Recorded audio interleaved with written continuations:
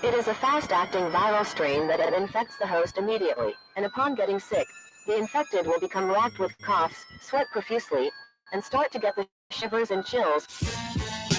There he is, the legend. The man, the myth, the legend. Yeah. You can't literally run a promotion just for the AEW, what do they call them, sickos? Thank you very much, TikTok and AEW. See you tonight. Tony Khan started telling people there's no such thing as long-term booking anymore. It's week to week. The best guys, Tony Khan. We just secured the bag. It's not like I tried to be a character. It was just sort of happened naturally. But it was never something I intended. It was just something that happened because the wrestlers asked me to do things in matches, and I do them.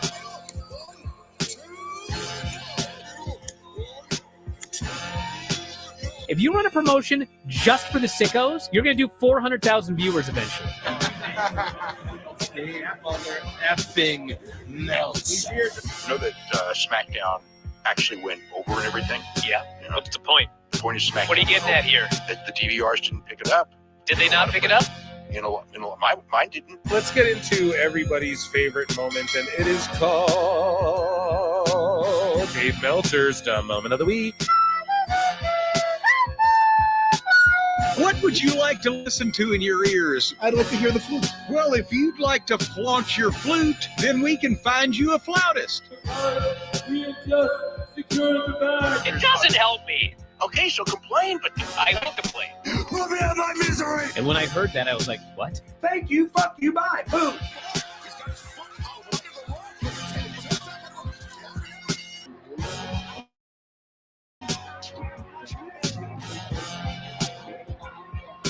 You got to run a promotion for everybody. The sickos can be the ones that buy tickets first and spend the most money on the merchandise. Because we just secured the bag. But, like, you got to promote for everybody. Then you'll have a lot of viewers. I think we proved a lot of so-called experts. We made them look like idiots. We're not going anywhere. Tony Khan's not going anywhere. You'll also be there on TNT. You'll be in 2 places at once. You'll be live like my favorite movie. Time Con. It's so great, Pittsburgh. It's not like I tried to be a character. It sort of happened naturally.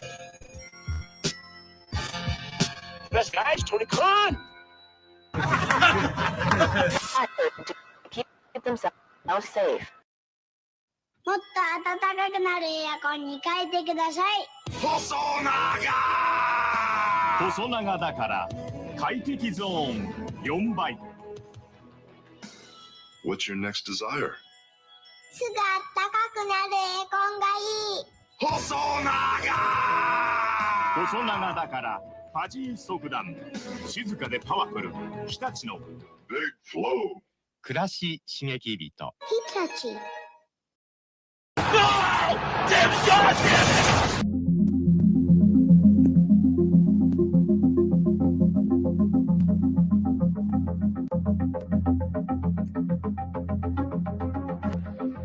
Ladies and gentlemen, shit's about to hit the fan. The system is broken. It was time for a revolution. We could be the wrestlers that we want to be. We have our own stories. We make our own characters. Different. That's what makes us elite. I've been forced to vacate the AEW World Trios Championship.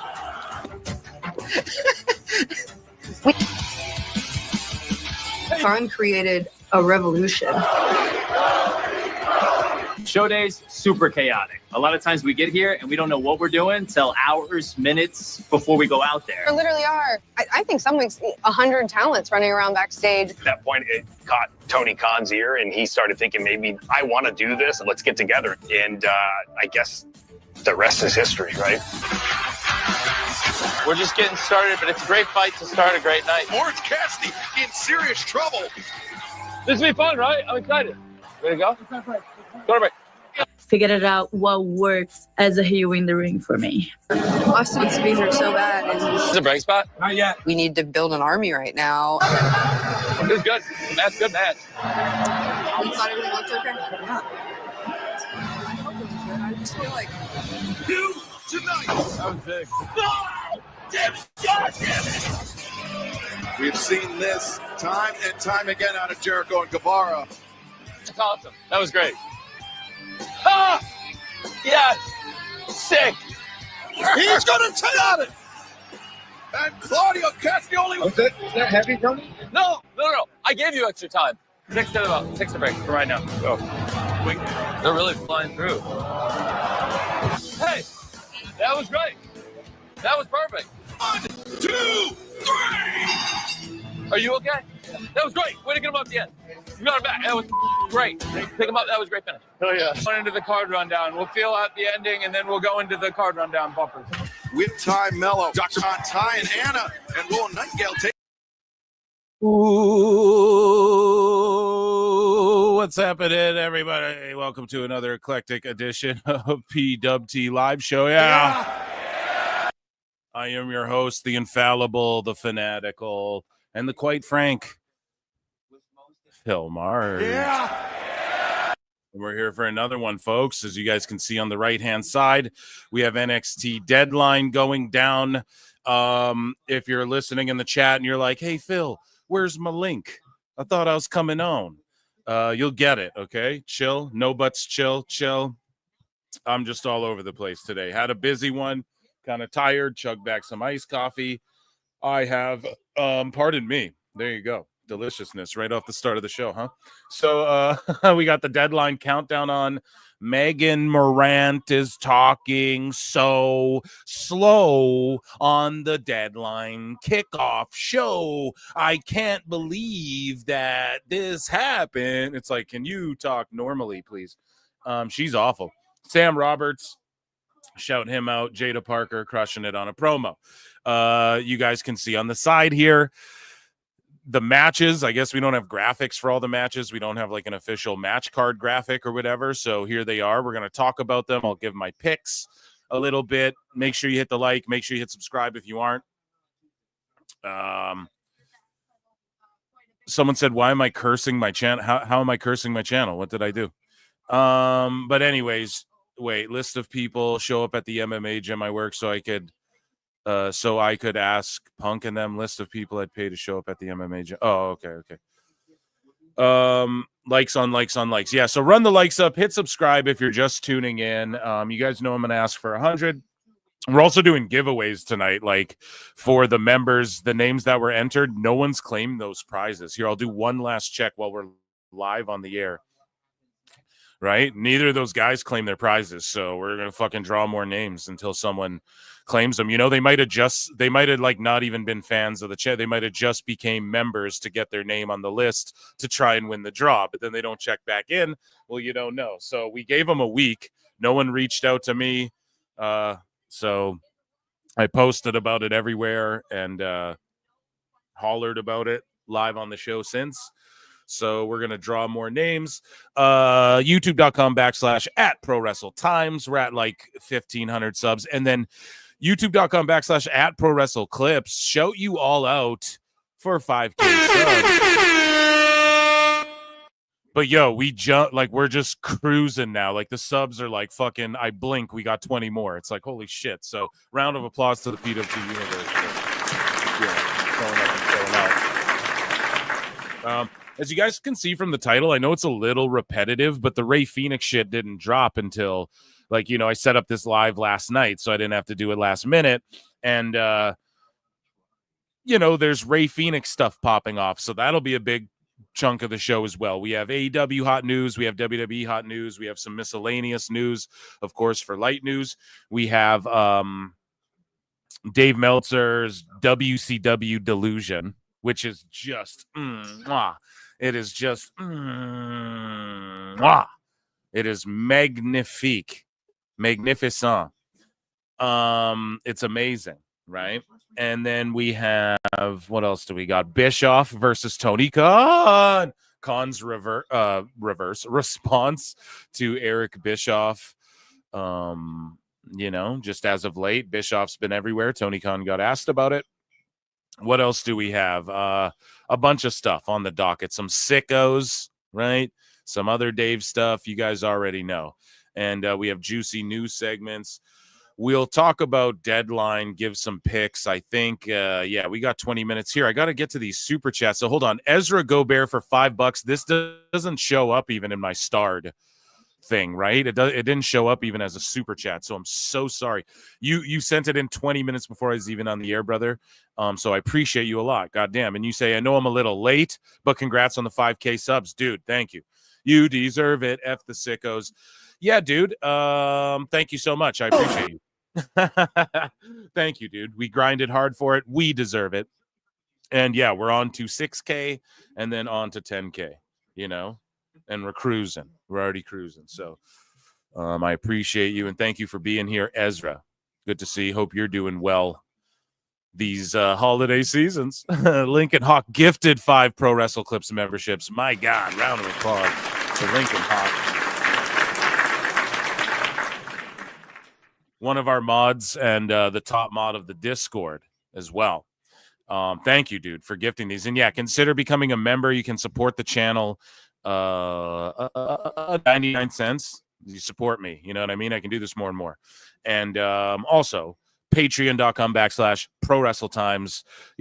I'm reacting to every Botchamania. In the new year, I'll be watching Total Divas. But right now we're watching Tough Enough as voted by you all, and it has been amazing. And me and Alt Jake have been watching that. I'm dropping episode 4 right away, and 4 or 5, I can't remember.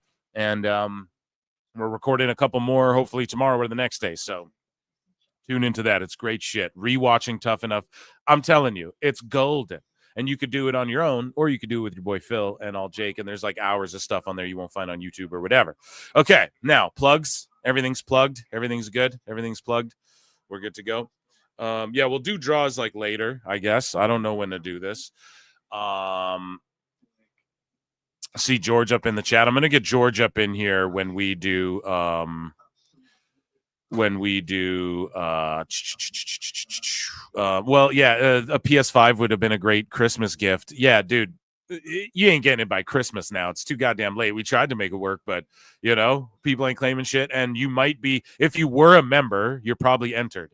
You know what I mean? Like it's not if you're currently a member. There was a cutoff date for membership there.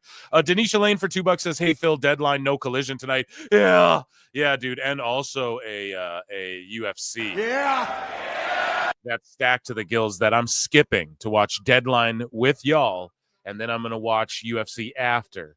Which typically I got to watch wrestling after, and I'm watching UFC live, but we're sickos. What can I say? And this will be a good one, too. This will be amazing. So thank you so much, D. And then Rabid Wolverines LC Killer 17 has been a member for 4 months. Okay. Amazing chat. I love you guys so much. I'll check back in with you in a bit, and I'll see what you guys are saying. If you guys really need something to be heard or said, you make sure you super chat in. Appreciate you all. And let's dive into, I guess, like some selections, some last minute picks here. Okay, so we'll start at the bottom, work our way up. A nice juicy 5 match card. This is the way it should be. Only 4 of these shits got graphics though. And we have Axiom and Nathan Frazier taking on Tavion Heights and Miles Bourne, the NXT Tag Team Championship. I think they're just teasing this for Axiom breakup. And I think it doesn't happen tonight. I think that Axiom and Nathan Frazier still retain and figure it out. And because even if they drop it, like what they've done a good job, what Shawn Michaels or WWE, whatever, NXT's done a good job of doing is establishing like they're fighting, but they could break up any goddamn time.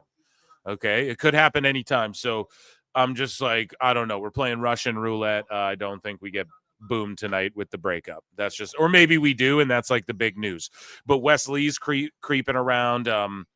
He's cutting a promo about how, people, what was he saying?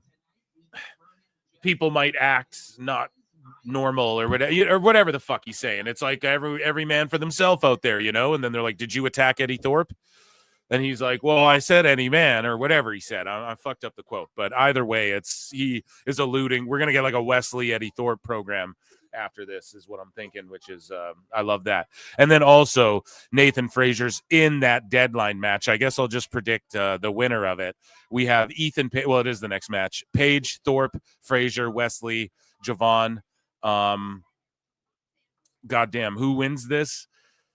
And Thorpe's not in it. So I'm going to just say Page wins it. No? Or is that the wrong guy, chat? That could be the totally wrong guy, but I'm just looking at the list, and if Thorpe's not in there because they've been pushing him really hard, and I don't think it'll be Wesley because they're alluding to like it's him versus Thorpe sort of is what we're going to get out of this. It won't be Frazier because he will defend his tag title earlier, and he'll be all beat up. And then Javon Evans is just not his time. Or maybe Javon. Yeah, maybe you give it to Javon over Page. So here's my pick in the tag title match because I skipped over that sort of. I did say it, but just to make it clear. Fraxium defends. In the Iron Survivor, I'm going Javon. Javon wins the shit.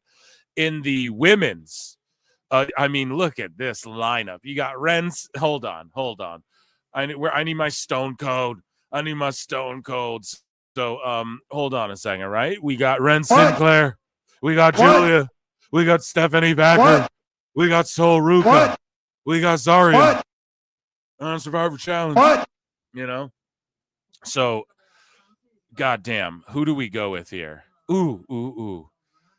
You have the three amigos, right? Julia, Gulia, Stephanie, and Zarya Delta. Ruka could just sneak in and win this shit and has been here the longest, and that's why I think she could just sneak in and win this thing over all of them. However, I think everyone knows this. I think everyone understands this, right? Other than maybe, a couple people get it. But Vacker, and thank God she went to WWE, bro. She gets fucking hits, bro. Like, she's her, bro. She is bro. She is her, bro. I booked Stone Cold, bro. Like, I love Julia in that, but man, I'm telling you, Vacker is that girl. Yeah, she's got it in spades, as I say. So I think they're smart and they know that, and they got to give it to her. And it boils down to like her and Julia, who've been friends, and they're like trading blows, and or maybe they creep Zarya in there, who's been doing great, but I don't think they need to do that. Ren, you can tell they're stacking chips on her too. And what did I tell you guys? They ended the last NXT. Ren's holding the title over Roxanne. Like, what, bitch? And I told you guys, didn't I? Go back to PWT 1. I'm talking about Maddie Renkowski, Ren Sinclair, okay? Before she's even signed. I'm telling you right fucking now, man. So she's not going to win this thing, but she's going to eat everybody's moves. She can make everybody look like $1 million. Okay. That's what she's in this match for. So yeah, this one's tough. I'm going to say Vacker, and it boils down to Julia, Gulia, and Vacker pulls it off.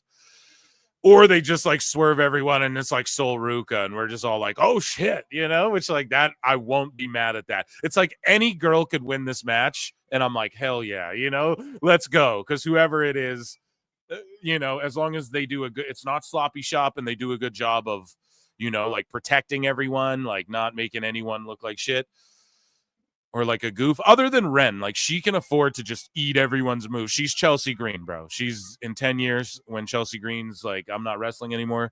Ren will be in that position. Lola Vice versus Jada Parker in an NXT Underground match. They're pitching it like, oh, it's Lola Vice's turf and all that.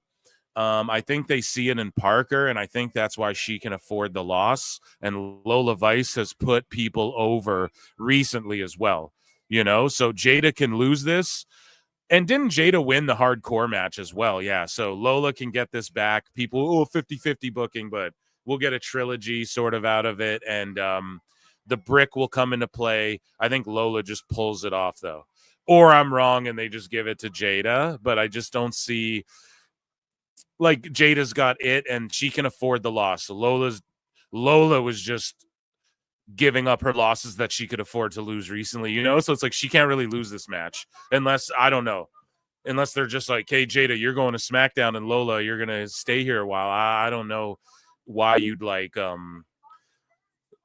beat Lola to powder with Jada, right? I feel like because it's an underground match, we can keep Jada strong. while still giving Lola like this is her match type, you know, because that's how they're billing it. So they can't bill it like that this hard because she had like one of those matches and then fucking, you know, have her lose. Right. And Jade is kind of known as like, I'll hit you with a brick and I'll do hardcore shit like with Mitchin and then with Lola. So yeah, I'm going to go Lola Vice.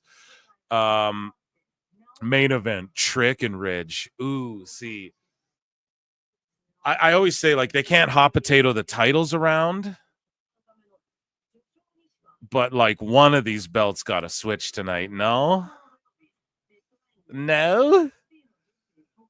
So I'm torn, right? I think Fraxium really do defend this. I just don't think Tavion and Miles. But again, didn't Tavion go to like Pro Wrestle Noah and do the N1? So maybe they are like, yeah, we'll just bounce around these tag belts. Like Fraxium have already bounced them around, but they've also like had a crazy reign. I'm torn. I'm gonna shake. This is how I feel. Let me think here. God damn. Who's walking away with the belt, Phil? Who's walking away with the belt? Woo, chat. This one's tough. Hold on. It's the last minute choices for a reason. Who's walking away with the strap tonight? Ridge the Fridge takes it, and then Trick comes back and beats him, and then what does that do? Does that just harm Trick, or can he afford that one? Do they need Ridge to fucking, or do they have Trick like, nah, he beat Page going into the Platinum era, and he will beat Ridge, who they're billing him like he's disrupting NXT. Yeah, Trick's walking away. And we're getting a fucking whoop that Trick. Well, because I don't think he got it at the last couple PLEs, right? He got it on the CW debut, right? So you got to give it to Trick at this PLE. Let this building erupt.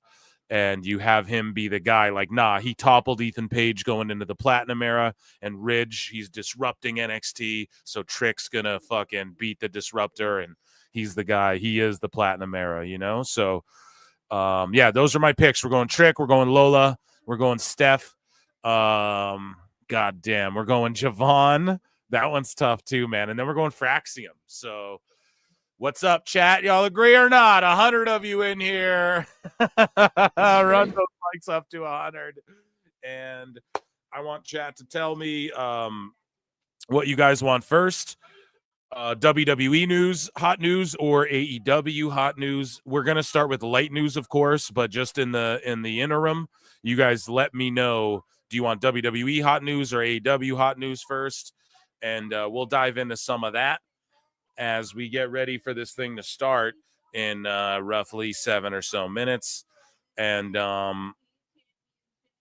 yeah, I'm just tapping in with chat here, checking what you're all doing. Flutes. Yeah, that's later, bro. We you know what I mean? AEW first. Okay, we'll see what everyone says. There's got to be a lot of votes. WWE or AEW, just let me know. Dive into the dumpster fire. Yeah, AEW WE news. Yeah, I like your enthusiasm, but or in that order, I guess. Okay, I get you. So AEW, I'm counting first for that. Seems like you guys want AEW, but I mean, there's a lot of you watching, so let's just get a few more people to let us know.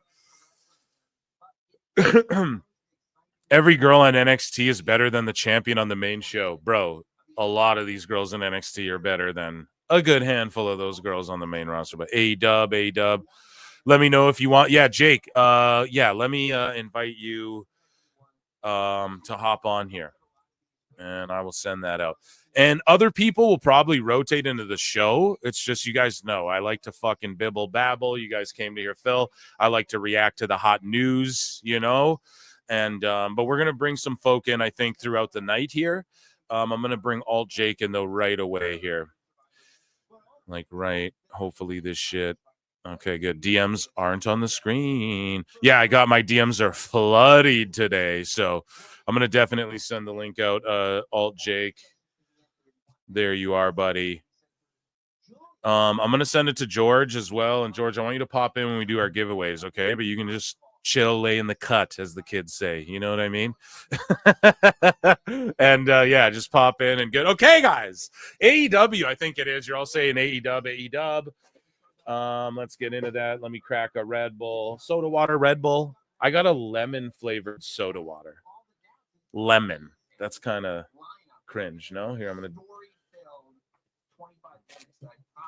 going to dive into the soda water. Absolutely. Got to wet the whistle, and we'll get into some WWE headlines here. We got quite a few.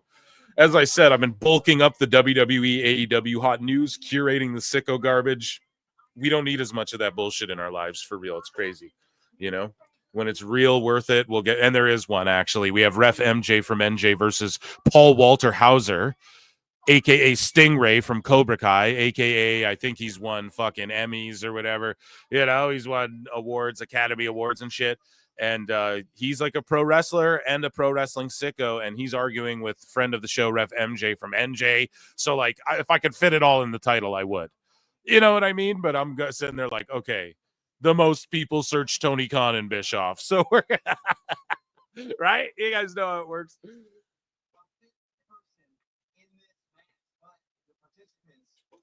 Okay. So yeah, lemon soda water. It tastes like a fucking, you guys know those like when you go and eat like chicken and they give you one of those like hand serviettes, one of those towels, those wet wipes or whatever the fuck in the little package. It tastes like if you melted that into liquid. So not a winner. Rabid Wolverines LC Killer 17 for $2 says Lola versus Parker. Please take my money, dude. I know, and I just took your money. No, you gave it to me, but we'll give it to WWE. You know, if pay-per-views were still a thing, we would be. But yeah, dude, I know. I mean, I can't wait. Their last one was a banger at the ECW 2300. Ezra Gobert for $5. Oh, now it came through. So I don't know if you super chatted the same thing, bruv, or if like it just came through from earlier, but thank you so much. Yeah, I don't know. I appreciate that, man, because we don't know what's happening. Joining us now here, laying in the cut, the top mod of the top pod, George. How you doing, buddy? Good. Good. Wasn't expecting to be on yet. Oh no, that's cool, bro. You just lay. I'll mute you until you're good if you want, or no. Yeah, it's fine. I don't care. Yeah, here, I'll just fucking I don't know, just give me a signal or something when you want to pop in, okay? And here, I'll remove you. Just you got it. You got the private chat, hey? So just use that if you need to let me know. Okay, excellent. Okay, George, everyone, round of applause for the top mod of the top mod. He's gonna lay in the cut, pop in, watching Deadline with us, lay in the cut. That's my new fucking saying, I guess, now. I just thought of it for some reason. Now I can't stop saying it. Okay, so WWE news. Let's get into it, folks. WWE news. Let's hit the break.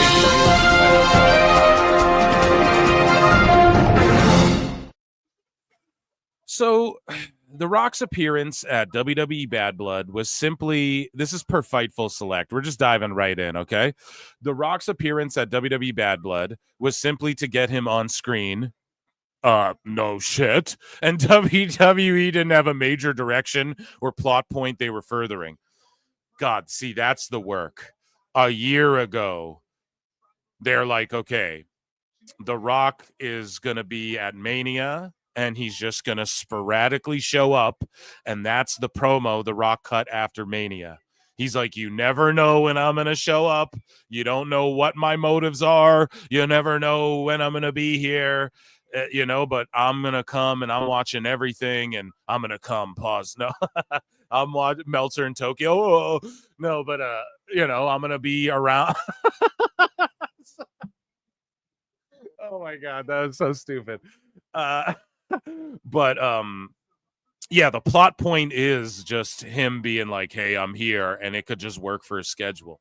So that's what this whole thing is. However, he's on the board of directors or whatever the fuck, guys. He has a vested interest. He has a personal and financial business interest in being involved in these WrestleManias and shit. So yeah, we don't need The Rock on every episode of Raw. They fucking proved that last time. So we got to chill, enjoy when we get The Rock, because it might be less than 10 times. You know what I mean? That we actually get him in the ring or like being involved to where he's like final boss saucing on everybody, you know?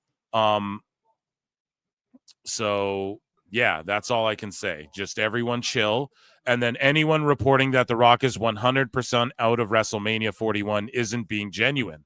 And I quote tweeted this, and I was like, so Fightful's not being genuine? Because they didn't say 100%, but like even Sean was like, well, this is what the report is. Like he was responding to people questioning The Rock shit and being like, no, the report's been this like for a while, you know? Like he's not expected to be in, and this being, I forgot to mention, being that The Rock won't be at WrestleMania, or he is not planned to be at WrestleMania. We all know he is. He has been for so long. So The Rock isn't going to like let any of these people know his business. If they know if he's going to be at WrestleMania or not, then they also have to know, like literally what movie he's filming currently or whatever. Like there's no way, you know, like you have to have your finger on the pulse of his schedule, and no one knows his fucking schedule. Everyone's like, oh, he's shooting fast, whatever the fuck. Okay. They just bang his scenes out in fucking 3 weeks. You just 1 month shooting The Rock shit. And or whatever, like they figure out how to do this. Like they have it down. The Rock has it down to a science. He'll be at WrestleMania, guys. Even if he fucking walks down and just whoops some ass with the belt, like he'll be there.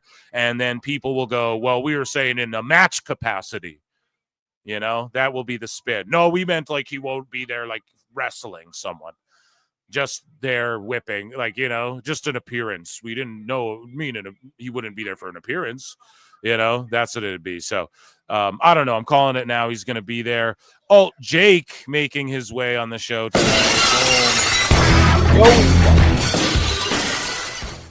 And yeah, what is some up? Other people. What's up, buddy? How you fucking doing tonight, man? I'm great, my friend. I am doing fantastic. That's good, man. You got your setup setting up? Yeah, dude. I got my new desk all working. I can stand now if I want to. It's awesome. Stephanie Vaquer alert. Hello. Dude, she's a draw though, like for real. When you a draw as far as like, dude, I make videos about her and they pop. If I make posts about her on Twitter, they pop. I'm looking at the numbers, you know, it's what I do. So yeah, I've noticed. She has it. I'm sure they've picked up on it long before I Julian Weeks, whenever he posts about it, those who get a lot of activity. Okay, you were cutting out sounding very Robetronic, Jake. Chat, let me know if I'm also sounding Robetronic or if that was just Jake. But yeah, if you can hear me, I didn't quite make out everything you were saying, but Julian Weeks posted something, and I'm pretty sure it's in my bookmarks here as well. So I heard that much. But yeah, so Fightful basically flip-flopping like a fish on their shit. The ratings are in. WWE NXT Tuesday, 593,000 viewers. That was just that's just Jake's robing out, dude. You're in Skynet, bro. You're in the Matrix, fam. 593,000 viewers, a 0.13 and an 18 to 49 in the key demo. Or pardon me, an 18 to 49. 0.13 in the 18 to 49. I hate all these fucking dumb point whatever's right. But the 586 viewers, and then they had a 0.4 in the key demo, more than NXT for Dynamite on Wednesday, and NXT on Tuesday beat Dynamite on Wednesday. Dynamite's struggling to even get 600,000 fucking viewers, which is insane. Yeah, Robo Jake. That's my bad. I was trying to upload that new picture you sent me. Oh yeah, that's fine. Okay, Phil, but you were agreeing that with Alfred that Jada could be the next Roman Reigns. So which woman is the next superstar? Next superstar is what? Well, right. Here's the thing, though. Roman Reigns. Okay, how long has Jada been wrestling? 4 years? You know what I mean? Roman 4 years deep was fucking. You know, Roman 4 years deep was like taking L's and shit, and he's probably still in like FCW, or I don't even know. That's what I was gonna say. He was still in FCW, exactly. Yeah, so he had like a goofy name and was taking L's. Like I've told everyone too, like goddamn, NXT shouldn't even be on TV. To be honest, we can't be even seeing these people this young. Like it almost forced WWE to figure out, like, yeah, we'll get them ready in a year. It's crazy. It's fucked up, man. That was an anomaly before. But no, I do agree. She could be the next woman Roman Reigns. This is what I'm telling you, though. She's in year 3 or something. Like, that's a long time away. That's 7 years down the road. Took Roman 10 years before he was like, how many years was he in the biz before he went on the 4-year run there? Like, I mean, how long was he in FCW? It was a while. that's what I'm wasn't it? saying. Yeah. So thank you for keeping me honest. But yes, both are true. Scully Vibes for $2. What's up, PWT? Yeah. Shout out Phil and Jake. What's up, buddy, man? Yo. Give you, this is great. Scully, man, good chopping it up with you a little bit on the spaces last night. You know what I mean?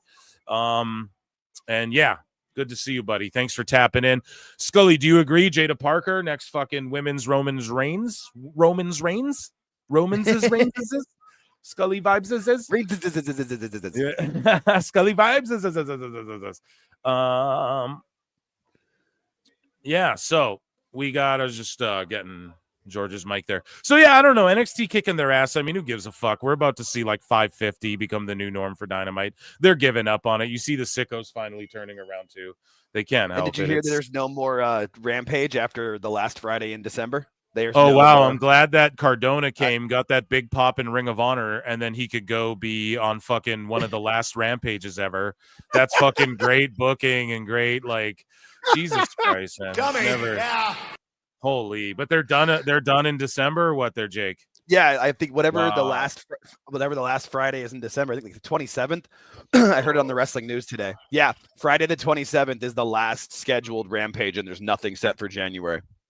So a moment ago, we talked about how Fightful said that anyone reporting The Rock isn't at WrestleMania isn't being truthful or whatever the fuck isn't being genuine.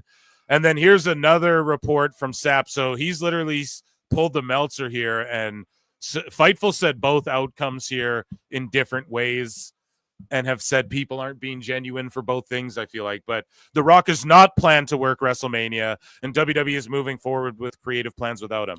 However, WWE is interested in using him should his schedule allow him to work it. But then before we just read a tweet where he's like, oh, he's not supposed to be here, and or like whatever the fuck. I don't know, man. It's just craziness. They're flip-flopping around like fish, and I think it's fucking hilarious. Same with the Punk thing, and I'm going to get some fucking DMs over this one. Watch. So, breaking news. Jesse Ventura makes his return to the broadcast announce table. Let's go for Saturday night main event next Saturday night. Saturday night main event, PWT, dude. SNME, PWT. Conan. Yeah. Right. You guys tune in because we're going to be watching that. The Body will be on fucking commentary. So we better all mind our P's and Q's on the Bill Simmons podcast, famously quoted as saying AEW's discount WWE the other week, which is crazy. But yeah, dude, amazing stuff. He was in the crowd in SmackDown last night as well. If you guys want to hear my SmackDown review, check out that bullshit Spaces I did last night on Twitter, okay? Triple H says that nobody reps Saturday night main event like the governor. Welcome home, Jesse. And I wonder if Anthony Agogo's like, hey, the governor's me gimmick, bruv. What's the difference between governor and governor? So, yeah. So we have a new show planned, right? Oh yeah. And it is called with A&E, and it's they announced the expansion of its programming partnership. So even though WWE is going to Netflix, they're still doing shit with A&E, which I love. So we'll include the debut of a new competition series, WWE LFG Legends and Future Greats. So is it like a competition show between Legends and is it like a Tough Enough like type thing? Yes.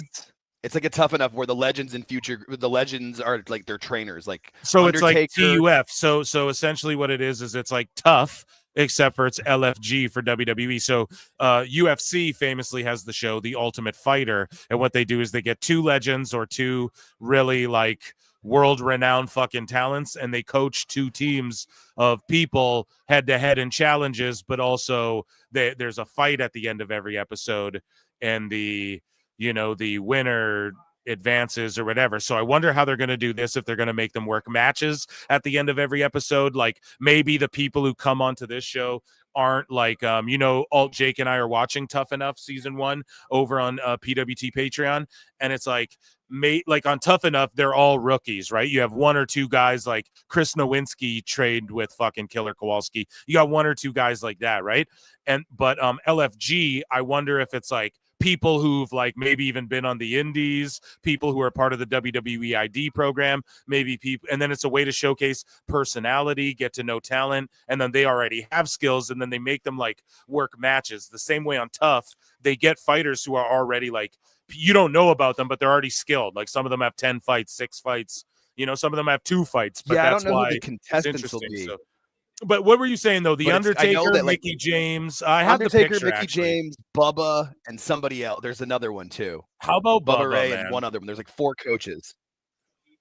Yeah, I have dude, a picture of awesome. it somewhere here, I think. No, I don't. Yeah, I've I seen the bought picture it, too. Yeah. Yeah, so it's Undertaker, Bubba, yeah, Mickey, and someone else. One other person. I can't remember who. figure As it out. Javon and Wes Lee go at it, and Wesley's haircut's hilarious. It fits It's like Booker. this new persona. It's Booker's the 4th. Oh, Booker T. That's Booker right, T. dude. Yeah. Yep. Yeah. Like, duh. Of course. Brad Becker got it in the chat. Thanks, Brad. Love that guy. Yeah, that's amazing. That's amazing. Okay, so I'm pumped for this show. I guess we'll watch it. Maybe we'll just watch it every week when their episode drops. We'll watch it on Patreon with you guys or something, because you can't EFAP it on YouTube. So maybe that's the move. I don't know. Maybe all Jake's in. Maybe we can have like a big watch party for that. Who knows? But shout out this fucking show.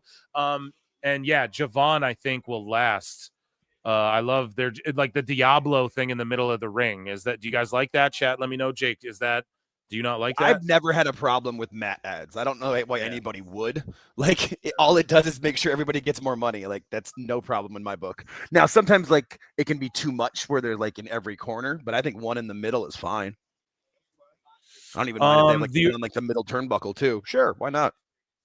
Yeah, good ad. So I guess we'll fucking, this is a Dave Meltzer thing, right?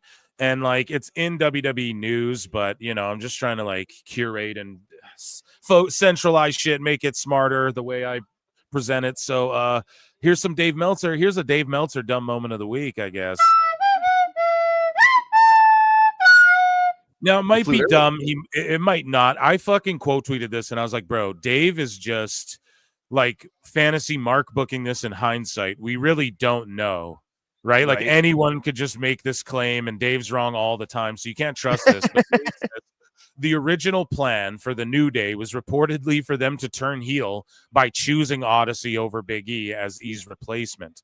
So Dave says when Odyssey Jones came in, they were going to tease issues with them not getting along, but it would end up with Kofi and Woods going heel by choosing Jones and having him publicly replace E. But then Jones got fired and the whole thing was put on hold. But was it put on hold because they kept the storyline going like every week and then they just capped it off? So I don't think anything was put on hold. Dave just says shit. But like maybe that was gonna happen, but like it's easy. I could just make that up. Oh, you guys remember Heidenreich? Yeah, he was actually gonna become the new Kane and fucking retire him like in a casket match. I could just say that and like no. So I don't know. Dave is a dummy for just saying that now. Hey, you're the hot news. You have sources. Why didn't you say this then? Why are you saying that? Because then he was just like, oh, yeah, something happened with Jones. It's curious situation. And then all this time later, after the Big E thing happens, he's like, oh, yeah, well, they were supposed to actually pick Odyssey. Well, why the fuck didn't you know that back then?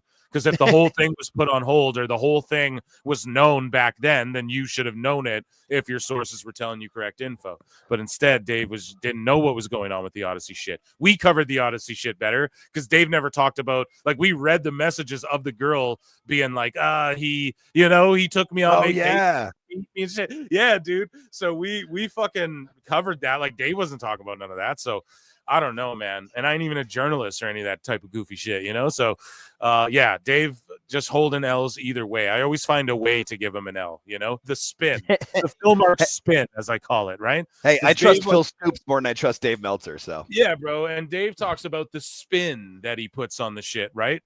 See, now, here's the thing, though. They're doing the men's deadline first, so my fucking pick for the tag match might change. Like, I feel like Frazier might be so beat up from this that he might lose them the belts. I think now. someone's debuting.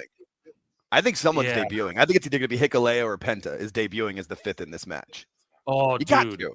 You've got to. No. Here's the thing, though. Breaking Phil Scoops here. You guys want some Phil Scoops or what? Always.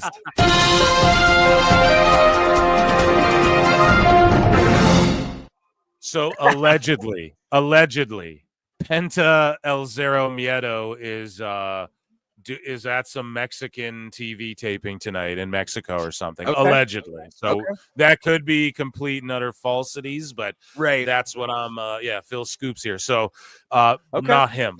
But we got Ray Phoenix news later, and dude, Hikuleo shows up. Hikuleo makes the most sense in my eyes because he would have attacked Eddie Thorpe because of Ava. Like that just makes so much sense. Yep.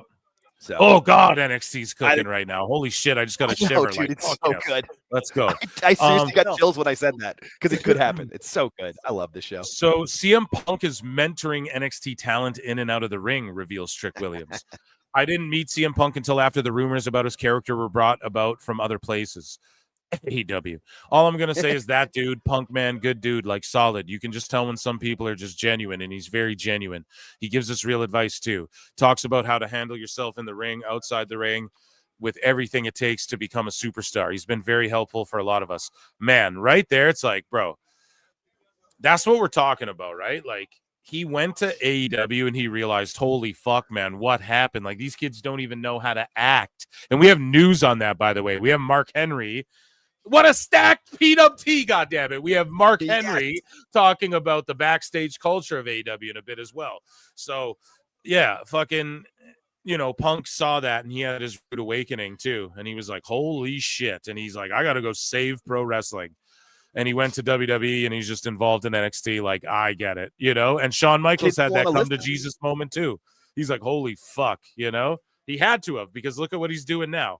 And look at how the WWE culture is. It's not like they're not acting like Shawn and Brett were, or fucking Punk and Jericho were and shit, So, well, did you see that video? Like, it was a video that WWE released of like Punk training with Trick Williams, Lexus King, and you could see it then. Like he was just so happy that they were like even wanting his advice and wanting his attention because nobody backstage wanted his advice in AEW. Because why would you want advice from a veteran?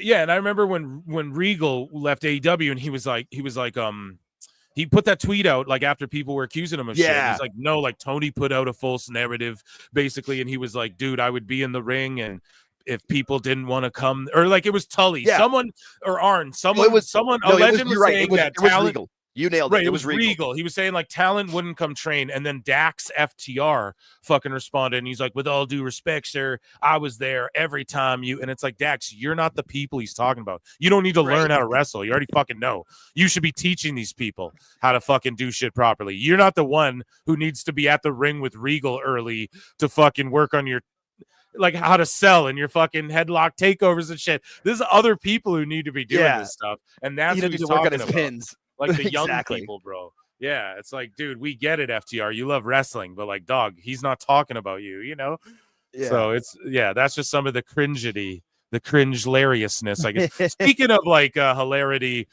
Jacob Fatu responds to a fan and tells him his mama S's some D. You will never Solo. I acknowledge you, Solo. I acknowledge you. Shut up. You suck, Jacob.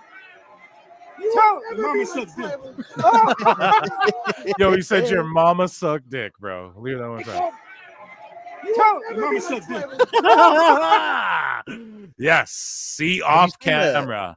Off camera for the socials. Don't have MJF being like, what did your mom SD's in hell?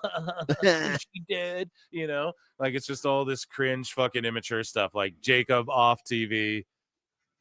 Hey, dude, your mama sucks some D. You know what I mean? That's great heel work there. It was awesome. Yeah. I watched the MLW behind the scenes. There's on the MLW YouTube channel. There's like a 3-part like behind the scenes of Jacob Fatu where he's just talking to the camera. It's amazing. Oh yeah, he's so good. Yeah, I hadn't seen that part, but yeah, there's a great stuff. All right, Ethan Page coming out. Yeah, I didn't ask. Isn't there one more guy who's coming out now? That's what I'm saying. That's gonna be the debut, huh? Because I think it's gotta be. Okay, I'm gonna put a poll in the chat, and I'm gonna ask, who do you think wins the men's Iron Survivor match? Sorry, I'm off mic fucking typing over here. And yeah, I know that I didn't give us a lot of time. Yeah, but Ethan Page, Javon Evans, who else do we got? Nathan Fraser. And who's the other motherfucker in this one? Wesley. Okay, you guys vote quickly, and then we won't speculate on who's going to come in because that's like unfair. Start a poll. Who's going to debut? We don't even know. Right. It could be like who's someone injured right now? Could be Obafemi. Right. There's a lot of options. So speaking of which, though, George wanted to ask a question about the venue tonight. I'm not even sure where they are, George. Can you fill us in on any info, like tickets or what building? They're in the Minneapolis Armory in Minneapolis. Nice. Okay. I've never seen that place before, and it looks really awesome on TV. It looks great, man. It looks amazing. Yeah. It looks amazing. Yeah, dude. I love it. Thanks for pointing that out. Do you guys know the attendance of this thing or what? I have no idea. Chat, anyone can look that up. I don't know if George has a minute, but yeah, get back to us on that. That's awesome. So USA Network puts out a tweet. Breaking news. WWE has announced a transfer window between SmackDown, Raw, and NXT, which will see the GMs discuss moving superstars across brands. Love it. Tonga Loa also got, quote unquote, a torn bicep out indefinitely. Now I'm gonna drop a little X-Files, man. We heard about the broken toe, right? Homeboy jumped off the fucking cell. We saw the two ankles crickety crack, right? Bronson Reed jumps off the cell, or the fucking War Games, right? Hold on a second though. You mean to tell me Tonga, who they're having this guy wrestle so little, like he was the guy to go out like second last on the fucking Floodline, bro. Like they're not letting him wrestle that much. They took the belts off him right away. They found a way for Owens to gouge his eye, etc., etc. Where the fuck did he go? All he has to do is put his arm in a sling, right, to fake this thing. Where did he tear his fucking bicep in this match? And they showed a picture of like, oh look, there's a cut. The picture of the bicep looked like it hurt. Yeah. I know, but listen, bro, they could have fucking photoshopped that. Like that's like nothing. Yeah. Like, oh, here's a picture of a bicep. That could have been his last injury for all we know. I mean, listen, if it is legit, shout out Tonga, but you guys, they've been protecting the fuck out this dude for a long time since he came into WWE. Maybe they think they don't want to overexpose him, but they need him for the story. Let's be honest. Like, can't have GODs without fucking GODs. They just murdered Javon on the outside of the ring, by the way, they just did Osprey shit, except for Javon didn't land on his head like a goof. You know? Osprey did that. The Dudley device or whatever, the Doomsday you're like device. 6 seconds ahead of me. Okay, cool. Sorry. Yeah, so the dive. No, that's fine. No, you're fine. I'm fine with that. Yeah, I would rather you be ahead. This is your show, not mine. Right. Every time I'm behind too, right? But so I don't like that Javon took that move and then gets in the ring, then just dove on everyone too. It's like, what the fuck? Dude, you should just be selling the shit out of that move. Anyways, this is an AEW match, guys. I'm sorry. This one to me, I'm like, maybe the girls will cook better. This has just been a little much for me. I think it's because it's all about this debut or whatever's going to happen in whatever. It's just convoluted. It just feels very convoluted. I've never been a big, huge fan of this match type. Like they've been good in the past. Don't get me wrong. I'm not like hating on it, but the end of the one last year when Trick won was awesome. But the match wasn't that great. But the last like 5 minutes or whatever, where Trick came back and got those. See, this is some AEW shit. They're just trade kick, enziguri, bicycle kick, super kick, head kick. I don't know, chat. This is fucking this is some AEW. The thing shit. is, okay, who's coming out? Here we go. This is better than AEW looks big would look, you know. Big debut. Here we go. Big debut. Oh, let's see it. It's fucking Obafemi, of course. It's gotta be, right? Okay. No, well, wait. I don't know. It's gotta be. All right. Yeah, it's Obafemi, guys. It's what the Obafemi. fuck? That's what I was saying. That's Look what at I all was those saying. Like, faces. I was like, bro, it ain't gonna be like fucking. Not that I didn't like the idea of like Hikuleo or something. I'm just sitting here thinking to myself, bro, they're hiding Hikuleo so well. Like even Meltzer, we have a headline on that later, and it's like they're keeping him hidden because I think he's gonna debut main roster. I truly do. I think they're just working him out, getting him in super jack shape. So when he comes in, he's like the 6'9" Samoan giant of the group. But Oba's in here. He's going to win this thing. And he's going to fucking win the NXT title finally. Or he's the next. It's going to be him and Trick after Trick beats Ridge. That's what I'm thinking. So, and then he can beat Trick, and then Trick can go up. Okay, chat. We're ending this poll because Oba Femi's like that whole factor that just changes everything. And I'm going to start a new poll. Does Oba Femi win this bid? A lot of people in the chat called this early. Did they? It makes sense. I was just shout out for chat for being goated. So I put in the chat, does Oba Femi win this bid? Make sure you fucking vote on that. And yeah, shout out chat for being on point. But yeah, Tonga Low, I don't know if I believe the fucking injury. I got to be real. I think they're just working it again to yeah. So how long does this match go? 20 minutes? I think 25. Okay, so like now I'm fucking just locked right in. They were losing me, and then Oba comes out, and it's like, all right, everyone, and I'm here for this, you know? He's going to fucking slap all these little flippy guys around. It's going to be amazing. Oba Femi's booked like Will Hobbs should have been booked fucking 2 years ago, 3 years ago. Bingo. That's nailed it. That's the most true thing I've ever heard. Yeah. So just a break from hot news as we lock in for Oba here. Yeah. Well, because I mean, it makes sense though, because Tony Khan books big guys like Vince McMahon booked small guys. Right. You just can't do it. Wow. Paige, man. Oh, love it. Nice. Well, DQ him. It's multiple falls, so fucking just DQ him and give him a fall and put him in the box then, if you don't want him touching you, ref.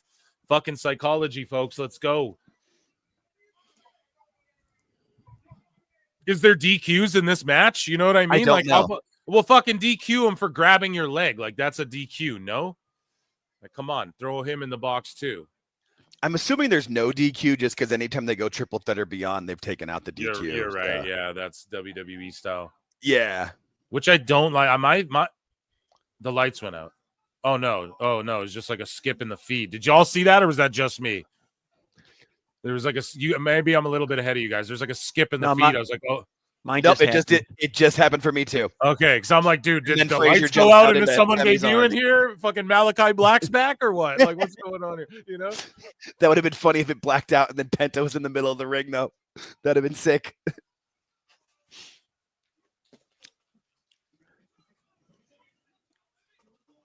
This is a fun match, though. Yeah, my pick's wrong. I think fucking Femi is gonna pull it off, but oh yeah. Especially with everybody at one right now, except for no two. Oh yeah, no, that's everybody now with one. Yeah, there's no way Femi's losing now. One. Yeah, that's perfect. But this is a great way for everybody to get a good showing. You know, like Javon Evans is making a good showing for himself. Yeah, he is. Yeah. What's he like? 20? Jesus. Yeah, I think like 20. Insane. Yeah. Couldn't even imagine doing that at that age. Damn, Femi's fucking bullying him around. Huge. Oba Femi's a monster. I love it. I was thinking Oba Femi was going to show up on SmackDown sooner or later as well. They're saying, because we'll hear the news that I have pulled up right here. So we'll dive into this for a second. WWE's official video of the Carmelo Hayes and Nick Aldis backstage segment on last night's episode of SmackDown specifies that Carmelo Hayes will face a new superstar next week, a new one. The description of the video goes on to describe Hayes' upcoming opponent as SmackDown's newest acquisition. So Oba Femi. But it's like, dude, who is it? Could it be? No, it's not. Or maybe Penta on SmackDown. He could get back before. Or is it Hikuleo? No, but listen, I like Penta because WWE would look like such good guys if they brought Penta in when everyone knows. And Ray Phoenix piped up. We're going to cover it on the show, folks. Ray Phoenix spoke out about AEW. He used some very, very fucking harsh words. And I would think it would be Penta because then Mello could still be a heel. I feel like, You know, if it's Hikuleo, it might be I don't know if he would be the Dude, heel. if Penta comes out, the crowd pops. Do you think they know the fucking Cero Miedo? Do you think they fucking know it when he hits it in the ring? If they do, it's game over, and Tony Khan will fucking cry, dude, and have a heart attack. Tony Khan. Because and they would be such baby faces in the social media world, for bringing him in with what Ray Phoenix is saying, like speaking out and shit. Yeah. Femi's just destroying everyone. Ethan creeping in with a roll-up. Oh, my God. Paige with a fucking roll-up, dude, on Femi after Femi destroyed everyone. So smart. Damn. But yeah, SmackDown's newest acquisition, chat. Let me know who you guys think. I saw this right before I came on the show. I have a counterpoint on Penta. Yeah. Hasn't Penta already said he doesn't want to go anywhere without his brother? Yeah, but like we're at a point now where Ray's just getting fucked, and it's like, what's Penta gonna do? Not like make a living and not like whatever. If WWE goes, look, we'll just bring you in, and then we have a new story, and your brother will come in eventually. Why not just do under that? Contract? Right, but no, agent? No, Penta's a free agent. Penta's 100%. Yeah, as of like yesterday or the day before. Okay, he's I didn't even know that. removed. He's AEW released a statement saying he's removed from their roster page and shit. So okay, instead thank of you. Future Endeavor, they're just like he's removed from our roster page or whatever they said. Very fucking. I don't know, man. At least when WWE Future Endeavors people, man, it puts some hype around their name. I always say that. Yeah. Okay, I didn't know that. I'm sorry. Ethan in the cage in the fucking glass box with Oba. No, don't be sorry, dude. That's good you asked the fucking question. There's probably a lot of people who didn't know that, you know? Yep. A lot of people listening who probably didn't even know that. He's like official free agent, you know? He's supposed to be in Mexico tonight at some sort of taping. Is what allegedly. Oh. Dude, Oba's whooping that ass in the fucking in the penalty box. Paige is such a good heel, man. He's so good at it. He's such a little bitch. It's great. It's crazy that AEW had Paige and Cody and Punk like a year ago, or like maybe 2 years ago or whatever. When did Cody leave? 2 years? Yeah, 2 years now. Yeah. No, it wasn't at 38. Didn't he? No, he debuted at 38, so it's almost 3 years now. Oh yeah, that's right, dude. That's right. Yeah. That's crazy. And even like Lexis King and then Jade Cargill too. Like they've been presented better. Yeah. It's great. Like how anybody would want to stay at AEW is just beyond me. Ethan is in a glass box of emotion and pain. That's good shit. Yeah, Femi's just they know how to book dudes like Femi so well, bro. Mm-hmm. Like especially HBK. I hate to bring down the mood, but there's only 60 likes. Oh my God, what the fuck? I'm sorry. There's only 60 likes. You what, chat? Oh my God. Joining us now. Well, hold on. I'll read it. I'll read a headline here, and I have someone who might join us on the show now here. Oh yeah, he's here. He's waiting, right? Chris. I don't know. Right. So we only have 60 likes. We need to get to 100. There's like 130, 140 people watching. We're going to watch till the end of this match. 30 seconds left, Evans. And you guys have 30 seconds to run that shit up to 100 as well. Or else we're going to get visited by Chris. I don't know. A double choke slam. Let's see it. A double cover. Bro, does that count as 2? Should. It does. It counts as 2. Fucking Femi wins it. Holy shit. Or wait, Evan. Or no, Femi's at 3. Oh, the time runs up. Oh my God. 94% of y'all saw Oba Femi and went, who? Yeah, dude, he's sticking around. So everybody, the dirt sheets leaked it out. Oh, Femi's been called up to the main roster. Nah. He's going to fucking challenge for that world title or the NXT title eventually here. Yup. Down the line. So, no. And why not, man? Fucking give him that strap. Or perfect. Either and one of them. Either Trick goes up or Oba goes up or you fuck it. Either way, right? Like, either way you choose to do that, it works. And they're both ready, I think, even though Trick is a little green in spots, but he's just got it, to where it's like he's undeniable. He's over. Yeah, he's and over. Timmy's still green too. They book him really well, which book him as champ. Let him get more exposure. A good he's little like 27. He's young too. Oh my God, yeah. So guys, we have 130 people watching. We only have 73 likes. Oh, what did I do here? Okay.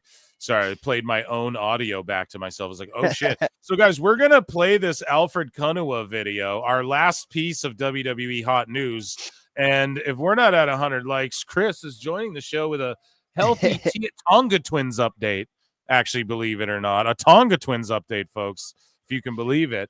Here is Alfred Konuwa at This Is Nasty, Forbes writer, friend of the show, stand-up comedian extraordinaire on Jada Parker.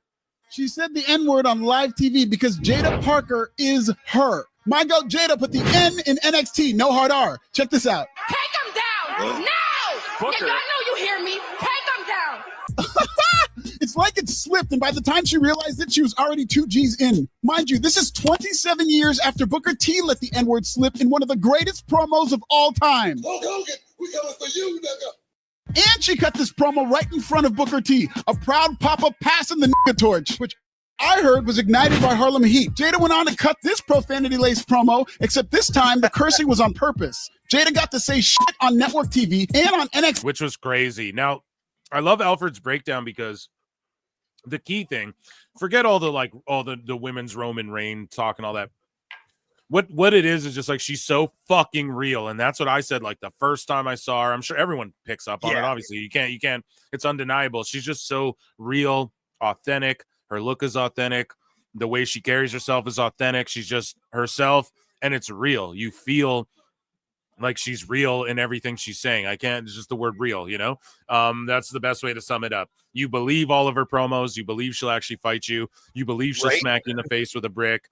Her gear's good. She has a great look. Everything about her. Like, I think she's ready to go main roster personally, but also just milk her in NXT for a while, Just do what you can with that for a couple years and then call her up. She's got all this time. Big, there's no need to rush anything. Yeah, and I just like that Alfred he really drives that point home too. Like, she is just so authentic and real, and that's what everyone's got to understand.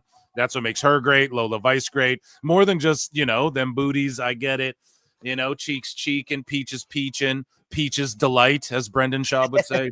But yeah, it's really just their authenticity and their realness about them, right? And Lola's real because she's really a shoot fighter. Jada's real because she will really put a brick in that motherfucking face, Which is TV PG because Jada is her, and WWE knows it. We gotta run this back. And oh baby, sorry, leaving this damn ring. Raw is having a women's IC title tournament right now. Jada should be the women's IC champion. SmackDown is having a women's U.S. title tournament right now. Jada should be the women's U.S. champion too. She's the realest wrestler in the world, and her delivery is so believable. It's like she never found out that pro wrestling is a work, and it happened right after. Dude, for real, amazing work by Alfred Konuwa. And ladies and gentlemen, that round of applause for WWE News.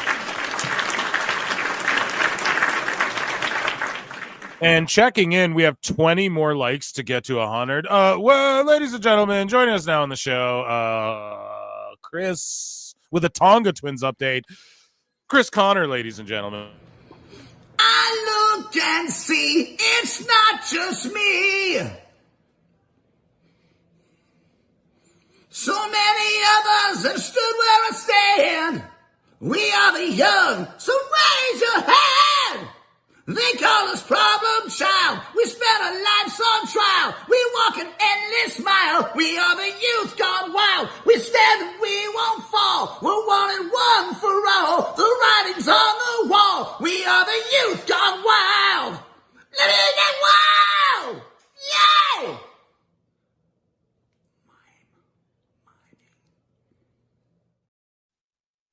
Oh, chat, you didn't like that? Oh, should have should have hit the goddamn like button, and you better hit it. When I check it again, we have a legit Tonka Twin update. I promise you. Okay, so waiting in the wings. So moving along here, let's go into AEW news. Actually, dude, we skipped right over light news as well, so we'll do light news. We'll do it right now. See what we got. UFC MMA, nothing. Let's look at the memes page. What do we got? Anything new? No, just Santa H. And then let's see. TNA news. We got nada. So yeah, and then miscellaneous. Let's take a look. Okay, we got a few miscellaneous here. Here is Eric Bischoff at MLW. Speaking of which, you know, all Jake was talking about this a moment ago. Here's him at MLW spoiling TNA finishes on commentary like he used to do back in the day. I feel like I used to give away finishes and things like that for the competition. I don't do things like that anymore. Like, I would never mention that, for example, the Hardys, won their match in the main event tonight at TNA. I would never do that. I would have done it years ago, but I wouldn't do it now. I've changed. So they're working the shoot work, and Bischoff was also, they posted something. I didn't bookmark it, but he was like on the phone with someone or something, and I don't know, he's setting up other things. So I just love it. I like that Bischoff's getting involved in the pro wrestling business again. Pro wrestling business, Liv Morgan training with Brody Lee Jr. in the dungeon with Natty Neidhart and Tyson Kidd as well.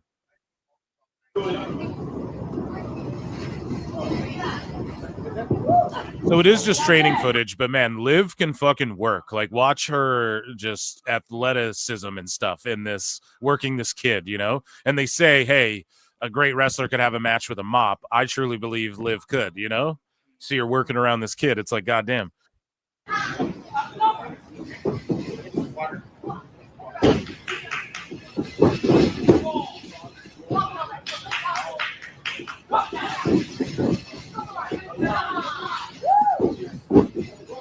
Obviously, like look, was awesome.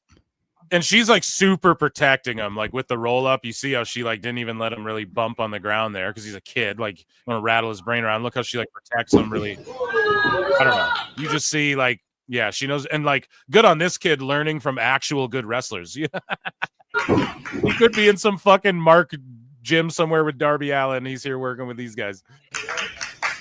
I know this is old footage too, but it's a good throwback. I'm not locked in. It's pink promo right now. You going for some taste?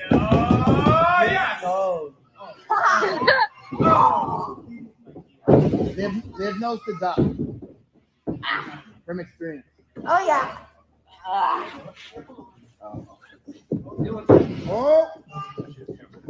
Yeah.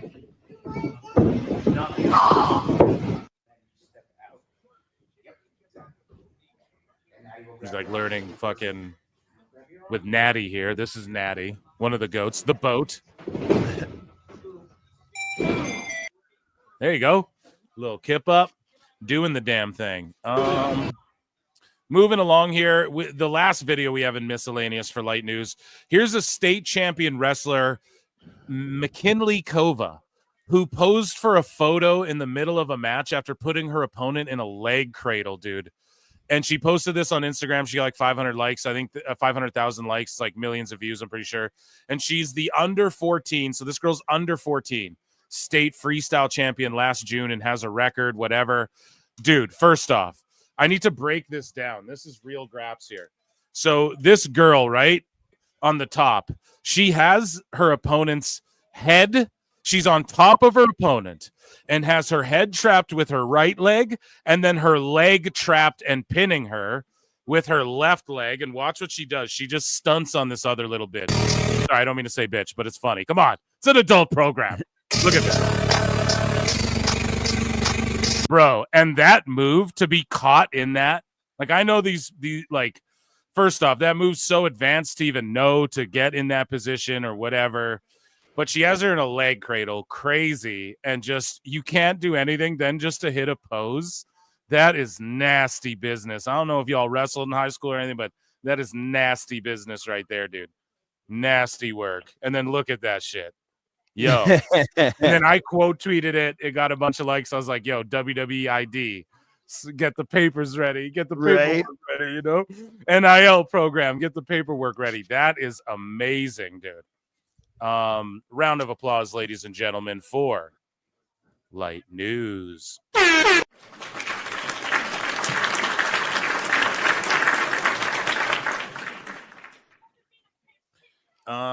Okay, so we have to take a look here at other news. We're gonna bring AEW news up here next. Let me see here. We got the Mole, we got some Mole stuff, we got Ray Phoenix, we got a bunch of AEW stuff, we got Glenn Gilberti going at people, of course, and yeah, we're gonna get into all of that first and foremost. I'm just looking at this package. So I'm gonna put a poll in the chat. We are going to have Jada and Lola. This should be fun. This NXT Underground.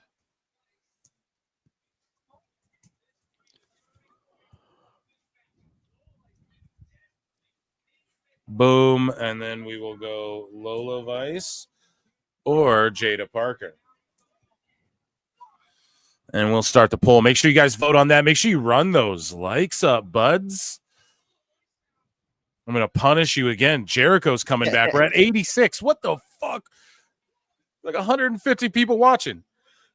Ace Thunder 234 for $2 says, learning from world champions better than AEW. Wild. Dead on. Yeah, I mean, acknowledge me. I don't know what else to say. You know what I mean? Right? Thirstcast, Jada versus Lola next. Yeah, dude, let's fucking go. Run those likes up too. Thank you, Mike Saucelles. Run those fuckers up, or Jericho's coming up next again. Unless you sadists like Jericho, in which case I'll never play him again. Okay? Make your choice. Choose wisely. It's like a Goosebumps. A choose your own.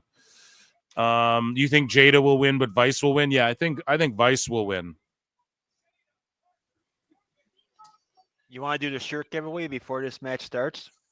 Should we? Yeah, here, I got a fucking I got a random name selector. I need to get it all ready again. Oh, that's the thing here. So I'm good. No, it's all good, bro. I need to make it happen. So there was nobody claimed any of them? Wow. No one claimed anything, bro. It was like, well, one guy won twice. Pardon me. Two guy won twice. What the fuck am I talking about? Turning into Meltzer over here. Too much fucking mush brain Meltzer. So yeah, they took the ropes off. Everyone's slapping the mat. I don't know. I'm okay with the different match types and shit. I'm just not like, why do this on the same card that there's like this deadline match already? It just seems like the show's very gimmicky, not to be a fucking hater, but it is what it is, I guess. Makes it a PLE, I guess. Makes it the PLE. Works for me. Yeah. Oh, she's coming out in her gi. Nice. Someone's gonna check out the start of Collision and get back to us. Yeah, that'd be cool. Okay, here, I'm just getting the names ready. We will do this draw for a t-shirt, though. We're gonna do it. We're gonna do it. Yeah. We're gonna do it right away here. Getting these names put in here. I binged every South Park Christmas episode /special. Nice. Yeah, so I'm watching Christmassy shit. Okay, Jade is coming out. Is she gonna wear MMA gloves? I'm so curious. Like, what's her vibe gonna be like? Okay. So taped up. She's got Out the Mud with her. Out the Mud. Jada's gonna get out that fucking group eventually here. Right? Yeah, I mean. Okay, guys, let's do a draw here. Let's do a random name. We're gonna share this tab instead. You guys can see that, chat. Okay. Yep. Our winner is for the t-shirt.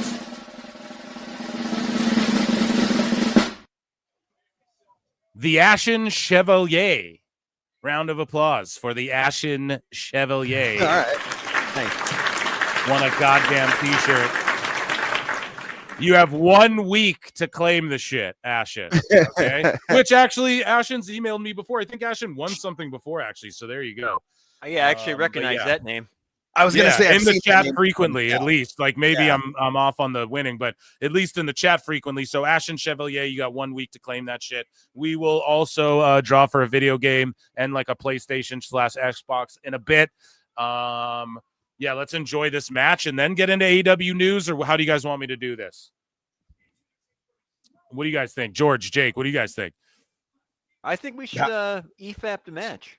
Yeah, we it's can gonna be a really good match. Yeah, we got to scope out the match, I think. Right, Chad? I think that's you guys picked up what I was getting on. Eyes in the chat. Eyes in the chat. No. I'm just joking. We're scoping. Plus, they'll have to put the ropes back up after the match, so there'll be a good amount of downtime to cover stuff in between. Then Nathan Frazier won't have any moves to do.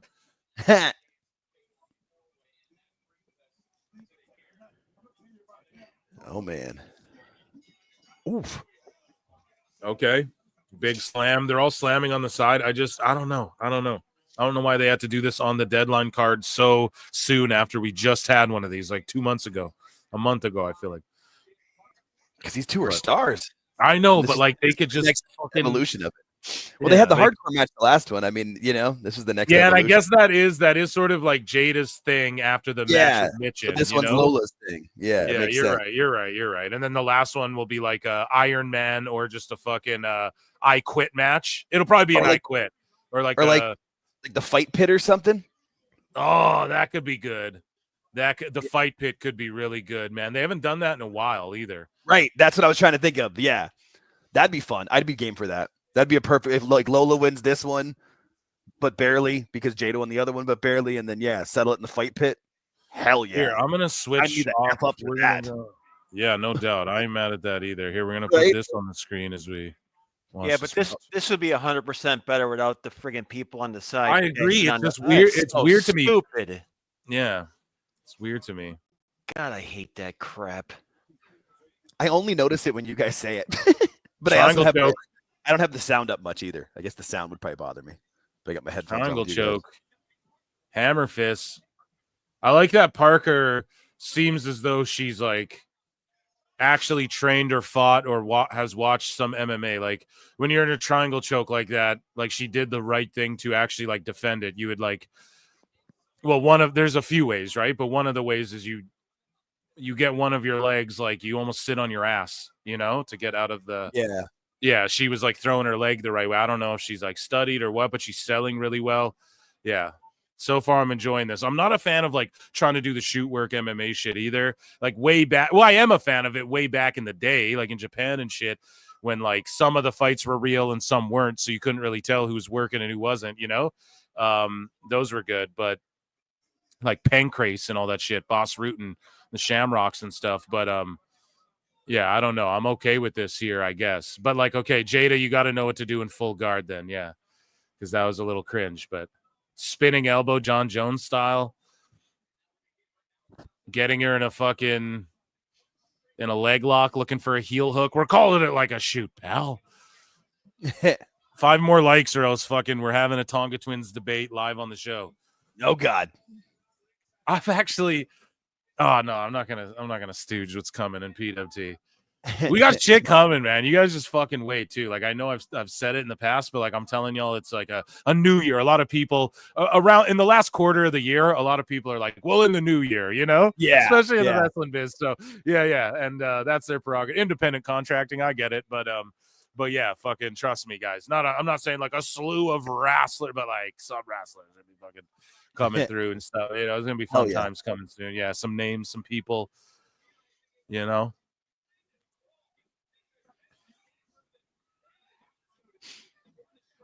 we go. Oh, okay. Just be careful around that fucking. Okay.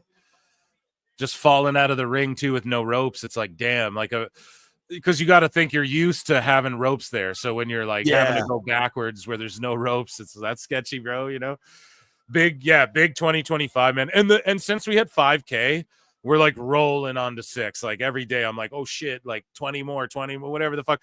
Yeah, it's blowing up. It's doing great. And I can't wait. And also like I got the Spotify Wrapped thing And like I didn't realize just on Spotify too, we're doing great numbers.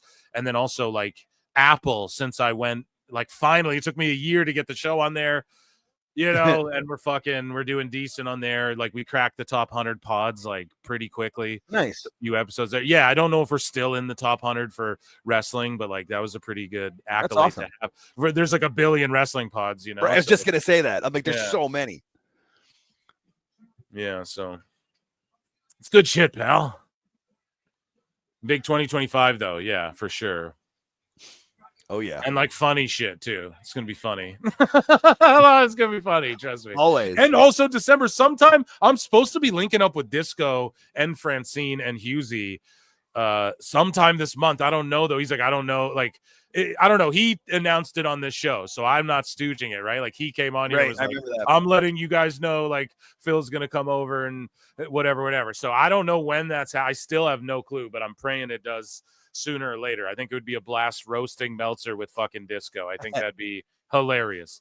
So stay on the lookout for that too. I'll let you all know as soon as I know. But next weekend, guys, don't forget, as this match continues and Jada's putting on one of Lola's gloves to throw live rounds at her.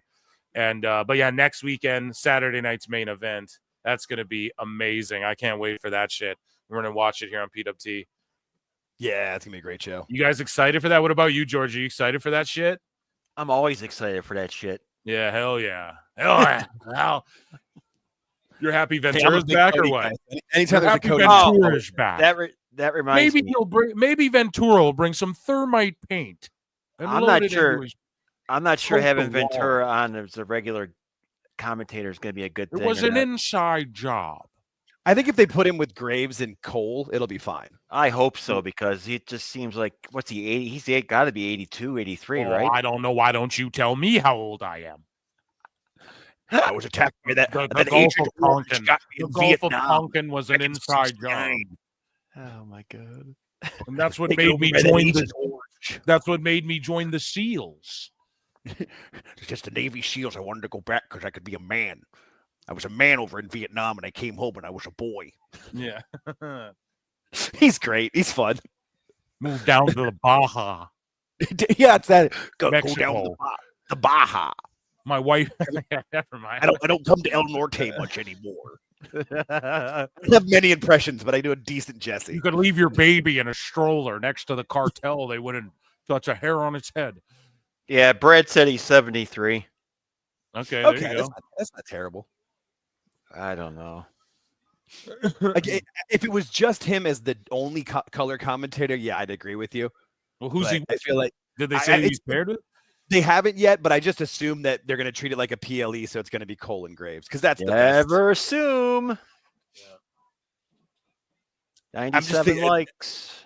I feel like Triple H is smart enough to put it that way, but we'll see. At least it'll be Cole and maybe yeah, it'd be funny if it'd be Cole and McAfee. With I can't wait to hear Ventura be like, "Oh, come on, Cole, he's a stooge" or whatever. Like, I just can't wait to hear. I want him to. I just want Ventura him to call healing off Gorilla of once. fucking healing off Come of on, Cole Gorilla. or whoever. I just want him Yeah, I to call can't Cole wait. Gorilla once. I Come can't on, wait for Gorilla. that. Apparently, Hulk Hogan is going to be there, and Wendy Richter as well.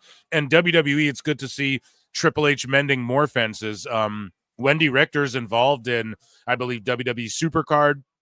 They're making an action figure for her.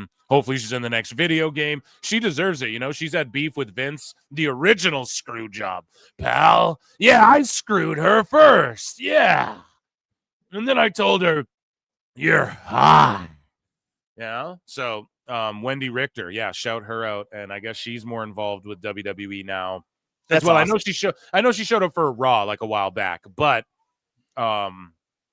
like she still had heat. Like she's been on the dark side of the rings and kind of expressed it. Like, you know, it wasn't good. Like Vince was fucked up. So yeah, I don't know. Just good to see Triple H still. I don't know, just mending fucking fences, extending olive branches, fixing burnt bridges, you know, those sorts of things. Yeah, especially that one too, with how that all went down. Yeah, this is one of the better underground matches. This has been really solid. And Jada's selling of her arm was great until now. She's got to keep selling it, though. Don't forget about your arms. Right. Yeah. Because now she's just doing shit to Lola. It's like, keep selling. Love it. 97 likes. 98. 98. We need 2 more, or else Jericho's coming, or else the Tonga Twins debate is happening.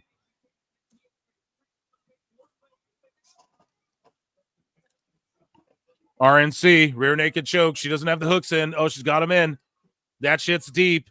Jada's got to fight the hand. If you ever put in a rear naked choke like that, you grab that hand on the back of your head, both your hands on the one hand, loosen that grip, and then you can work your fucking neck free. Not a lot of people can just strangle another person with one arm, you know? That's some like Ben Askren shit. Some fucking Hoist Gracie shit. Oh, she's got the brick. Brick City, bitch. Yeah, Booker T. Brick City.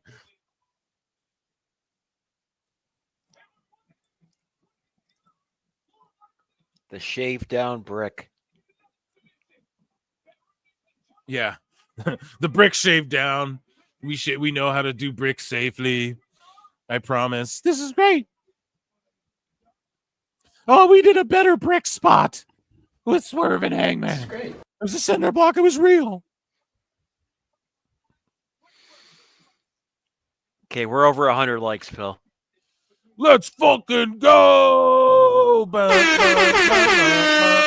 no more asking for likes. I'm also going to end this poll in the chat. We're split, man. We are fucking split. We got 46% saying Jada. We got 54% saying Lola Vice.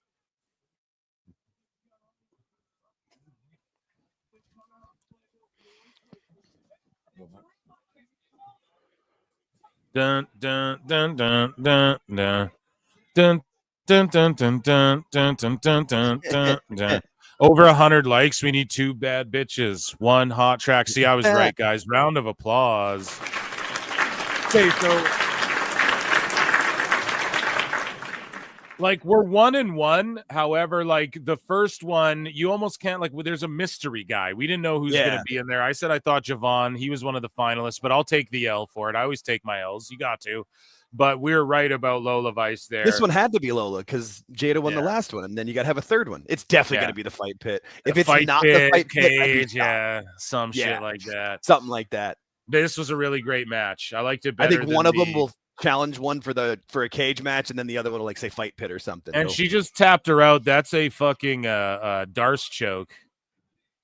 Or maybe an anaconda. I just call that a Darce. She trapped it underneath and then did like the gator roll.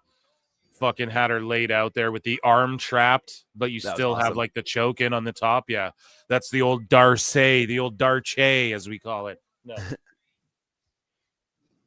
Okay, so that was good. That was entertaining. That was a good match. Yeah, that was solid. Yeah, it really was better than the last one. Okay, folks, let's dive into some AEW news. Let's dive into some AEW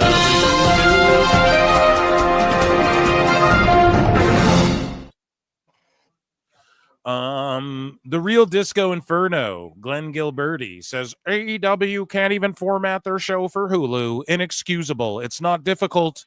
Time the show out to finish on time or get the extra time added before the show. I know the sickos could not care less, but you are not making this viewer friendly. So stupid. So they're on streaming and they're already botching and fucking up streaming. So there you go. Here we go. Some Monet cringe. Ricochet says that AEW would not even exist without him. If there wasn't Ricochet, there would not be AEW. Without Ricochet, there'd be no Ospreay. Really, you know what I'm saying? I feel like what I've done in my past career helps set up a world where AEW can't exist. Or can exist, did he mean to say, you know? So what do you make of like fucking Ricochet saying, hey, if it wasn't for me and my style, I think is what he more meant to say. Like if it wasn't for my wrestling style, you know, there would be no AEW to exist. But like, it's not that. I don't know why people talk this shit. Like, okay, AEW just makes some wrestlers rich. Great. It also outprices a lot of people out of the indies, and it hasn't helped anyone. Has not helped Ring of Honor, has not helped New Japan. Literally every other wrestling company is booming right now, other than the ones involved. And Stardom's down too, other than the ones involved with AEW. That's not a coincidence. So who gives a fuck is what I wouldn't want to take credit for this shit personally. Right? But what do you think of Ricochet saying that? I mean, it's the dumbest thing I've ever heard. Like, it's just ridiculous. Like, it's like, oh, actually, scratch that. It's the second dumbest thing I've ever heard. The dumbest one was him saying he could carry a company. Like, I like the guy, but he's not he's not as good as he thinks he is. Sorry, I'm dying. He's not a main eventer. He's not a main eventer. Yeah, no. Like, he's your top mid card champion, and that is real too. If somebody said that, I saw in the chat that can't be real. No, if you're referring to what I'm talking about on screen here, yeah, there's video of it too. I just bookmarked the words. I didn't bookmark the video, but there's video of him saying this. So no, he for real said this. Moving along here, this also I wanted to put in the title, but Ryan Nemeth all of a sudden is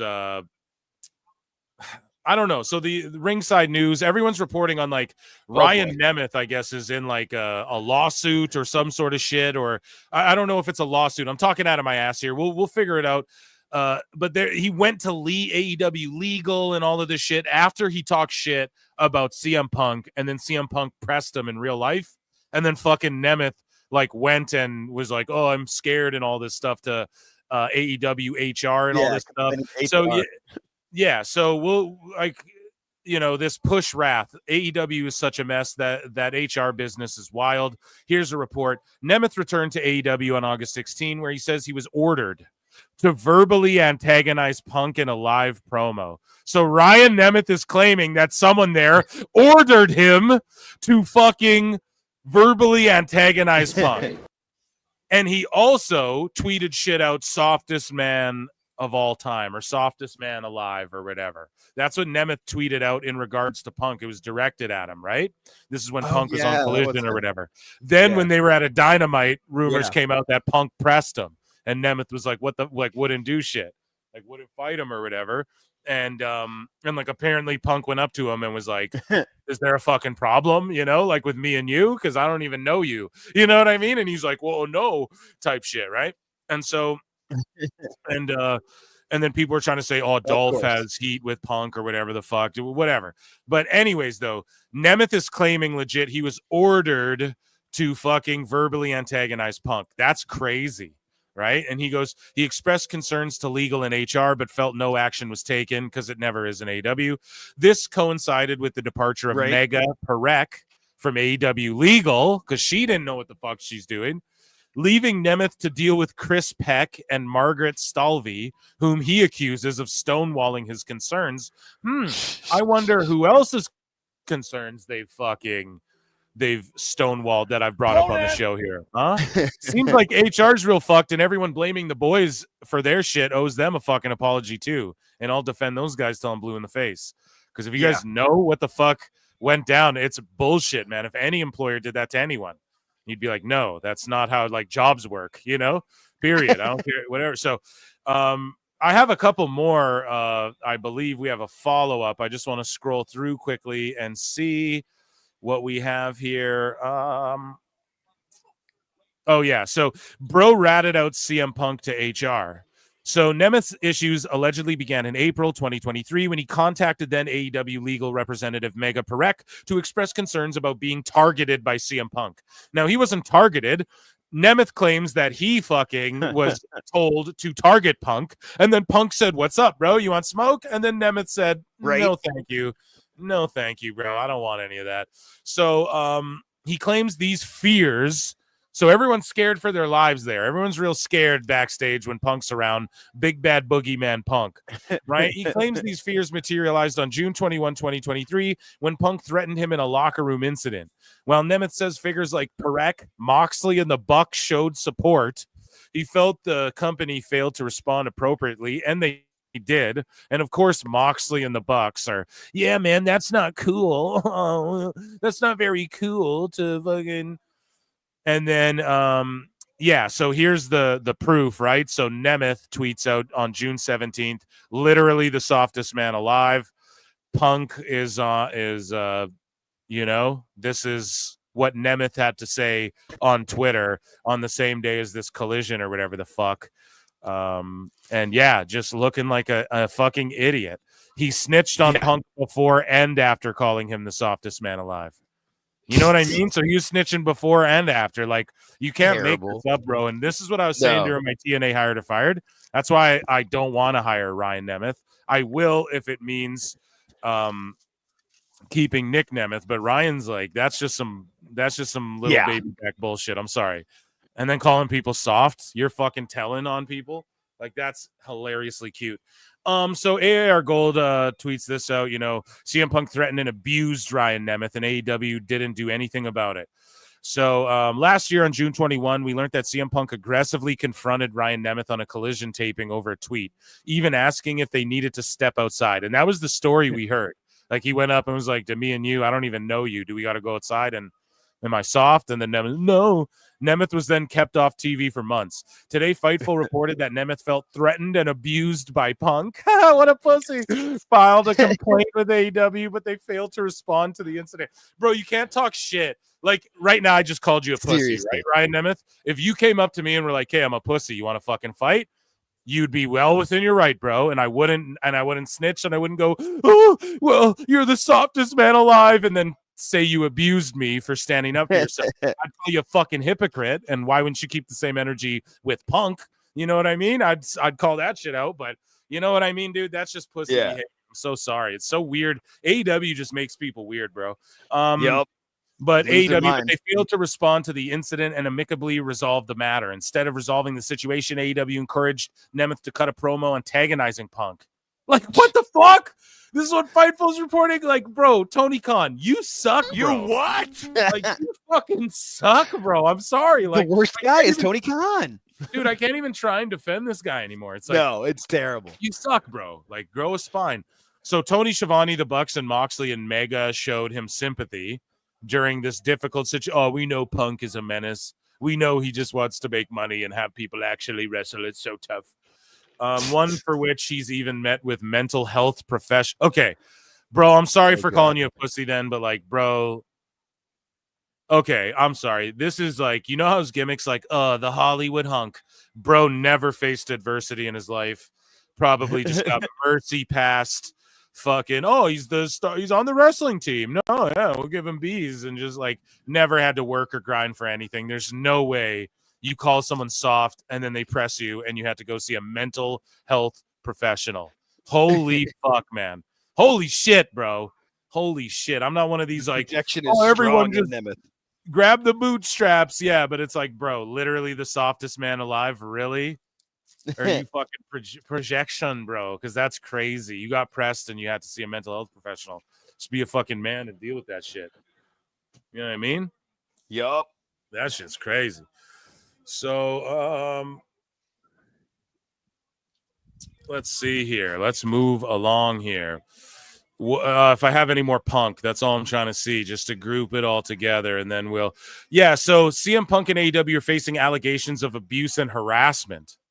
So Nemeth had alleged in a report to AEW executives that Punk targeted him and threatened him. He claims he wasn't used for 2 months following the incident, and then he was silently fired. So I just thought he weaseled out of his AEW job to go work with his brother in TNA.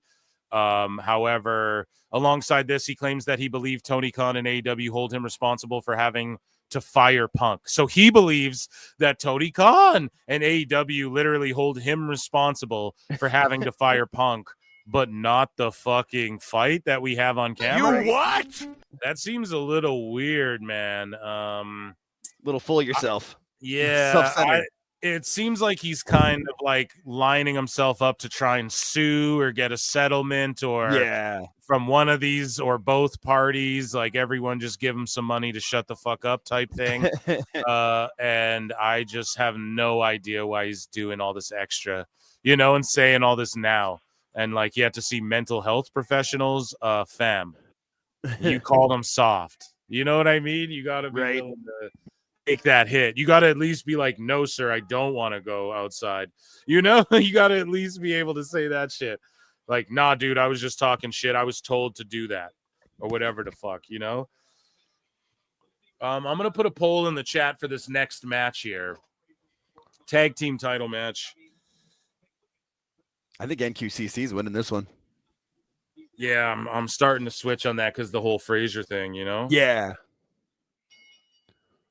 We'll see. Okay.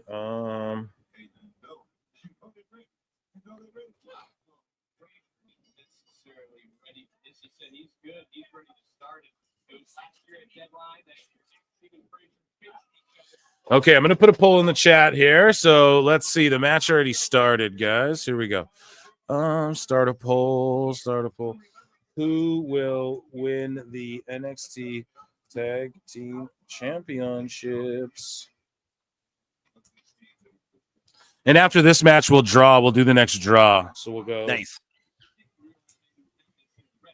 Fraxium, and we will go NQCC. There you go. Polls in the chat. You guys let me know who you think. Okay. Jimmy B for $5 says X-Files me. Okay. Right here. You got it. But I think Nemeth is working an angle to get some money out of Tony Khan. Yeah, dude. See, we're on the same wavelength. That's guys, Tony Khan.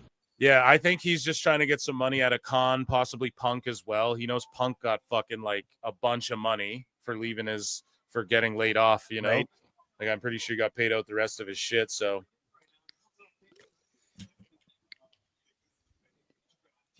And then his WWE contract's probably pretty fat, too. Oh, yeah.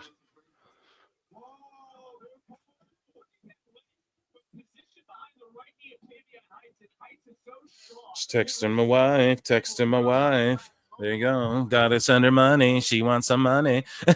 Girls love money. There we go. Yeah, I don't know. I think NQCC could get it done too. I want to see those polls flying high there. Hoping that Punk just settles to shut him up. I think both of them. Yeah, I think with because when he says like the mental health thing and Tony Khan, I think he just takes a little quick bag from both of them and you know.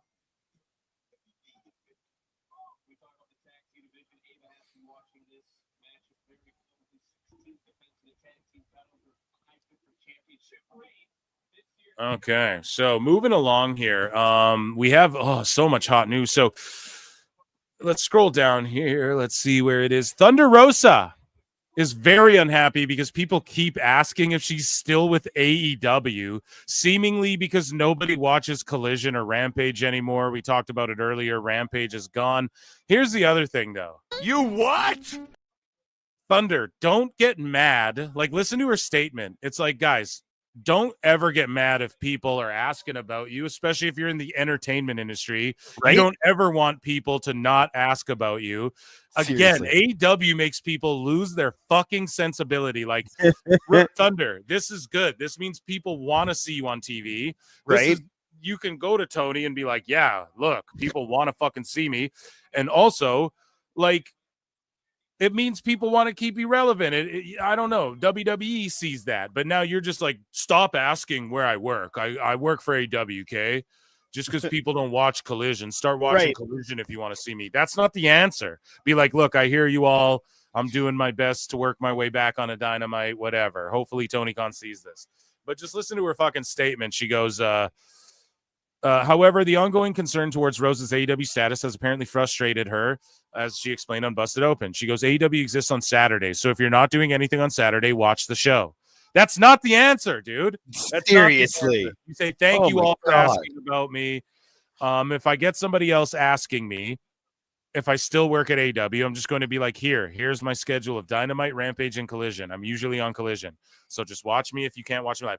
No, they're asking you because they want to see you, and they want to see you do better shit, and they want to see you in the WWE. They want to see you utilized properly. Yeah. Not on a show nobody watches. Watch me on YouTube. Stop asking me if I still work at AEW because I still do. Man, what a fucking L, Thunder Rosa. What an L. Many fans may not know that Rosa is still with AEW because she is primarily featured on Collision and Rampage. Husey, fuck all that. We already know. They posted their lowest rating in the show's history. Husey responds, if you're not doing anything on Saturday is exactly the problem. I'm not saying everyone is going out to raves, but people actually have lives and don't want to sit around watching TV on their weekend off. Yep. Hashtag Ray DeVito stinks. I know that's what he would say if he were here. But yeah, so she's getting mad at fans or whatever the fuck. So we covered it earlier. NXT 593, Dynamite 586. Of course, Meltzer and the sickos are trying to spin that. Oh, it's actually more because the key demo. And yeah, it's just a funny meme. Doctor, are you sexually active? Patient, AEW will beat NXT in the ratings. Doctor, a simple no is fine. That's funny. Moving along. So Thunder, Rosa, yeah, she's frustrated. Looking nice there, but we covered that. Tony Khan, we always have to remember 2024 AEW is the next 2021. It's literally their lowest ratings, their shittiest shows, the complete loss of their identity if they ever had one. Moving to smaller venues. Just a shit show. Yeah, it's pretty crazy, man. It's pretty fucking crazy. Lest we forget, though, guys. So Alfred Konuwa posted, AEW Dynamite is plummeting. Its 13 lowest rated 18 to 49 ratings in history all happened within the last 6 months. Listen to this. Their 13 lowest ratings in their demo ever happened all in the last 6 months. Jesus. That's fucked, man. That means the shit's dying. Oh, the demo. Cool, bro. That shit is dying, son. That is crazy, man. Wow. Awful Wrestling posted, this pic says everything about Tony's ego. Early day AEW, man. And look at Brandy trying to be nice. Look at Cody with a look like, yeah, you're a fucking goof. And then these guys all making out in the back. Nakazawa, like, why am I here? Awesome Kong, sweet. And then Perry, so they've always believed in him. That's why when Punk smacked him, he's whatever. Nyla Rose just relegated to fucking Ring of Honor. No one cares anymore. Oof. I'll be there for you. Unless you talk shit about me, I'll be there for you. Unless you smack a Jack Perry, I'll be there for you. Unless your name's CM Punk. Love it. Let's catch a vibe here. Let's catch a wave, shall we? We love music here in PWT. So Taya Valkyrie dropping a LA Christmas. It's called LA Christmas. The song dropped officially. Should we watch it? Let's fucking do it. I like how she rhymed Hollywood Christmas firewood. I like how weak. I can't make it fucking big. Like, I mean, yeah, it's auto-tuned up. I didn't know she could sing and rap like this. And from Canada, stand up. Surprise fucking Monet verse. I'm a Monea, and I'm here to say I like Santa, and I ride a sleigh. Mixing. I think that's just because I'm sharing it through StreamYard. It fucks with the audio quality of like videos. Like, already just uploading it. If you know anything about audio engineering, like even just uploading it to YouTube fucks with the quality. But on my end, it's actually mixed really nice. Like it's actually like a way better song than I thought it was going to be. I got to be completely honest. I'm here. But it is, of course, like everyone has home studios now, so it isn't like it used to be. But I think that's fucking Sadie Gibbs like riding the pole too. I think she's like an indie wrestler. If I'm wrong, I might be wrong on that. But yeah, I don't know. Chat, round of applause. It's LA Christmas, bitch. La la la la la la la la. I lived in LA for a while. That's pretty accurate, actually. I lived in LA for like 6 years, so it's pretty accurate. So this guy says to Eric Bischoff, he goes, "You are obsessed with AEW. Wow." And then Bischoff goes, "Not at all. Like the majority of people who are interested in pro wrestling in general, I couldn't care less about AEW. It's gone from being an exciting new opportunity to a promotion that was expanding yet going through growing pains, to a disappointment and now an embarrassment to the genre. I probably do get too much enjoyment out of fucking with the IWC and the dirt sheet cage match nerds than I should. It's a never-ending journey into the depths of a delusional, bizarre subculture. Just when you think you've arrived at the bottom, you realize Clueless has a basement." Damn. Away with words, that Bischoff. So we're getting rid of Rampage. Wow. Collision will probably be next, but AEW that was pretty good. Filed a few new trademarks, and one of them is Maximum Mayhem, Maximum Combat, Maximum Carnage, Maximum Cringe. Yeah, Jesus, Maximum terrible Cringe, names, dude, and it's Seriously. something to do with like the name of matches. So, Maximum, I can just hear Excalibur saying all of these, and they don't know which one they're gonna go with. So let's trademark all three. I don't know. Maximum Carnage sounds like the next Venom movie or something, Right? Terrible. Terrible. Maximum shit. Yeah. No, maximum cringe. It's just super. This just Tony's got such bad ideas. So Mark Henry is on Busted Open, and he's keeping it 100 about Tony Khan here and AEW. And on a recent episode of Busted Open Radio, Mark Henry criticized the backstage dynamic at AEW, describing it as overly self-congratulatory with minimal collaboration. Damn. So a circle jerk of fucking assholes. With not good communication. Yeah, that's what I thought. Henry didn't mince words, labeling the creative environment as a circle jerk and pointing to the lack of meaningful debate as a key issue. Which is why we love debate here at PWT. Creative is supposed to be an argument. It's supposed to be a shakeup to figure out what the fuck to do next, Henry said. But everybody wants to circle jerk over in AEW, and you can't do that. You got to disagree. Me and Bully Ray, for years, we disagreed, but we knew what we were fussing at was the greater good of the match and of the show. And there you go. We've heard this from countless people in countless different ways. And there's Mark Henry just once again reaffirming what we already know. Bischoff. So someone posted this in the news. Bischoff shows up in NXT, does its worst rating in more than a year. And the reason this is an AEW news is because Bischoff goes off on AEW again. And we'll have Tony Khan's rebuttal here. He actually responds to Eric, not on Twitter, but in an interview. But anyways, Bischoff says, and still outperforms AEW's A show while having a blast with the WWE Developmental C show. Congrats to all involved at the Performance Center. And yeah, shout them out. I mean, they did beat NXT again. AEW again. And there was a free Ray Phoenix sign, in Fishers, Indiana. Right? Oh, yeah, I saw that. Yep. That's amazing. That's incredibly incredible that someone had a free Phoenix sign. I wonder if they made them. I'm surprised they even let it in the building, or if it's a That's what I thought. Bravo. Yeah. Plenty in pixel art for $5 says right Maximum Mayhem sounds like a shitty finisher from those retro wrestling figures Brian Last has. Oh, come on. Come on now, Eric. Come on now, Plinian. Dude, yeah, it does, though. It sounds like a fucking finisher and like a TNA guy who wears a mask or something, you know? But I don't know, man. He also did Parade of Champions, which I know is an old thing, but exactly, that's an old thing, bro. You know, Deadline sounds cool. And I'm not saying every pay-per-view needs that, but it's like, come on. It's just it just sounds cringe. You know what I mean? Thank you, Plinian, for the $5 super chat. And then Scully Vibes is for $2 says Miles Bourne got RKO chance. Yeah, dude. This match has actually been pretty fucking crazy. And yeah, I think no QCC got it in the bag right here, buddy.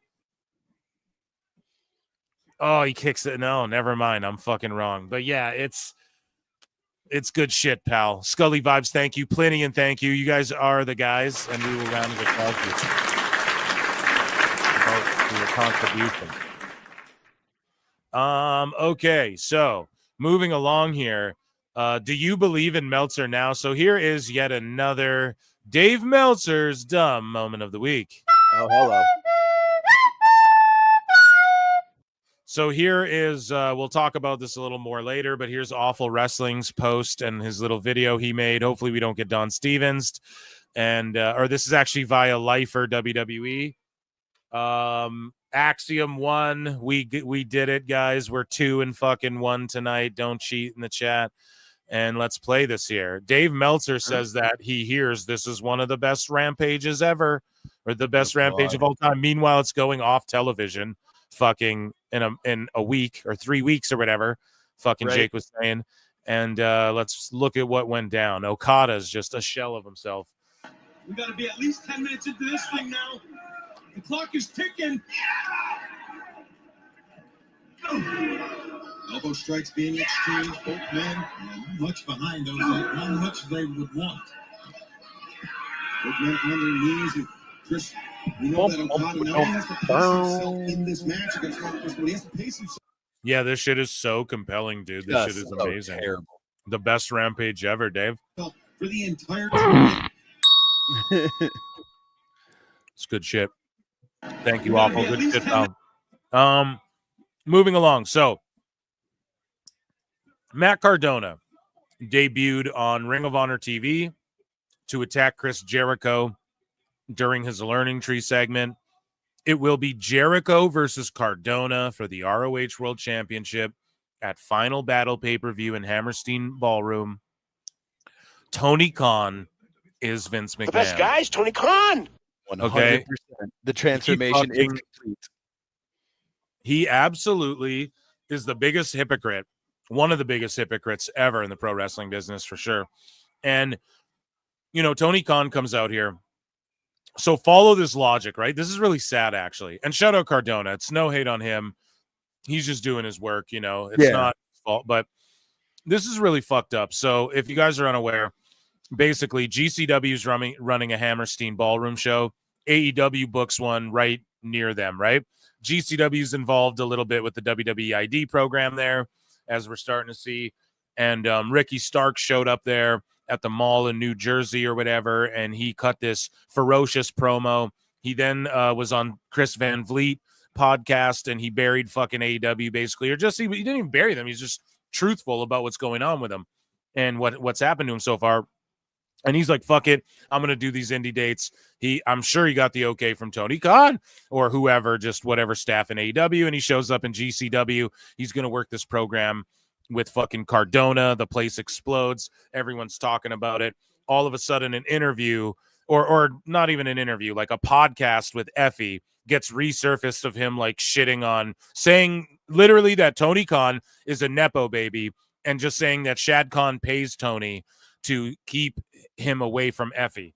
Now, obviously, like, Shad pays Tony, or like all of Tony's money, period, comes from his dad. It doesn't matter. Oh, no, he worked a job. Yeah, his dad got him it, you know? Like, all of his money comes from his dad, hook or by crook, which is fine, right? We're not just knocking people for that, but true. At the end of the day, you can't get offended by that if someone calls it out. And also, like, the part about, like, Shad pays Tony to stay away from me, like, that part's in jest. Like, obviously, he doesn't mean literally. He just is saying, like, listen, these people...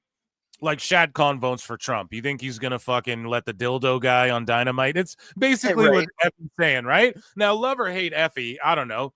I shout him out. I commend him, and he also responded. We covered it on the show. But basically, Effie's involved with GCW, like, heavily, and that's why it pissed Tony off. So he pulled Ricky Starks off of his GCW match with Cardona, and he pulled Ricky Starks off of the future GCW dates he had planned. Now he can show up at Hog Wrestling or whatever, but just not GCW. Weird. And so Tony not only fucked him with the Ricky Starks thing, he's not only warehousing Ricky Starks, but now he fucking books Cardona, who is the guy that Ricky was supposed to feud with when they have fucking Ricky there. And think about it, Jericho is working with Big Bill, who was Ricky's last tag partner. So, like, why wouldn't they just bring Ricky in? Fucking so gross. And it just shows you that Tony's a gross pig, and he's like, no, he's done with Ricky. Ricky's shelved until it's WWE time, folks. And if there's injury time, he'll tack it on too. So let's try not to bring it up after today, okay? But so not only does he undercut GCW by doing a show next to them as well, at the Hammerstein, like right next to them at Hammerstein, but they're bringing in Cardona for their Hammerstein fucking show for Ring of Honor, when Cardona's like the main draw for the GCW Hammerstein fucking show. So he's going there and basically just fucking completely like fucking with GCW now, pulling events. And all these sickos don't want to call it out. You know, none of these motherfuckers want to call it out. I've been saying it for a long fucking time, Tony McCann, for a long time, bro. And because I saw this shit coming, and I've also been saying for a long time, AEW's in competition with TNA, GCW, MLW. They're not in competition with WWE. Now, did Cardona get a pop? Sure. Is it going to move extra tickets for their shit at the Hammerstein? Yes. Here's the thing. What is it going to take away from GCW? What did that do to Ricky? This is such a slap in the face of Ricky, dude. This is Tony being petty fucking con. I'm telling you right now, he's being petty as fuck, just like Vince would be. And this isn't good for the wrestling business. Don't give a fuck how much you're paying people. Just like I don't care how much Vince was paying Roman Reigns when he was dumping dog food on his head. And fuck, you know what I mean? I don't care. That shit was trash. And this is, I mean, will Jericho and Cardona have a good match? Sure. that's something I want to see. It's Ring of Honor. I'm going to tune in. If Cardona wins the title and he's on every episode of Ring of Honor, I'll probably tune in. Start tuning in at least to his segments again, right? Because I haven't watched Ring of Honor in fucking forever, except for like their PLEs. But that being said, shout out Cardona. I'm not hating on him at all, but it is fucked what Tony did, and it's fucked that Cardona agreed to do this. And this is Tony McCon full transformation. Best guys, Tony Khan. And I fucking called this shit, and you couldn't be more petty and shitty. And if we don't hold Khan to the same standard we hold McMahon and shit, then I don't know, we're doing a disservice, right? And especially because he wants to talk all this shit and say he's up there with the Giants. Okay, now you're not standing on the principles and all that shit BTE and Cody and Tony Khan was talking about at the beginning of this fucking thing. Okay, they're not standing on that business, like on those same principles. It's sad, it's shitty. However, yeah, it's just the truth, and I don't know what to say other than like, I don't know. Tony's just doing all the shit he said he wasn't going to do, and now I'm cheering for GCW, and I hope they get fully on board with WWE ID. And absolutely, yeah, I hope it's just a whole new world. I mean, you were the first person to say that he wasn't in competition with WWE; it was competition with TNA. I remember that. It's one of the first things you said that made me like a big fan of your show. So all I'm saying, well, thank you, but all I'm saying is that listen.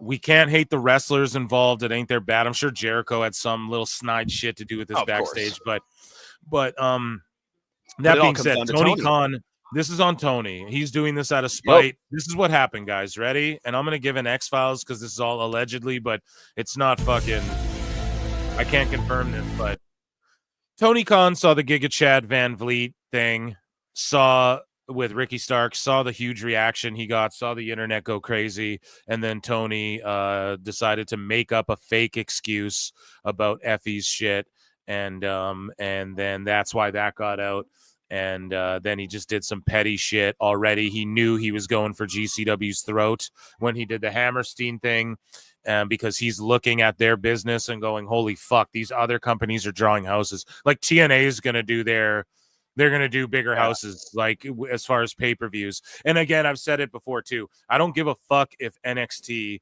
is in like a small studio every week. Like I don't even care about the weekly TV houses. You know, if you're going to be in a big building, fill that shit up though. Right? Like I don't care if AEW filmed out of a studio every week and then draw 25K at the pay-per-view. If we're fucking talking like TNA is doing like 8K at the pay-per-view and AEW's doing 10K, then that's in the realm, bro.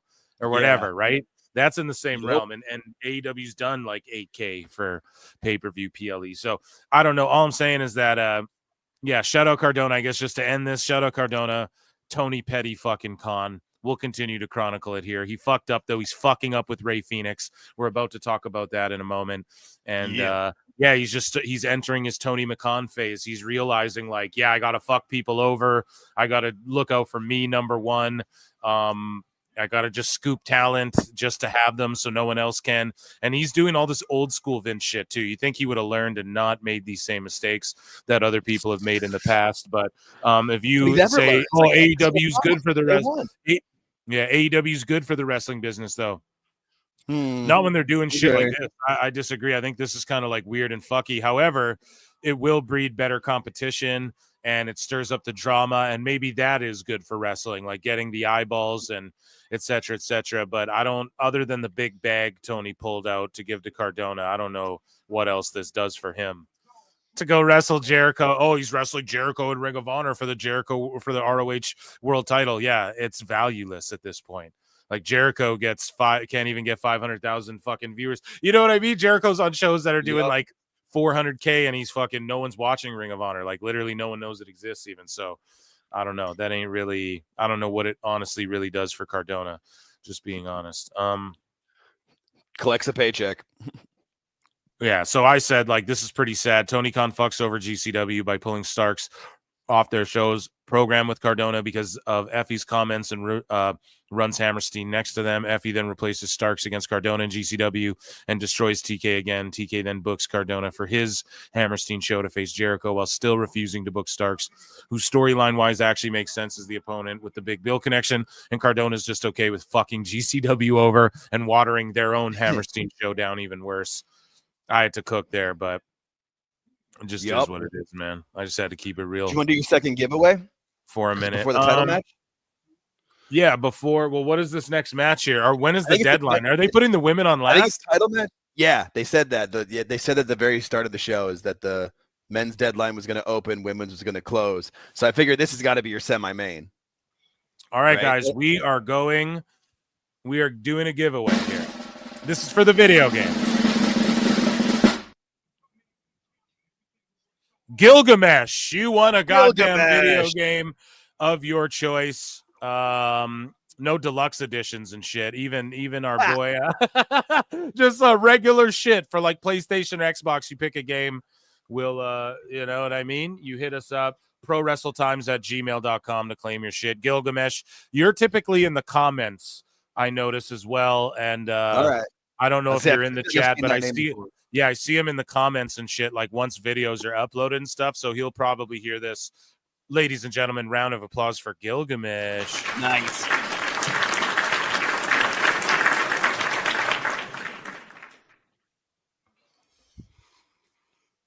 That's impressive. 2 winners I've actually heard their names before. Right? I was just going to. Yeah. I feel like the last time I was like, who? What? Okay. This should be a good match. This really should. Like, Ridge gets a lot of crap, but he's really not that bad. No, he's done a lot. Shit, pal. I'm going to put a poll in the chat. His time in NXT has been great. I feel like he's done really well. Like, he's obviously getting good coaching and taking his time at the PC. That's what I love about NXT. You can physically watch people get better. Yeah, that's what I love about it too. Yeah. Like Ren Sinclair is still like the most. When she first showed up, she was decent, but you could see she was, and like every match you watch her get better. It's awesome. Yeah, that was like that in AEW too. I was saying that shit. I was like, bro, she's with Jade and they need to keep this going. And I was like, bro, every match, like she gets better and better and better. Mm-hmm. And yeah, I popped hard because even when she was done with AEW, they let her go. And then WWE scooped her up. And I'm telling you, she was on the indies cutting these fucking like promos just into her phone in her closet, like just doing such good character work of like this sort of dumb, like trying to be an influencer type thing, but like doesn't like sort of like a Miranda Sings, but like pro wrestling, you know? And she was doing great. And then they scooped her up, changed her name, and fuck, man. I don't know. She's the future Chelsea Green. Yeah. She's my awesome. opinion. I was rooting for her so hard to win that match too. I wanted her in the match, so it's great. And I like what she's doing with Charlie Dempsey. Like it's a fun little dynamic that they've got going on. Which that means she's probably getting coaching from Regal, so that doesn't hurt. Exactly. Okay, who you so well, Regal probably met her in AEW. He probably knew her from there. Good call. Oh yeah, so he put the word in. Yep. Tony Khan responds to Eric Bischoff's criticisms, to which we read many of them leading up to this. So Bischoff has been increasingly critical of AEW in recent years. Earlier this week, he sparked some controversy when he said there was no hope for the company. Speaking on the KNC Masterpiece, Tony Khan was asked about Eric Bischoff's comments and why there was seemingly an antagonistic relationship between the two. And the place is erupting for Trick. Whoa, yeah.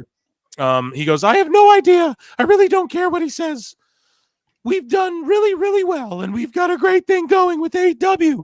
We've got something really to be proud of. We not only are going to be here for years to come, going to shows on TBS and TNT, we're going to set the record for the longest run of pro wrestling ever on TNT.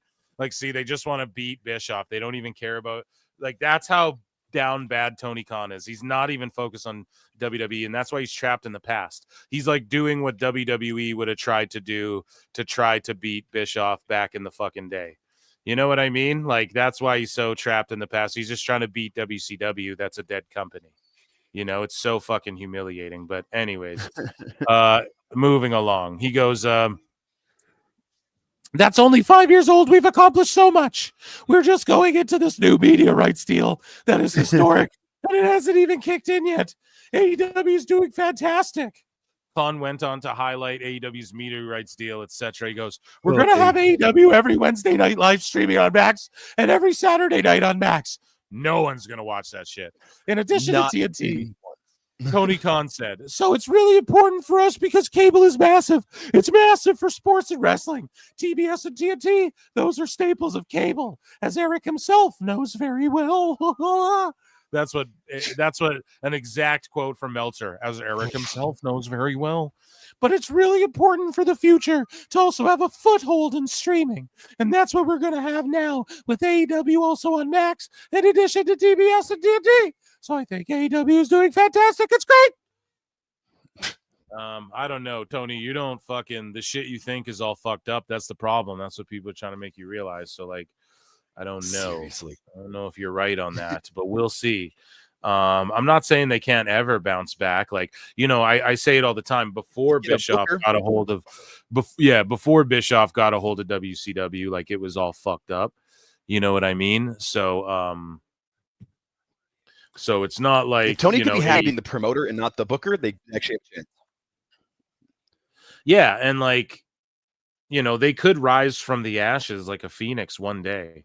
Like, it could happen, It's just a matter of does it? And with Tony, that's what Eric Bischoff meant by no hope as well. He's just like, as long as Tony's in charge, it will never be fucking salvaged, as long as he's in charge. Like, they have no hope, and he'll never let go of the fucking charge of the company is what he's trying to get across. And that's what people got to understand. Is what he's saying. Like, people lack nuance today. I feel like he wants to say this shit like, Alvarez and Meltzer got so offended. Like, it's clearly not dead. That's clearly stupid. He means like it's dead. Like, it'll never go away. Tony will pay to keep it alive. Well, because Eric's thing is, if you're not growing, you're dying. That's one of Eric's biggest phrases. If you're not, and they're not growing, and they haven't grown. It's the opposite. And also, it's not even like, he's just saying like it'll never grow. It'll never do anything but stay where it's at or get worse if Tony's in charge. And that's been proven basically. So, I mean, yeah, I can't argue with Bish on that one. You know what I mean? So moving along, AEW Dynamite at the T-Mobile Center. Why are they running the T-Mobile in Kansas City? This guy breaks it down. They have 3,000 tickets sold, which is fine. Like, okay, good house for AEW, I guess, but they fucking, that's so low compared to, right? Like everything else. Sorry, I'm getting phone calls and shit. I'm getting phone calls. I feel like by now they know you're live on Saturdays. Literally every time. It's like fucking insane. But yeah, so then this guy breaks down. TK should have went for the 8,000 seat Hy-Vee arena. The T-Mobile Center has a capacity of 18,000. So exactly, like, you have 3,000 people in a building. Why the fuck, like, not go to this fuck's sakes? Why not go to this 8,000 seater that's right by the same place? Like, when you have, yeah, it's just so stupid. Tell Tony Khan you'll call him back, Phil. Yeah, for real. Always calling me when I'm roasting, dude.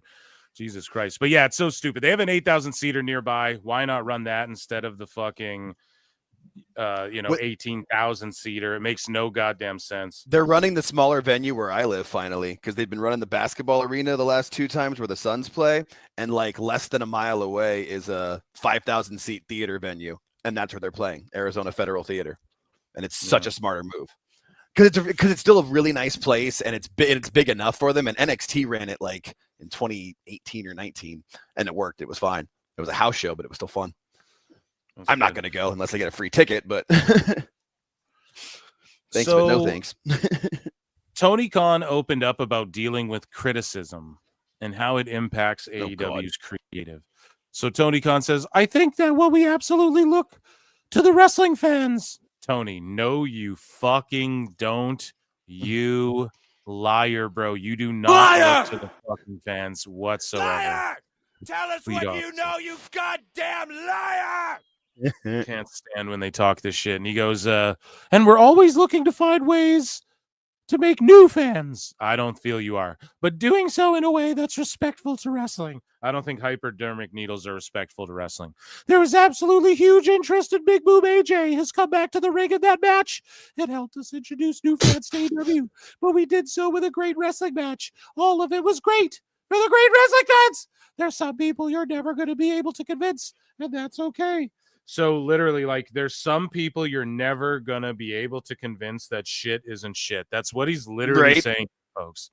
Like, it's been so terrible. It's been bad. And what he's saying is you're never going to be able to convince some people what we're doing is actually good.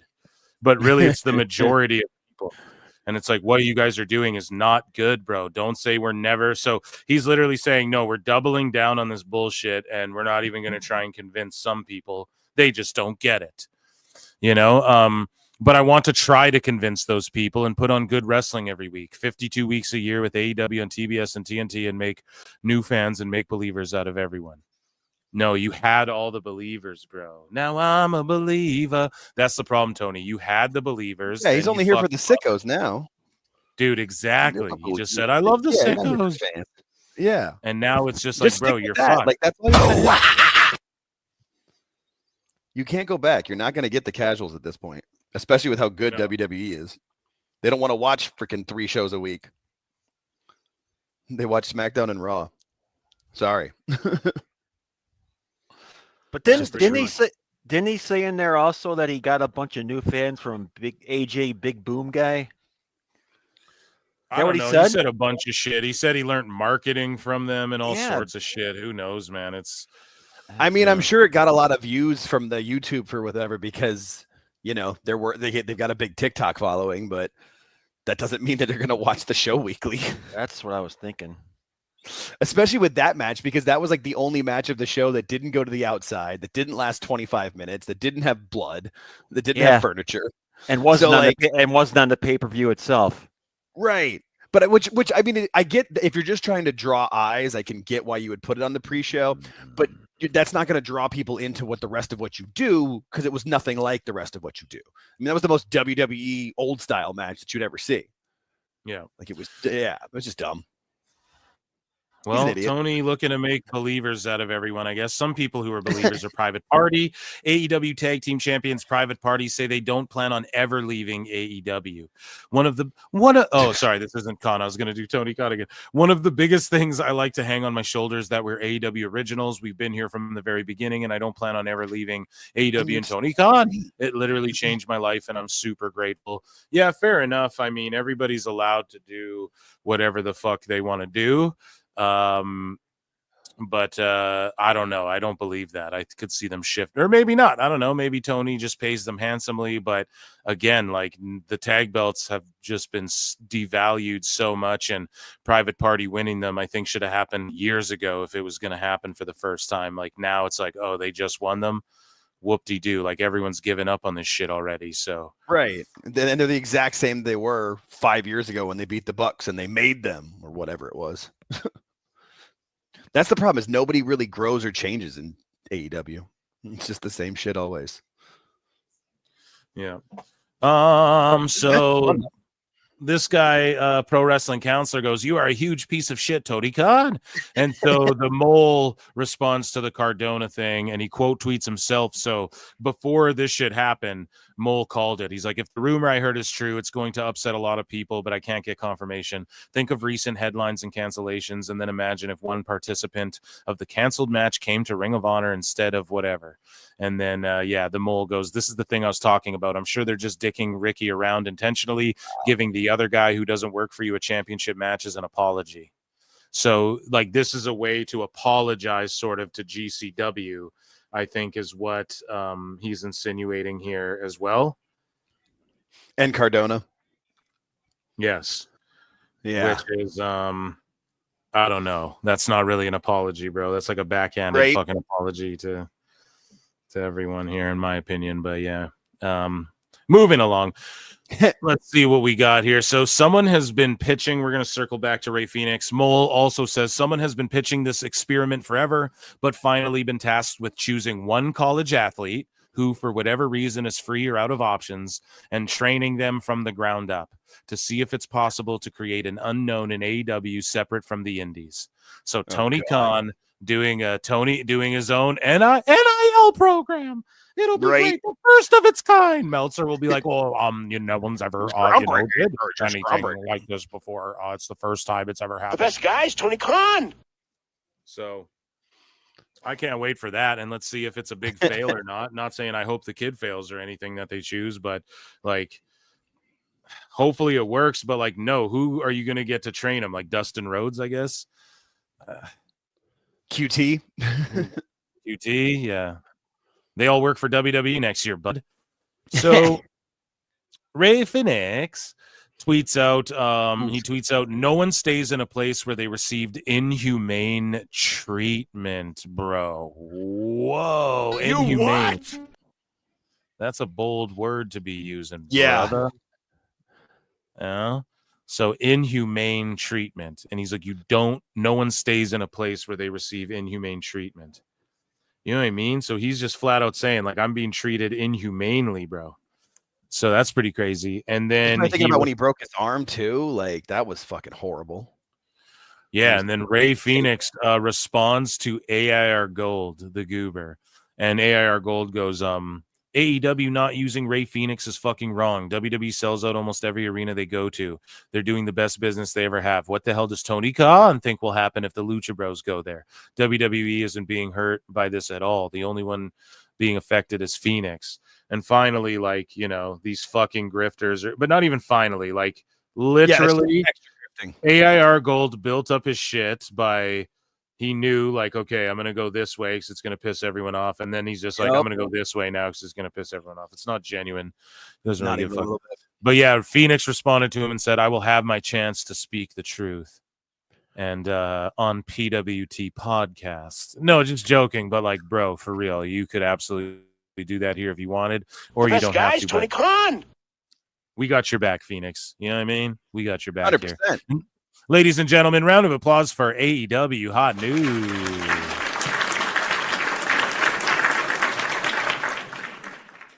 This match is great.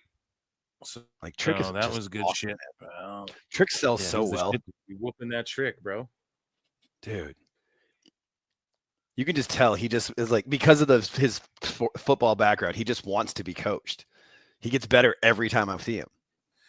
Put me in, coach.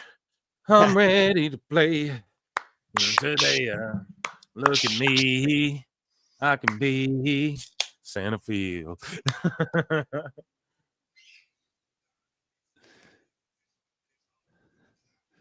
Oh, shit. Rich is going to the top rope. Oh, shit. What is this big? Okay. All right. Good for him. Oh. Don't hurt yourself now, my guy. Ooh. All right. This match is fun. So is this the second NXT PLE in a row that the women are going to headline? I don't remember I know they headlined the ECW show, but that was just a weekly show. Well, but that wasn't a PLE. Yeah, I'm counting it. Yeah. I know they headlined that. But they opened and closed that, which was awesome. But I mean, how could they not? I mean, the NXT women are fantastic. Yeah, bro. That's how WWE is, man. Women opening and closing fucking all the shows. Hey, if it's good, it's good. Yeah. Double pump kick. Am I behind you guys or ahead still? I think we might be very similar. Okay, just a kick out and then the double cover. Like I got two guys. I got two guys laying on the ground. Me too. Yeah. Yeah. Me too. Yeah. Amazing stuff, guys. What a great event. Round of applause for the PWT universe for being here. Guys, we haven't done sickos in a while. I don't know how much sickos we're going to get into. Chat, let me know with flutes or pukes what you guys want next, you know? Sickos or Dave. I really do want to get into Dave though, because he has this delusion about WCW that is just so juicy that maybe I'll veto you guys. But let me know what you guys want, and maybe you'll sway my. We could do Sickos first, and then get Dave after the show. Give Dave his dedicated time after the NXT show. Dave his due. Yeah. Because I've seen what he said about WCW and Tony. Like, he deserves it. He deserves us not being sidetracked by the match. Because let's be real, we're all going to be sidetracked by that women's match. They've got Julia and Stephanie Vaquer in it, and Zarya. Like, fuck yes. No doubt. Like, I love it. NXT is my favorite, hands down. Ooh. Yeah, this is good. Okay. Please don't die. Please don't die. Just kidding.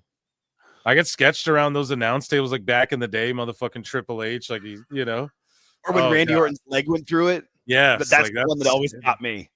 Oh, and you could see him like get hurt, but then he was able to stand on it, and he was like, "Okay, that's horrifying." Look at that. Trick, man, this guy is so good at this. See, this is why the NIL program is awesome, because people are athletes and they get them when they're young enough and coachable. Where they're Dude, he's doing the Cactus Jack. Like, shit is crazy in this motherfucker. This shit is crazy, Chad. What's up? And then he's going to sell his neck. And then Ridge's move is to drop him on his head. Like, this is perfect. Like, if Ridge wins, this makes sense.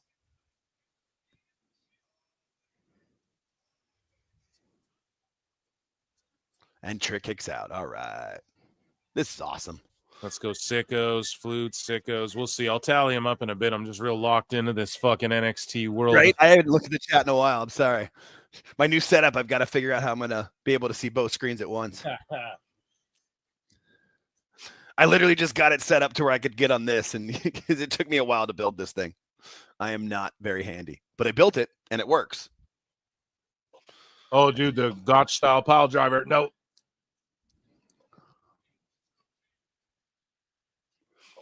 It's one of my favorite moves, dude. The Gotch-style pile driver, dude.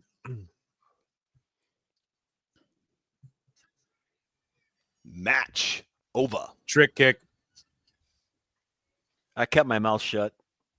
Yeah, Flying it knee. just ended. Somehow we got ahead of you, Phil. I don't know how that happened. I don't know. That's so Trick weird. Willie. That's awesome, Trick though. fucking Willie. Trick. All right, so that probably And seals it, and that it's going to be Penta versus Carmelo, in my eyes. I think if Trick had lost this match, he would have been SmackDown's newest acquisition. Let's see. 25% thought Ridge Holland, 75% thought Trick Williams. Way to go. He went right into that thing perfectly. Like, Booker and he held T it snapping. Booker T snap. He's pulling up Phil Marks in the fucking on his headset, bro. That shit's hilarious. He's like, Booker's grunted best and stuff is how much he loves I know. Trick. He just sometimes steps on Vic too much for me. I fucking love It works with Trick. It works with Trick. There's just some times where he just steps on Vic too much. But that's personal. Fair. NXT is still my favorite show, so it doesn't matter. I'm still watching every week. Yeah. I You just know don't me, want to I get rid of 100% Booker. NXT. I think him and fucking Vic are just so good together. Yeah, I could see adding. The only thing I could see would be adding Taz if him and Hook decide to go down. That would be dope. Okay, guys, That'd be let's do fun. our But last. now- We should do our last fucking. You look like a motherfucking. Dun, dun, dun.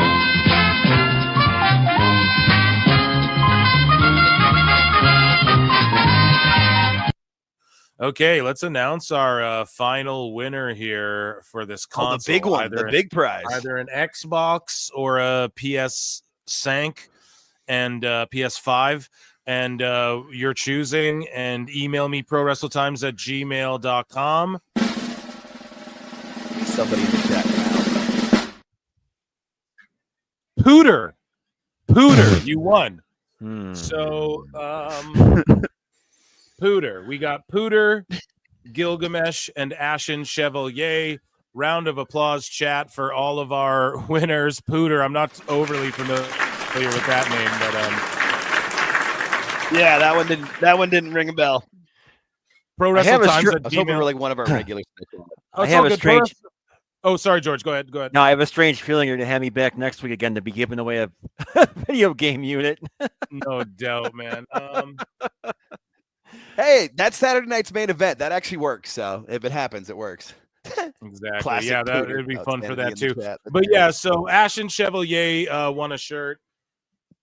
Gilgamesh won a game, and the console goes to Pooter, who hopefully we see back here sometime soon. And everyone, round of applause for our giveaway winners. prowrestletimes@gmail.com to claim your prizes. You guys have 1 week next Saturday. If you don't by then we start drawing again until these prizes are given away. We're giving shit away.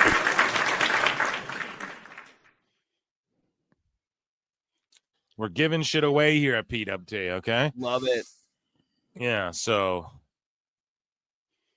Plenty in Pixel Art for $5 says if 5 people fail to pick up the PS5, we should get Phil an Xbox so we can all beat him up on Yeah. If 5 people fail, I'll take it so that I can fucking start Twitch streaming with Plenty. And no, I can't do that with the giveaway. But fucking yeah, I gotta get set up here again soon. So I want to start Twitch streaming in my down times, you know. So I mean, how much longer till 25 comes out, right? I mean, that's what I'm saying too. I say by the time you get the setup, it'll probably be like a month away.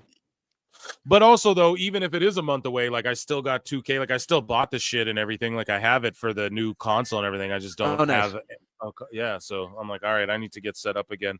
I need to like set my whole vibe again and start gaming hard again. I've been doing a little retro shit though, you know, a little emulation and just like throwing it on casual. But yeah, I don't know, gaming. I want to get into it. I want to start a universe. I want to get like the PWT universe involved in the universe mode. It'll be fucking fun. But yeah, that's coming soon. But yeah, thank you, Plinian, as well. PWT. Some people lurk. Yeah, that's cool. Exactly. Some people lurk and like if he doesn't claim it, it's okay. That's some people probably signed up and to try and win a prize, and we'll try and get in contact with him, you know. So since the jump though, I said y'all gotta contact me to claim it. So that's always been the rule. So yeah. So just we'll do that. And 1 week to claim your stuff, guys, or else we're drawing again. And if we only give away 2 of these shits and there's 1 left, we're drawing 1 prize until we give it away. You know what I mean? So, yeah, shout out our winners, Pooter, Gilgamesh, and Ashen Chevalier. Hit me up, prowrestletimes@gmail.com. What did chat want to do next for as far as, like, sickos and flutes and shit? Do we have more flutes or more pukes? No, I think everyone wants to save Dave till after. Yeah, we want to give Dave the final focused attention. Yeah, he's got a funny one today. It's a good one. Let's scroll down. Oh man, these sickos might be over flooded. Oh, they are. They always are. That's the problem, to clear them out there. It's nearly impossible. Okay, so what do we have here? AEW blog responds to... Well, okay, this Vic guy tweets out, Eric Bischoff gets asked who he would have replace Tony Khan as Booker, Bully Ray. AEW blog quote tweets it and says clowns of the IWC, and Bully Ray quote was like make AEW great again. So yeah, that goober's hating. Here's a clip with Elbu. So we love Elbu. Here's a Wrestle Purist clips, one of our resident fools, Elbu. Okay, and let's Patrick the Heel posted this. I did not listen to this clip. It's 11 seconds long. Let's hear what they have to say. Yo, TK should not try to poach any more talent. You know who he should be trying to poach from WWE? Paul Heyman. That's the only person in WWE he should be like, yo, Paul, you know, come over here. So they're just like, yeah, he shouldn't try to poach talent. Oh, except for Paul Heyman. They should try and poach him. Paul's going anywhere. Like Paul would want to. Yeah, and also like you. Oh yeah, and I didn't give it a sicko. Sorry guys, we didn't do this proper. But it's like, okay, you fucking like you want him to poach. Oh no, it's so weird. Andrew Baydala says, I genuinely believe AEW has very unique opportunity here with their first significant stadium show in the U.S. Pricing structure and tiers will be critical. You have always had to give people a reason to leave their homes or travel to the event, especially now in 2024. I can see this event drawing over 25K if done correctly. The motherfucker's only set up for 15K. I'm not laughing at AEW. I'm laughing at Baydala for fucking because they all were saying that it's gonna do 20K. It's like they're not even thinking it's gonna do fucking 20K, bro. So Ref MJ from NJ responds to SkyTel Wrestling. SkyTel Wrestling says, I've been a reasonably hardcore wrestling fan for about 35 years, and I've been involved in the industry for the last 20. In all my time, I've never seen a company as overanalyzed and consistently the target of vitriol and almost a coordinated attack as I see daily for AEW. And whoever's account this is like a wrestler's burner and also like shut the fuck up. You know, it's so funny seeing these guys.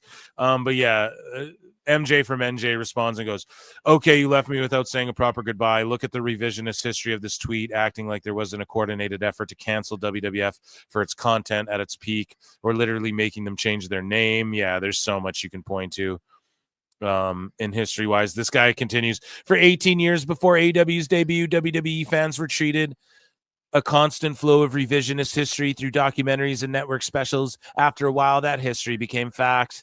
No, we don't believe in the fake silly shit, you dumb fucks. Like, you guys want to believe that's what people actually do, but they don't. Like, we know Hogan didn't actually slam Andre the first time at Mania, you dumb fucks. You just want to believe that people who watch WWE believe that shit because you guys are trying to cope with the fact that that the shit is bad. The stories don't make sense. Like, you're just coping with this Garcia doing this, and then now I'm supposed to take him seriously while he's doing like fucking Reservoir Dogs promos with Jack Perry, right? Like, you know, you gotta in like a month too, like just out of nowhere, he's just doing this shit because Moxley shows up. So stupid, but for 18 he's always years, going to be the dick wiggler. Oh yeah, but anyways, he goes, because of that, anybody who would ever dare challenge WWE would be seen as an enemy. No, bro, like no. Well, like maybe to WWE, but not to the masses. Like, there's just an influx of all these like younger WWE fans, and not even just younger, just people on Twitter that are fans of pro wrestling now in general, and WWE fans because it's so hot again. And there's a generation or two now of kids who grew up whose parents were wrestling fans in the Attitude Era and shit. Now we have kids and we're fucking teaching our kids wrestling, etc. So they're into WWE, man, and they're into the nostalgia. They're into like, it's like someone picking up Spider-Man, you know, they're into the lore, they're into the current, they're into the future, and like the whole Uber Mark thing is where we're starting to do revisionist history, and AEW is the enemy because they made an enemy of WWE because they claimed we're the enemy. That's why they said it. Like, they claimed it. We're the fuck. They didn't say we are the enemy, but with their actions, with the promos, with the shit they keep bringing up, like they want the smoke with WWE. They asked for it the whole time. It's not like WWE was like, oh, we're worried about AEW. They said they had Sami Zayn say AEW on Raw, live on TV. They would not have ever done that if they were really worried about the shit or even really viewed it as competition. That's the whole fucking thing. Now, would Vince had loved to squeeze the life out of them? Sure. But ultimately, like, they knew what they were doing. They knew what they were doing in the long run, too. Vince and WWE and Triple H, they knew, okay, we're going to release all these talent. He's going to hire them all for way too much money. And then in like 10 years, it's going to fuck up whatever he's like. If anything, yes, they were working smart like that. But again, AEW asked to be that competition. They are like, we're the competition. We're the number 2. We're going to beat Raw in the ratings, all this shit. So if they just didn't say any of that, challenger brand. If they just didn't say all that, would have been all good. Like, then you could be like, oh yeah, they're like WWE just want to step on their throat, you know, but they wanted this. They asked for this smoke. We've said it a million times. Anti-WWE promos on their TV. Yeah. And how many and people who've never even been there, like Eddie Kingston. So it's like, at least like Eddie Kingston can't talk shit because, bro, at least like if Ricochet's going to talk shit, well, he was there, bro. You know, Eddie, you could never even make it there, bro. And I ain't even trying to say that to diss you. Like, you could never make it in WWE. So you can't talk shit about over there. So my whole thing is this, like they asked for the smoke, and I've said it a billion times. AEW wanted to be competition till they get treated like competition. Then they want to cry victim and cry wolf, you know? Every time. So, speaking of bully, we starting this match? Hell yeah. Hell yeah. Okay. Speaking of Bully Ray, though, he responds to fucking Real One. Yeah, right? Real One wearing a Yeet shirt. Yeah. A Jey Uso fucking Yeet shirt. And like a you know what specific time it New is. York Can I get a too. Yeet? Let me hear you say Yeet. And a So, specific New York City Yeet one too. Not even Yeah, like dude. not even like the red. That means he had to go to the show. You can't buy that one online. That's a Right. gone to the that's a show exclusive. And so he goes, Jackass. Randy Orton can't do this. And then Bully Ray posts him in a fucking Yeet shirt, bro. Oh, that's golden. That's fantastic. golden. Yeah, I love Bully Ray, man. He's going Bully's hard at the these parts. best. Bully doesn't give a fuck. So here are a multitude of folks who were triggered by Eric Bischoff on NXT. Wrestle Cringe going, this old bitch still coast. Wrestle Cringe fucking 700 pounds talking shit. Eric Bischoff would slap the shit out of this guy. This old bitch still coasting on his one hit from nearly 30 years ago that he stole from New Japan Pro Wrestling. I see. See, that's the revisionist history. Trying to say he stole this shit from New Japan. Like, shut the fuck up, man. Jesus Christ. This guy goes, Eric wished he could have sold out an arena as big as Wembley. The largest crowd he ever got was through forced attendance. And Ren's coming out second for this match. Man, that shows they believe in her. She can sell. She's gonna sell her ass off for Julia here. This is gonna be great. So this guy goes, this is the cringiest thing I've seen all week. Eric Bischoff on NXT. And then this guy responds to, this garbage rolled on air right after Family Feud. First time watching. Couldn't stomach 5 minutes. Who the fuck said this is better than AEW? By God. This person 100% is lying. You know? Right. This Bags McCracken, they're fucking lying. That's not true. It's not their first time watching. And that's where it gets just gross and goobery. Liar! Tell us what you know, you goddamn liar! Like, it's gross and goobery when it's like first time watching. Like, no, that's not true. You never fucking you whack it to fucking Tiffany Stratton, you know? Right. You watch NXT all the time, blood. Don't get it twisted. And then this guy goes, this match clears Orton's entire catalog. Will Ospreay versus MJF for the International Championship. Bro. You can't make this shit up, dog. Fucking Mark! These people are sick. Yeah, One goes, and I hate that like Bischoff and these fools are giving fucking these guys like responding to the real ones and shit now. Like, don't, guys. Let us deal with these goobers. Okay, you guys just stay on point. Like, once you sink to the level of responding, like that's why I don't fuck with real. I don't really like now and then you'll see me throw a barb at them just because like it's funny, or I think I got a good line or something to get off. But it's like you can't really fuck with these dudes, man. Just if you're gonna do shit, screen grab it and post it and roast them, or you know, I know I roast them here, but I don't really bookmark them. It's always screen grabs. Try to avoid these motherfuckers. And now we see like Phoenix, Bischoff, like O'Shea Jackson, like they're responding to fucking sickos. It's like, don't, dude, let the marks handle that shit. But yeah, Bischoff goes, they can't do a brand, let alone a brand split. Good one. This guy, more people triggered by Bischoff, right? So Brian Koval goes, the guy lost millions of dollars for that company. They had decent ratings and still got canceled. AEW has attendance issues and ratings are down in viewers, but they still got a $500 million deal. He was looking for attention at this point. Bro, how do these idiots not see that it's like, yeah, WBD's bad at business, you fucking marks? You like, fucking Mark! How do they not see that, like, you know, WBD. So right before all this, it was revealed over $9 billion they were hiding from investors. They shelved a John Cena Acme Coyote movie. They fucking shelved a Batgirl movie, bro.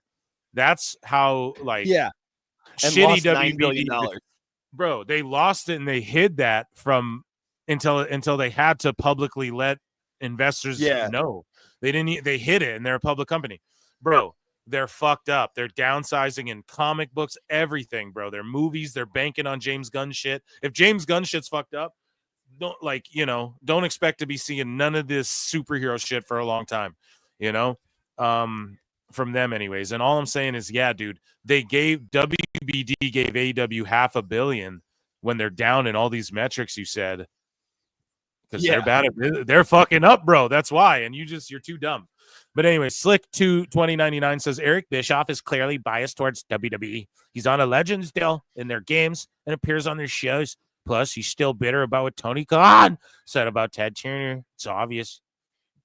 So, like, when Tony is bitter about what fucking Ricky or Effie says, it's all good. But when, let's say, Bischoff's bitter about what Tony said about Turner, which I don't believe that's the truth, but let's say that's the case, it's not okay when Bischoff's fucking bitter. You what? You know, like, why are you all such hypocrites, and why are you all okay exposing yourselves as hypocrites? I tell you guys, right? Like, when WWE protects their IP, I say it all the time. Yo, if AEW did the same shit, I don't blame them. Yo, I don't blame Tony for hanging on to Ray, but I'm going to criticize the fuck out of, why do you have Commander on the show when Ray's an OG original fucking AEW guy? Right? I've kept the same energy through and through. Ricky, they're well within their rights to hold him. Why the fuck didn't they book him instead of Cardona? Literally doesn't make any sense. He's on your roster. You could have just booked Ricky instead of Cardona there, which is crazy. That is honestly one of the craziest things ever in the pro wrestling, in the history of pro wrestling, I think, is what Tony just did with GCW and Ricky and fucking Cardona. I think that's one of the craziest fucking things ever. Yeah. You know, like ever in wrestling. I truly think so, but I don't know if anyone will look at it that way or if I'm just an uber sicko, but it's yeah. just super petty. It's just beyond petty is what it is. Yeah. So Awful Wrestling says, instead of writing cohesive episodic TV, Tony spends his time commenting on quote tweets from randoms. So here's Tony Khan. This guy goes, he's so cringy. And then fucking Tony Khan goes, why is me tweeting about the movies I saw around Christmas time as a 12-year-old kid so cringy? I'd be happy to take your constructive feedback. What makes your tweets better than mine?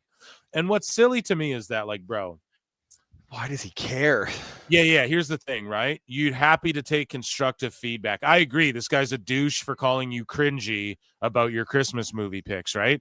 But why are you worried about this guy criticizing your fucking Christmas movie choices and not your fucking wrestling show? Like, why isn't he under my tweets going, hey, why is the fucking Continental Classic shitty when I have two guys from the same league that are able to win? And then I can explain to him, well, because why the fuck is there leagues in the first place then? Like, you just ruined the only compelling thing is that we know it's going to be one guy from each side. It seems like you just fucked up your book, right? You know what I mean? So he'll respond to this random mark because he's offended about his Christmas movies, but he won't respond to a random mark like Phil Marks to be like, hey, I'll be happy to take your constructive feedback on, like, how am I fucking up this booking thing, you know? But he won't do that. So he'll take feedback on his Christmas movie list, but he won't take feedback on the shit that'll actually matter. You know, the best it's guys, crazy. Tony Khan. I don't know if you guys understand what I'm getting at by that, but it's pretty fucking loopy to me. Did Shad Khan take Tony to the theater, or was it a private screening in his own house? Bro, come on. You know the answer, know, George. I Don't know. even ask that. You know the answer, George. You don't even need to ask that. All right, back to my hole. And then look at this guy, too. Like, the dude who called him cringy. Got a foot fetish or something, boys. Moose. No. It's Moose. Yeah, there's Moose Knuckle out. There's Moose's account. So Real One responds, does it. So here, I was talking shit, but I do have a Real One bookmark here because he's got a screen grab from JD. So JD says LMAO last year, 845,000 viewers and 0.26 in the demo. The dream team of Tony and Will fucking killing the company week by week. It's where the best wrestle, though, and where the fans couldn't be bothered to give a shit. Real One says, someone want to tell them Dynamite aired live at 5 p.m. on the West Coast. Yeah, bro, I don't know. Cry into your fucking Jimmy Uso shirt. How about that? Pro Wrestle Counselor responds to Elbu. So Elbu, like, keeps blaming the crowd. We've been chronicling it here on the show, right? Elbu keeps now, like, he's blaming the crowd, and so is Tony Khan. And it's funny because they're always like, it's like a coordinated attack. Meanwhile, they all have the same coordinated talking points for every fucking issue that plagues AEW. It's quite ironic.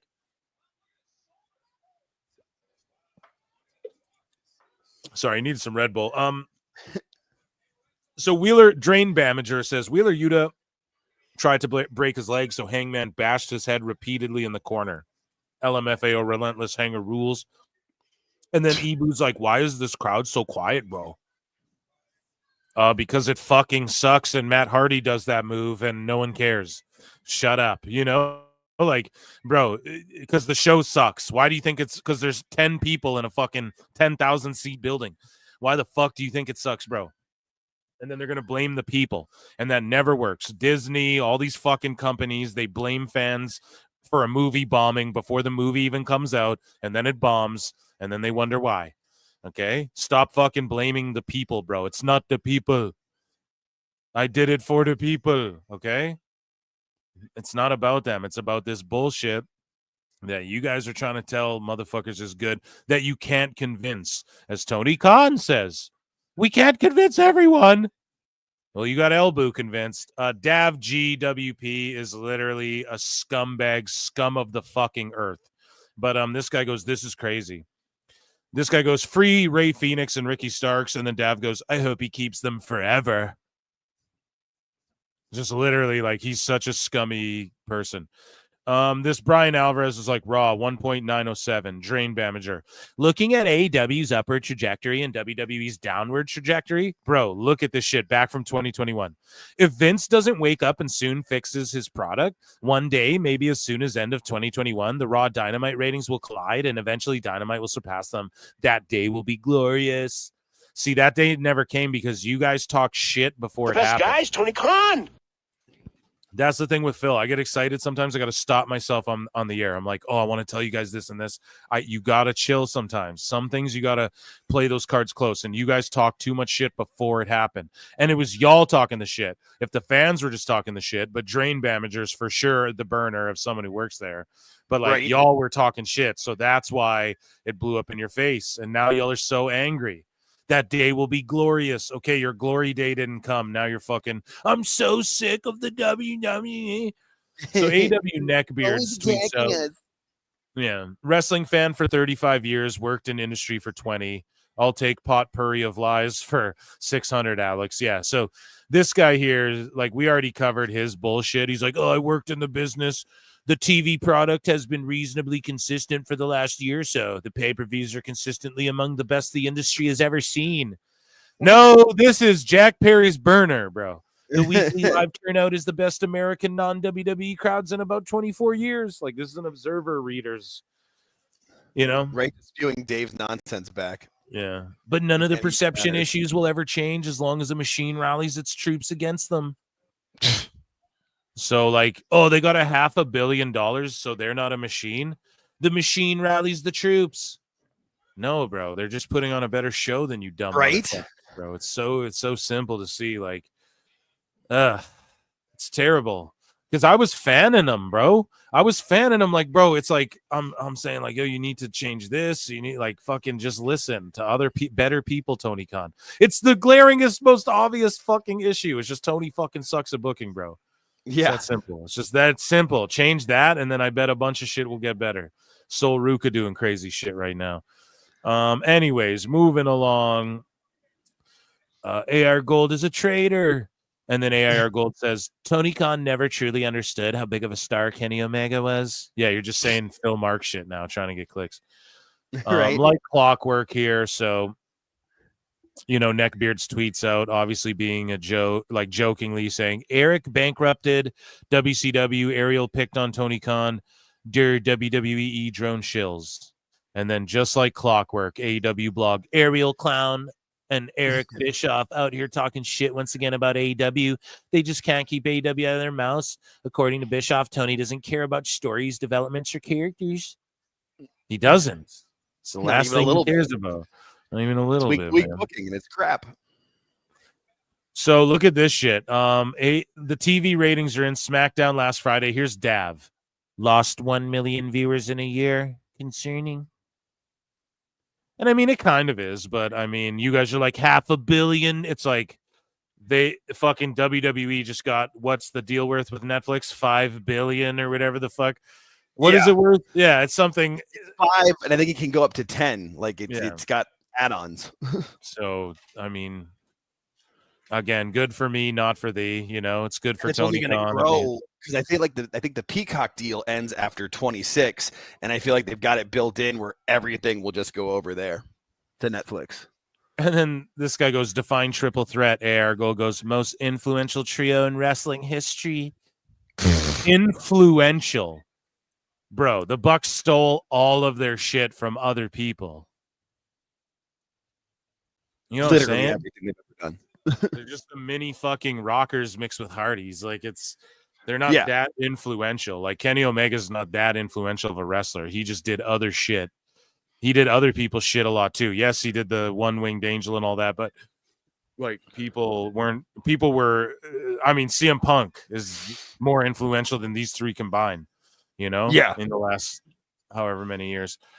Matt Kuhn on Blue Sky. And he's just glazing Elbu. Matt Kunt. Watching Elbu on his debut Fightful post show. I've been a fan for a while. To me, he represents a new intellectual yet accessible approach to wrestling analysis. How? By gatekeeping and saying that he could book. Literally, he says, I literally could book NXT better than HBK.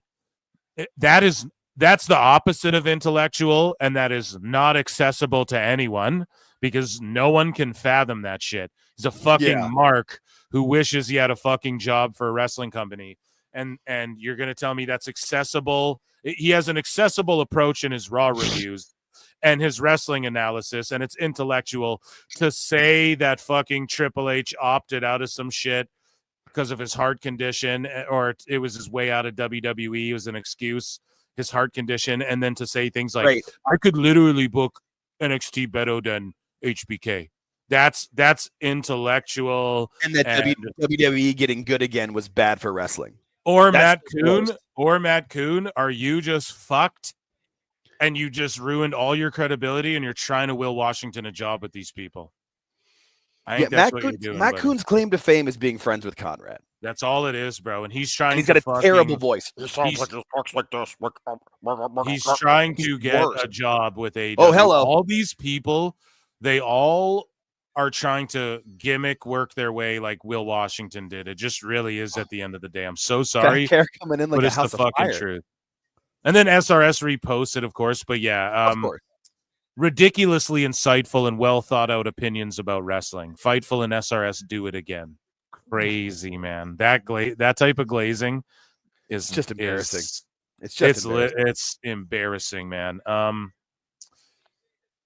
Yeah, I don't know. We covered how Effie, he had this to say. I think we covered it before, but he had this to say about Tony Khan. He goes, the statement I made about that seemingly was what pissed him off, was about his dad paying him to stay away. And I think those words were appointed. And to clarify, I would like to say that I don't think that Tony Khan has ever been the best person that interviewed for a job. And that's why he's got it. I think he's been given a lot of positions in companies his father owns. I think he's been given a lot of fluff PR positions. I do not think that he was ever the best technical person for any of the jobs that he has listed. I think the first time he ever actually did any real work was firing Punk, blah, blah, blah. We covered it, right?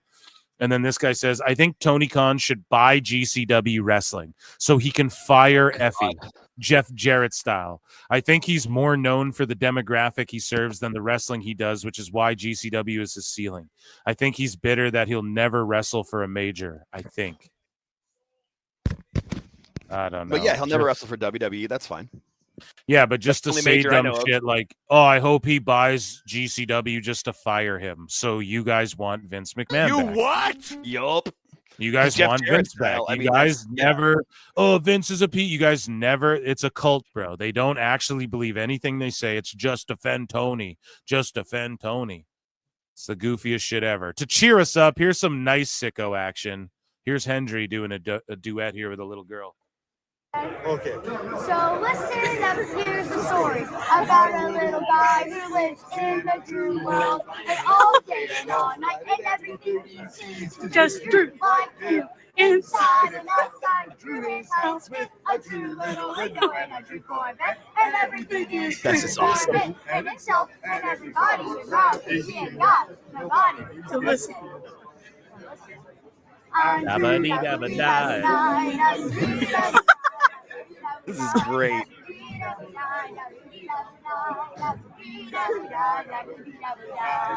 Yeah! I have a Drew house with a Drew window. Joe Hendry's fucking awesome. Speaking of Drew, Sorry, John AIR Hendry. My bad. Gold. John Hendry. John Hendry. Yeah, we believe in John Hendry. AIR Gold goes, I fucking loved Raw tonight. One of the best wrestling shows all year. Dude needs Christmas money bad, guys. Right. Go and help out fucking your guy AIR Gold. You know what I mean, dude?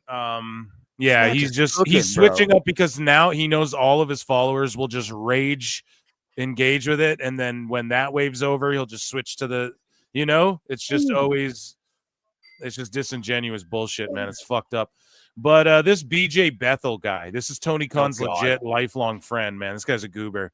And he goes, I guess Shad ran the company for 5 years and got them a $750 million TV deal. And then this guy's like, I've been involved with enough companies and organizations that have nepotism. A lot of times it's awful where someone becomes a partner to a law firm because their dad is a partner and they're a moron. With AEW, Tony has created $1 billion company. Dude, these people are fucked in. All these people, just embarrassing. They try to gatekeep. They're like, trust me, I know a lot about these companies. Kate Fightful. I'm an expert PR marketer, and let me tell Triple H what to do. And this guy, we've all ran into it. Nepotism is awful. This BJ Bethel guy. Meanwhile, like, is Tony sending you checks, bro? Like, you're benefiting from the nepotism too, you dumb motherfucker. And like, seriously. For real. And like, these people always try. I've been a wrestling fan for 35 years. I worked in the business for fuck. It's like, bro, shut the fuck up. You know what I mean? Just say what you're trying to say. And so, yeah, BJ Bethel is like, nepotism's awful. Tony used his family connections to make $1 billion. So he used his nepotism to make $1 billion company. Right? Like, nepotism's awful, but Tony used his family connections. Right. Oh, so this is exactly the problem. Like, you're such a dumb fuck. You think nepotism just means like a monetary, like it's a dollar sign. Like, no, bro. Right. Just some people call it privilege. There's different terms, but he fucking used his family's connections. Oh, so his dad's a billionaire. His family's billionaires. And he used his billionaire and millionaire fucking connections to start $1 billion company. And that's not fucking nepotism. His job on the Jaguars isn't nepotism. It's crazy. Or And the company that he started, they always the- put that company over. And it's like, Oh, you and don't to- think Chad funded that company? And Tony drastically improved a corrupt industry. How? How did he improve shit? With NDAs?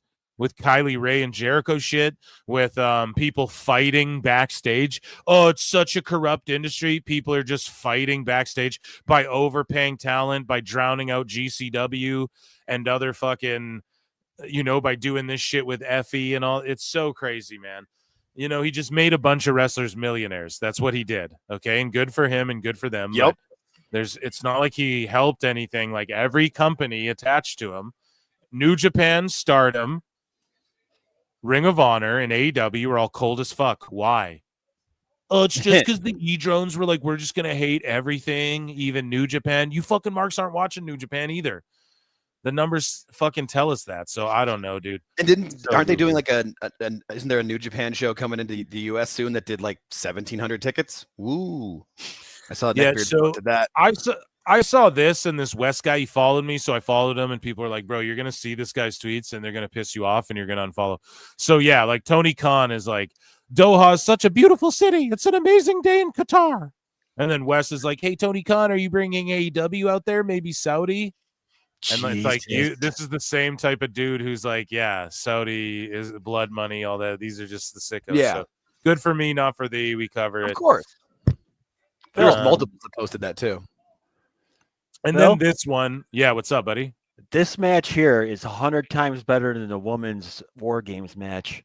Yeah. This match looks really good. It's better than the men's deadline match as well. Yeah, $20 super chat. They're actually telling a lot of stories in the ring here. I'm picking up on everything they're laying down. Yeah, and fucking, you got a big super chat, Phil. Backer's looking great. Do I hear? Oh, Thank you for telling me. No problem. So Timothy for $20 says, I joined for the commentary, I stayed for the impersonations and sarcasm. Keep on, boys. The best guys, Tony Khan. You already know that, dude. So thank you so much. That's what we're here for, Timothy. Yeah, exactly, dude. Thank you so much. Down here in the Baja. The huge super chat. Down here in the Baja, yeah. Oh, and he gifted 10 memberships. Hell yeah. Who did? Oh my God, Timothy. Jesus! Timothy gifted 10 members, dude. You're such a sicko. We're playing this for you, dude, because you just crept up on us and you killed me, man, with the $20 super chat and the fucking 10 Pro Wrestle Clips memberships. My God, you're killing motherfuckers over here, dude. Thank you so much, chat. Round of applause for Timothy coming in, and you're gonna get a lot more of what you came for, I guess. And I appreciate that a lot, my guy. Now, hopefully our biggest haters or our biggest fans who aren't members yet got these memberships. That's what we hope for here. And everyone, send good energies over to Timothy for fucking right. That's awesome. Throwing $20 down and join for the commentary. Yeah, I mean, I've been just going through sickos for a minute, but I have been watching this match. And yeah, I mean, Julia, when she hit that spinning like Michinoku driver on fucking, we could call out the spots all day. I'm gonna have to rewatch this one too because I am babbling throughout it. But yeah, onward with the sickos. We shall go as did I put a poll in the chat? Yeah, this is why I didn't, guys. Because there's 5 people, but there's only 4 options. So I don't know. Who do we leave out? It's not fair. So you guys just got to tell me who you think. And then I'll ask if like the right person won or maybe I don't fucking know. We'll figure it out. But this one's almost done. There's less than a minute left. So yeah, let's see here. It ends at 25 minutes, right? Yeah. Ren got her first fall, bro. They're putting so much on Ren. It's amazing. Guys, that was our fucking sicko segment. How about that? We'll wrap that one up. Here we go. Too much sicko. Bad for your health. You know what I mean? We'll cover the rest of those later. One. And oh my God, another huge super chat, man. Jamie Earhart for $10 says Moose isn't here this evening, but can we get a shout out for Phil's feet? Dude, Shut up. No. No, dude, shout out my feet. Shout out. We'll get a yeet for the feet. And thank you, Jamie, you fucking sick bastards. And yeah, shout out Moose Knuckle. Who knows where he is? The time runs out, and Julia's got the most falls, but fucking Vacker was about to get the like tie it up. So well done. So Julia Gulia snakes it out. Good shit. And then we'll get them down the line. But yeah, I guess we do got to get Julia versus Roxanne. That had to come sooner or later. That was so good. And then we got to get Vacker versus Julia because they're friends, right? But they eventually got to fight. And I think a Julia heel turn will cook. Or I don't know about Vacker. I just think people like her way too much. But I think Julia could cook as a heel. But did the right person win?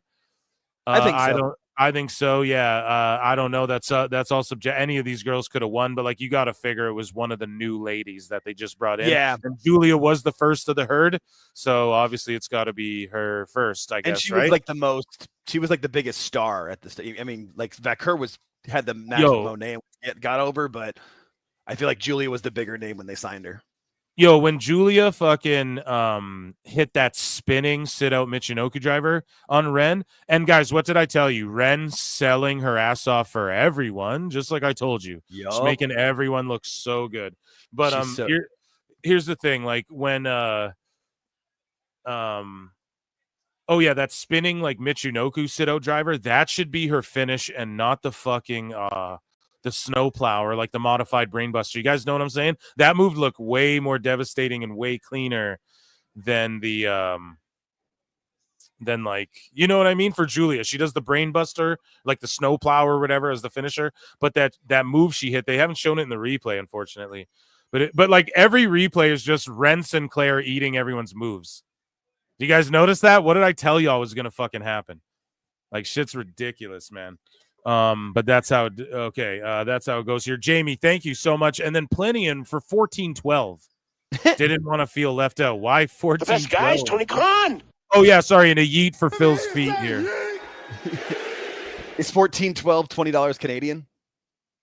No, fuck no. Or maybe is our dollar doing that bad? No, I'd say like I have 17. no idea. It was just an easy joke. I couldn't pass it. I know, but like 17, I think, is more like 20 Canadian. But if it's All right, 14, that probably makes 12, sense. that's a rough, buddy. But thank you so much, Plinian, and the best guys, Tony Khan. Even though Shawn Michaels cooked here, dude, they're dropping like the confetti for her and shit. That's crazy. Yeah, it was awesome. That's a great show. Deadline NXT match is awesome. like the deadline match is like an accolade. It's like almost like winning the Rumble for like NXT, you know? I was right. Plenty, and that's why he did it. It's $20 Canadian. Yes, I was right. Holy, is our dollar that bad right now, chat? Holy fuck. Get your super chats in for a no, I'm just joking. Well, like that's a bad dollar, son. Holy fuck. Thank you, Plenty, for dropping knowledge on us, man. The best guys, Tony Khan. I don't know. Are they doing a post show? I don't know. I just was about to turn it off, but I'm like, wait, I'll hang out. Let's see if there's a post show. Leave it on here and see what they do. No, this seems to be an USO special now. Yeah, it seems to be something. I don't know. Chat. Yeah, what we're gonna put a poll for? What would you grade? And I want your thoughts, George. If you're around, buddy, what are your thoughts first? What do you grade this overall event? We'll start with George. Overall, I give it a B, solid B. What about you, Jake? B+. I'd say B+. I enjoyed it. Okay. I'm just putting the poll in the chat, then I'll tell you mine. So here we go. We got to add options here. So we'll just go A, B, C, or D. What did you grade it, Jake? You said B+. Yeah. And then George said B. So what's the difference between a B and a B+ is what George would say, no? Is that... No, I wouldn't say that because I understand what the difference is there. I used to get those grades in school all the time. Okay, you cheeky motherfucker. No. I knew you were going to go with it. So me, I'm going to say a solid B+ as well. I'm going to give it a B+ because let me think. Because this is why I would have given it like an A-, but I feel like that fucking men's deadline match was like an AEW match on NXT. You know, I just feel like it was too. I almost like lost it. It almost lost me there. Oh my God, George Capture, you cheeky fuck. 21-12. Speaking of Canadian, anyone get it? The best guys, Tony Khan. No, I don't even know what to give you. No, I'm joking, bro. I have no idea. I don't get it. 21-12. Oh, come on, dude. Rush. Oh, fuck. That's okay. All right. Round of applause for George. Some people got it. Yeah, there you go. See, chat's smarter than me. You guys listen to me, but you know, the fucking audience is smarter than me 9 out of 10 times. So, you know, we defer to chat, bro. So there we go. Chat understood it. 21-12, yeah. Okay, my bad. Yeah. Oh, rush, bingo. Yeah, everyone got it. I'm just an idiot. A-, Brad Becker says. What's the difference between A- and B+? George? Now that one. That one I'm not going to give you because I don't even know. Oh, shit. Okay. So I guess we need to do a Dave Meltzer dumb moment of the week. We've had a couple, but we got to dive in and get into it. George, are you ready for it? Will you do the honors, George? Okay, here. George is going to play the flute. You guys ready? So here is everyone's favorite moment. It is called Dave Meltzer's Dumb Moment of the Week. Yes. Another one. Okay. So Dave Meltzer, man, as the title indicates, you know, there's a lot of juicy AEW news, though. Hey, folks, that was crazy today.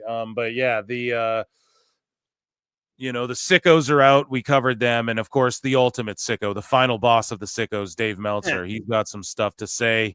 He has some weird delusion about Tony Khan and WCW, which we're going to get into. Oh, boy. Which is pretty nuts. And so let's fire through some of these. You guys can tell there's a lot in the Dave folder. Some of it as well is like for a video scientific purposes we're working on, right? But Dave Meltzer said what? So Meltzer goes, he literally put it in his tweet, dude.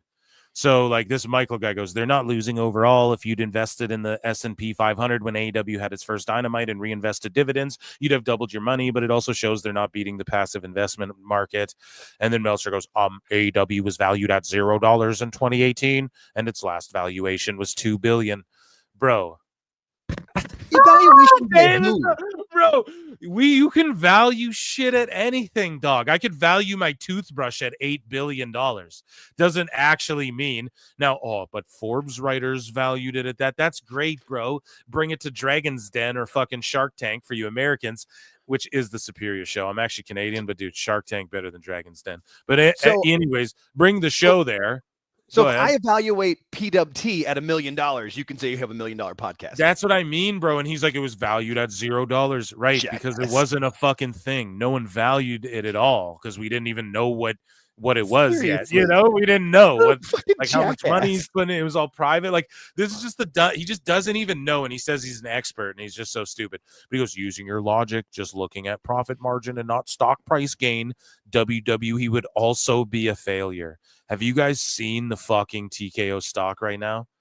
As with tons of business, and don't even get me started on streaming services. Yeah, we know about stream. We all know, Dave, about that. Like he says it like he knows. But here's Dave Meltzer. I had to destroy him for this one.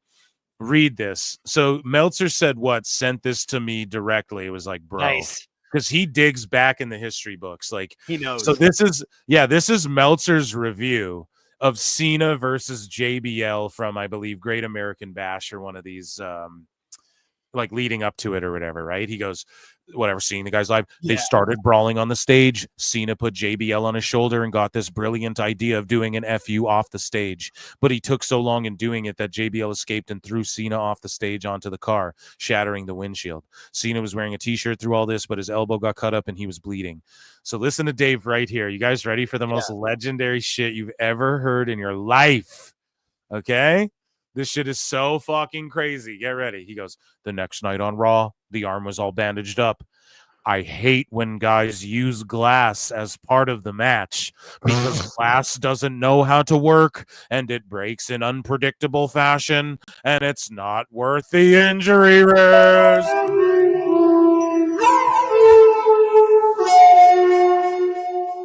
Unless the Bucks do it. Meltzer, dude. And then he goes, Unless anyway, the Bucks do it. It's fine if the Bucks do it. JBL pinned Cena. I guess the win makes sense. Blah, blah, blah, blah, blah. Bro, he just completely switched up entirely, for AEW just because he's either invested financially or he's just banking on. Or who knows? Maybe Tony Khan gets some house cleaners and they do his papers up nice for him and shit. Maybe that too. Who knows? But yeah, shit is really, really fucking crazy. We covered Bischoff a lot, and we talked about the Dave Meltzer delusion, right? And so we covered this before, but we have a follow-up from the Ghost. Said what? I'll play this clip back here of Meltzer saying he's so deep in Eric Bischoff's head. So here, this is a clip. So so here's Meltzer saying that Bischoff, he's so deep in Bischoff's head. Watch it. I heard about it too. Can you imagine him saying this right before ending? And they said that they never listened to Bischoff's interview, but they didn't watch it, but they heard about it, and then they give these opinions. I can imagine NXT television. I find that hard. Of course, I can imagine it. I don't know. I actually probably should have watched to see what Ariel's response. Dave probably should have watched the interview before he commented. Go figure. Journalist here, folks. I mean, geez, like there's problems there, but dead. I think they're well aware of it. Yeah, I mean, we'll see if he brings it up during this face-to-face that he's mediating. Oh, with tricking. Dave's such a mark. Listen, he says that he thinks Bischoff. I'm surprised he didn't talk about me on NXT TV. Yeah. I'm so deep in his head, he may start. Oh, Dave Meltzer did this and that, and did this. Oh God, that's going on the soundboard. Legend. Ooh, I just do chill. And then Dave's head. Here's what fucking Meltzer said. What posted? Here's the follow up. Breaking news, folks. Actually, we better play the.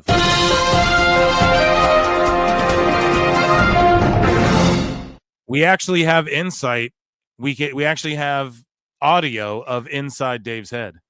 Andre Adams super chat said for $5. He goes, Meltzer built like he got a Diddy Party punch card. Wow. Yo, that is funny. What? Oh man, I wonder if he's been to any Vince plane parties. The crossover event of the century when Vince tweeted out he's at a Diddy party. And we all flew in my planes there. The crossover event. Fuck, dude, that's vicious. Meltzer built like he got a Diddy Party punch card. Oh my god. Nope. That is funny. Andre Adams, fucking the roast god. The roast god. But yeah, dude, amazing stuff. I got to keep this bookmarked again for scientific purposes here. Not that one though. So okay, we covered this. We covered these ones. Dave Meltzer, dumb moment of the week. I posted this one again. Meltzer said what? Sent me this one directly. He goes, and he highlights these, so it's so funny. Dave goes, well, nobody officially said anything. The strong belief actually confirmed to us is that it was the strong. So while nobody officially said anything, then what was confirmed? Like, no, he's like, no one said anything. And then he goes, the strong belief. So then he goes, then there's a belief of this thing. But it was actually confirmed to us. He literally said all three things in one run-on sentence, folks. Round of applause for Dave Meltzer for breaking the scientific fucking, I don't even know what you called it, but he just, you know what I mean? He just broke the English fucking the way we, you know what I mean? He goes, nobody officially said anything. The strong belief actually confirmed to us. Like, what does that even mean? Whoa, you know, particularly a line he said about Khan's father paying him to stay away led to Khan feeling he didn't want to do business with GCW. Those very close to the situation confirm this is accurate. That Khan made the call to pull Starks because he felt the line insinuating that Khan's father pays him to stay away was uncalled for. Okay, so you just said the same thing twice, but let's in two different fucking ways, but they were even kind of the same ways, but backwards, because Dave's a fucking weirdo. But here's the thing, okay? Then why can Matt Cardona, who's like a big GCW star, who's also on GCW shows, come and wrestle Jericho for the world title? Then why can Moxley and Marina Shafir go do Bloodsport and shit? It's because Tony's just making shit up, and he's just mad Ricky went on Giga Chad Van Vliet show and fucking pwned him.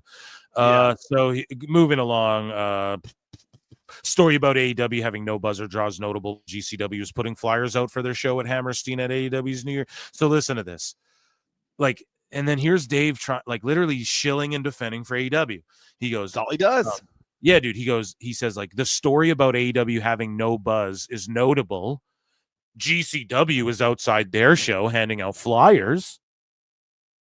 Yeah, that doesn't mean like, do you guys see what they're doing? It's what they did to Dutch. Oh, well, you know, Dutch is sick, but look, the most notable people were Khan and Jericho who donated. Yeah. So he criticized one. So there you go. Oh, yeah, really? AEW doesn't have that much buzz? Well, you guys are outside handing out flyers. So fuck you, GCW. Like now Dave's show in New Jersey, which is right across the river from the freaking Hammerstein. Dude, Dave's against GCW. It is AEW versus GCW and TNA and MLW, bro. But yeah, he then goes, that just did more than 10,000 fans. Effie had complained, blah, blah, blah, blah, blah. Speaking of 10, goddamn, we got Lady B for $10 says, as someone who works in PR, AEW is confusing to me. Why are they acting like New Japan doesn't exist? Tony's time in Japan, Kenny's return, the Bucks getting a title shot, and even Ricochet versus SCJ is wild, bro. Or ZSJ, sorry, is wild, bro. Thank you for bringing this up. Because I think I glossed over this earlier, or might be in Sickos. I don't remember. I might have not bookmarked it. Bruh. Ridiculous. So in a special match at Wrestle Dream, it's Ricochet versus Zack Sabre. That might be for the title if Sabre wins the title. That's my understanding. So if he wins the title leading up to Wrestle Dream, he's set to in this world title match. Yeah. So if he wins the title, he's like the most over guy in New Japan. And his contract's coming up soon. The Tokyo Dome? Listen, his contract's coming up soon. And Ricochet is in a specialty match That's what it's called on Wrestle Dream. That has nothing to do with whatever. So I don't know. Is Ricochet in the Continental Classic? Because they just stooged he's not winning it there. But either way, if he is or not, I don't remember. But either way, Ricochet is in this specialty match. So presumably, assumably, however the fuck you want to say it, right? Aboomably, there will be, right, fucking Saber with the title versus Ricochet. They'll main event it. Now, do you guys remember what we covered on the fucking last show, dude? And Dave stooged it. Dave's talking shit to Marks, responding to people, and he's like, oh, he's getting a main event in the Tokyo Dome. All of a sudden, like it hasn't been reported, it hasn't been announced on any broadcast, but it's been in the books and it is official. You guys can fact check me on this. Ricochet versus Saber Jr. specialty match. Winner, Saber might have the title, so why wouldn't it be the main event? He's going to main event. So I was wrong about it being Ospreay and Ricochet or whatever, but he's main eventing the Tokyo Dome. Now, is that promised to him? Was that fucking in his contract? This is so crazy. And the fact that Dave fucking stooged it. Dummy, yeah. That's the wildest part about the whole thing. He stooged it arguing with a Mark on Twitter before like anyone really knew that was a thing. Right. Which is crazy. So you bringing this up, like, you know, Tony's time in Japan, Kenny's return. Exactly. They let Kenny Omega have his return match, not in AEW. Dummy, yeah. And then do a work, shoot work with fucking Gabe Kidd, not for AEW. Dummy, yeah.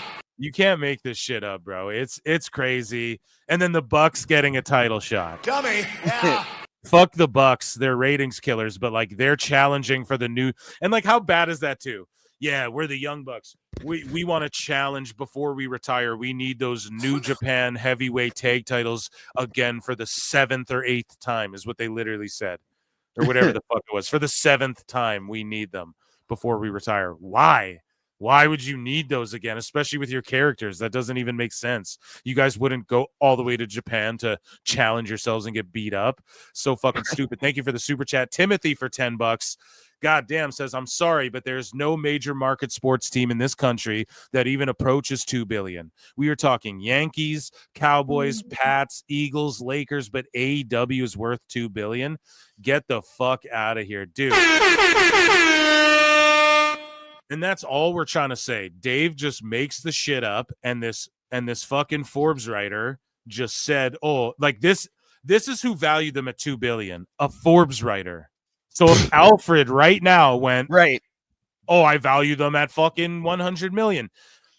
He's right then. Is that the new valuation, Dave? Like, they're not consistent in their bullshit. That's why we do this show. And thank you for pointing this out, because I can't fucking word it correctly, right? Like, exactly. Yankees, Cowboys, Pats. No, like, are the Lakers worth 2 billion? Like, if you said they were, I wouldn't be shocked. But right, but even if they were, like, there's a reason for it. They draw a crowd every time they play, even if they're the away team.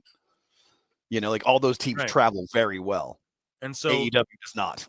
No, like the opposite of that. They travel very poorly. So, especially when they go back to places. Yeah. So you're absolutely right. And Timothy, thank you so much. Round of applause for our snooper duper chatters, man. So Paul Walter Hauser, and we'll get into his beef with Ref MJ from NJ on next show, because they went back and forth, man. It was great.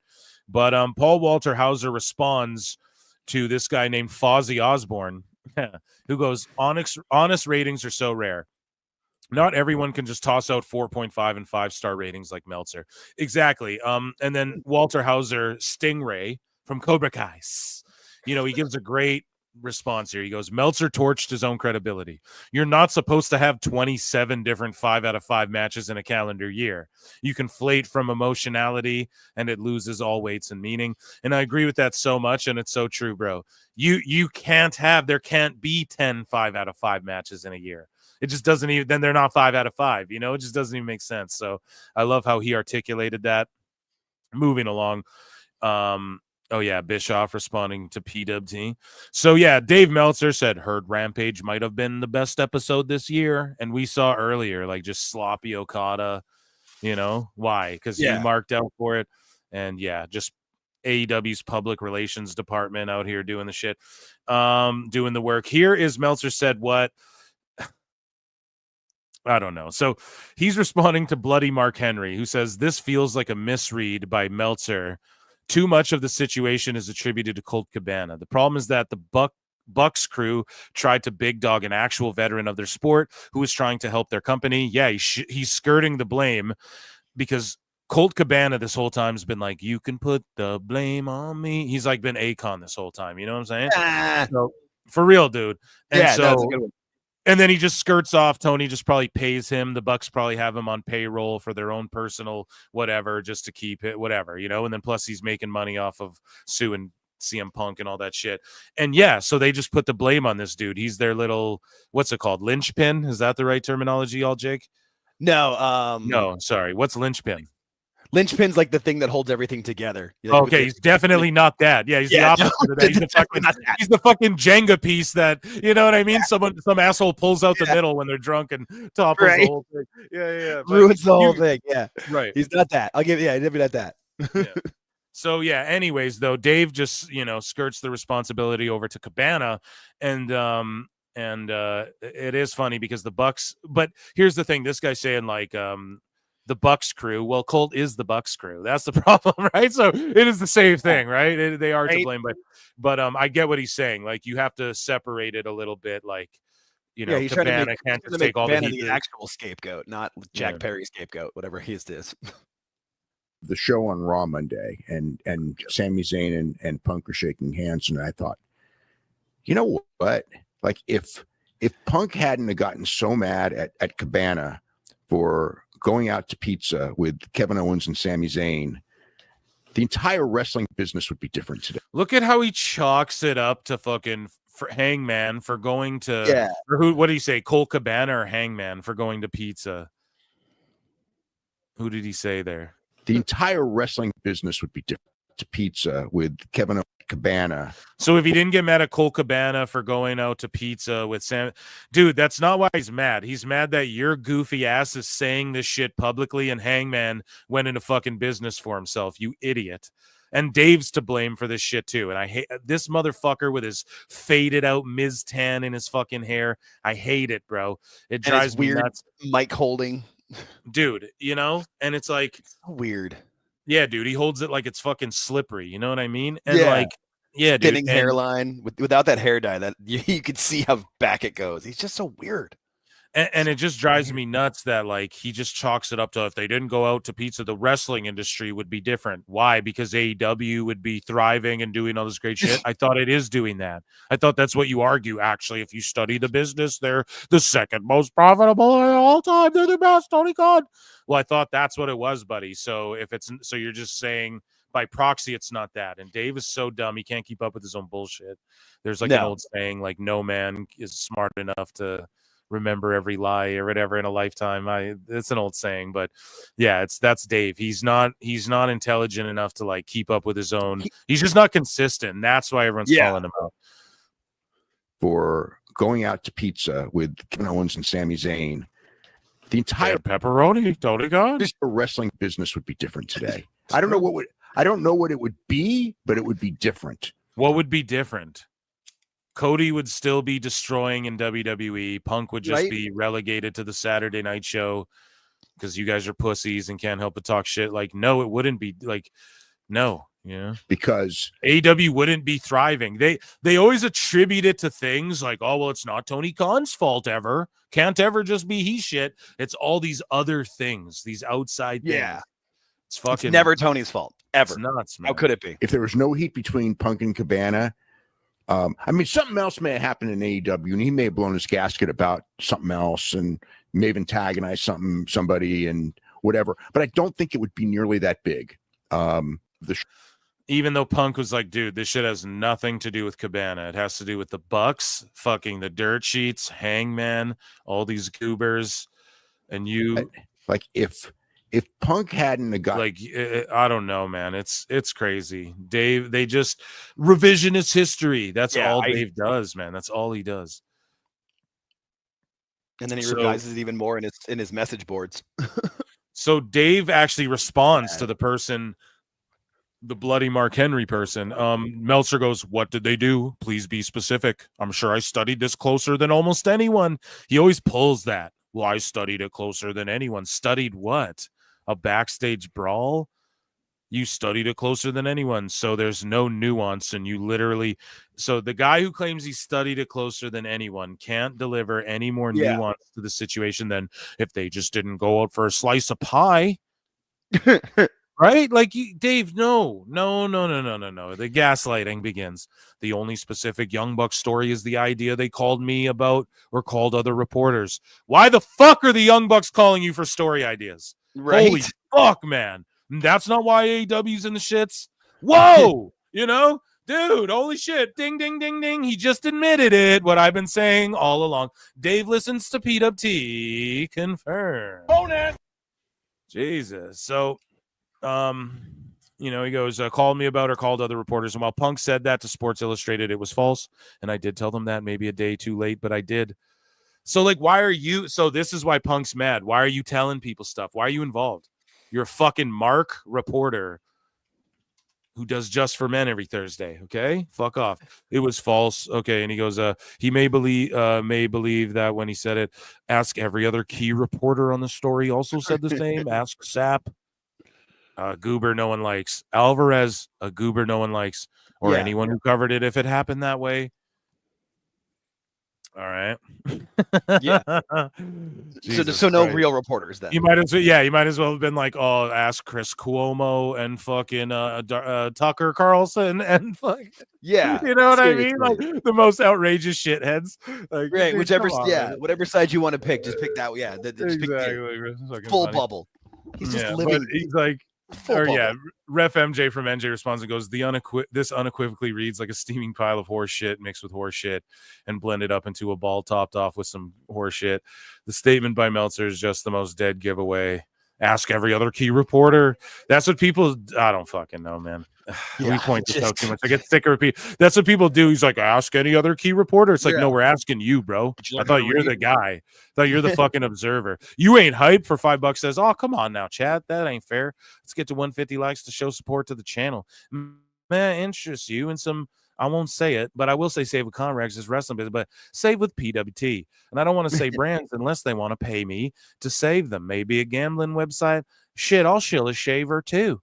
It's not as bad as shilling for one whatever of the you got. companies. Yeah, I'll sell a Blue Chew. I just want to get paid up front and not do some sort of percentage deal like this iced coffee company keeps offering me. You know what I mean? I don't want to work for a commission, but yeah, dude. Come on now, thank you. You ain't hype. And yeah, guys, run them up to 150. That'd be sad. I didn't ask for it though. That's you ain't hype doing that. Okay. Oh, come on. That's not. Come on now, Eric. To ask before me. No. AEW ratings up from Thanksgiving Eve episode. They did like 539K or whatever. Right. Dave, AEW ratings up from Thanksgiving. So funny. Then who told you, numbnuts? So here we go. Dave Meltzer is responding to this guy, Johnny Kane, who says, sorry, I have all the respect in the world for you, and I do not condone Punk's action, and he is fundamentally responsible for his actions, but I blah, blah, blah. And then Meltzer goes, it wasn't their call. They were asked by the head of legal to come. Oh, by the head of legal. What? So then look at this. This guy goes, I think the issue here is that people don't believe you are the Young Bucks. And then this guy goes, who was fired from her job, Mega? Yeah, because she was the shit. And then Dave goes, it's a great one. Good job, Dave. Dave goes, you do know the Young Bucks have never spoken on this subject, right?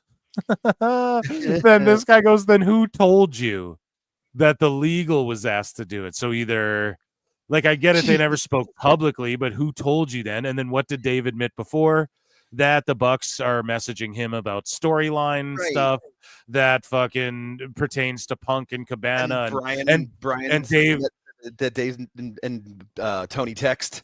Yes, and Dave's relaying messages and all this sort of shit. Like, dude, he's too dumb. He just stooges himself. We got you, Dave. Gotcha. You got caught. Red fucking handed. You fucking handed camera now. You want PWT candid camera on your own show. Just oh god, it's so embarrassing. So the Well, founder of Fightful goes, Oh, this isn't God. a great number for NXT, and I'm not defending it, but the idea that the CW is a stronger network than TBS, TNT, or even USA because it's broadcast and is technically in more households is so silly. So the guy, Jimmy Van, who the founder of Fightful, just fucking discredit, like in his opinion, discredits like all these motherfuckers who are trying to talk, about the CWs and more household, whatever. Nothing crushes on CW. So I don't know. It's just funny to see him be fucking based for once, Meltzer says, for those asking about Hikuleo, he is in the WWE system. He's not injured. At some point he'll debut, most likely in NXT, but he's training. So I don't know. It's not really a dumb Meltzer, but just an update from his end. Right. We're going back a little Time Cop, like my favorite movie, Time Cop. So we didn't really talk about like what Dave had to say. Like he gave Big Boom versus QT Marshall 2.5 stars. And it was it was the best match on the card. It was really the only like intriguing one. And the dude broke his foot and pulled through. Yeah. So his star ratings. His star ratings for Survivor Series, though, the women's war game is 3. Shinsuke versus LA Knight was 2.25, which is like kind of harsh. Breaker versus Ludwig versus Sheamus, he gave 4.25. Gunther versus Priest, 3.75. Bloodline war games, 4.25 is what it is. It's just dumb Meltzer stars. But then to compare them to Full Gear, he gave Anna Jay. Look at the difference in matches. Like, Jesus. He gave Anna Jay versus Purrazzo 1.25, bro. So you mean to tell me, we love more matches, more action. So like a 1.25 match, you mean is worth anyone's time to put on a thing then?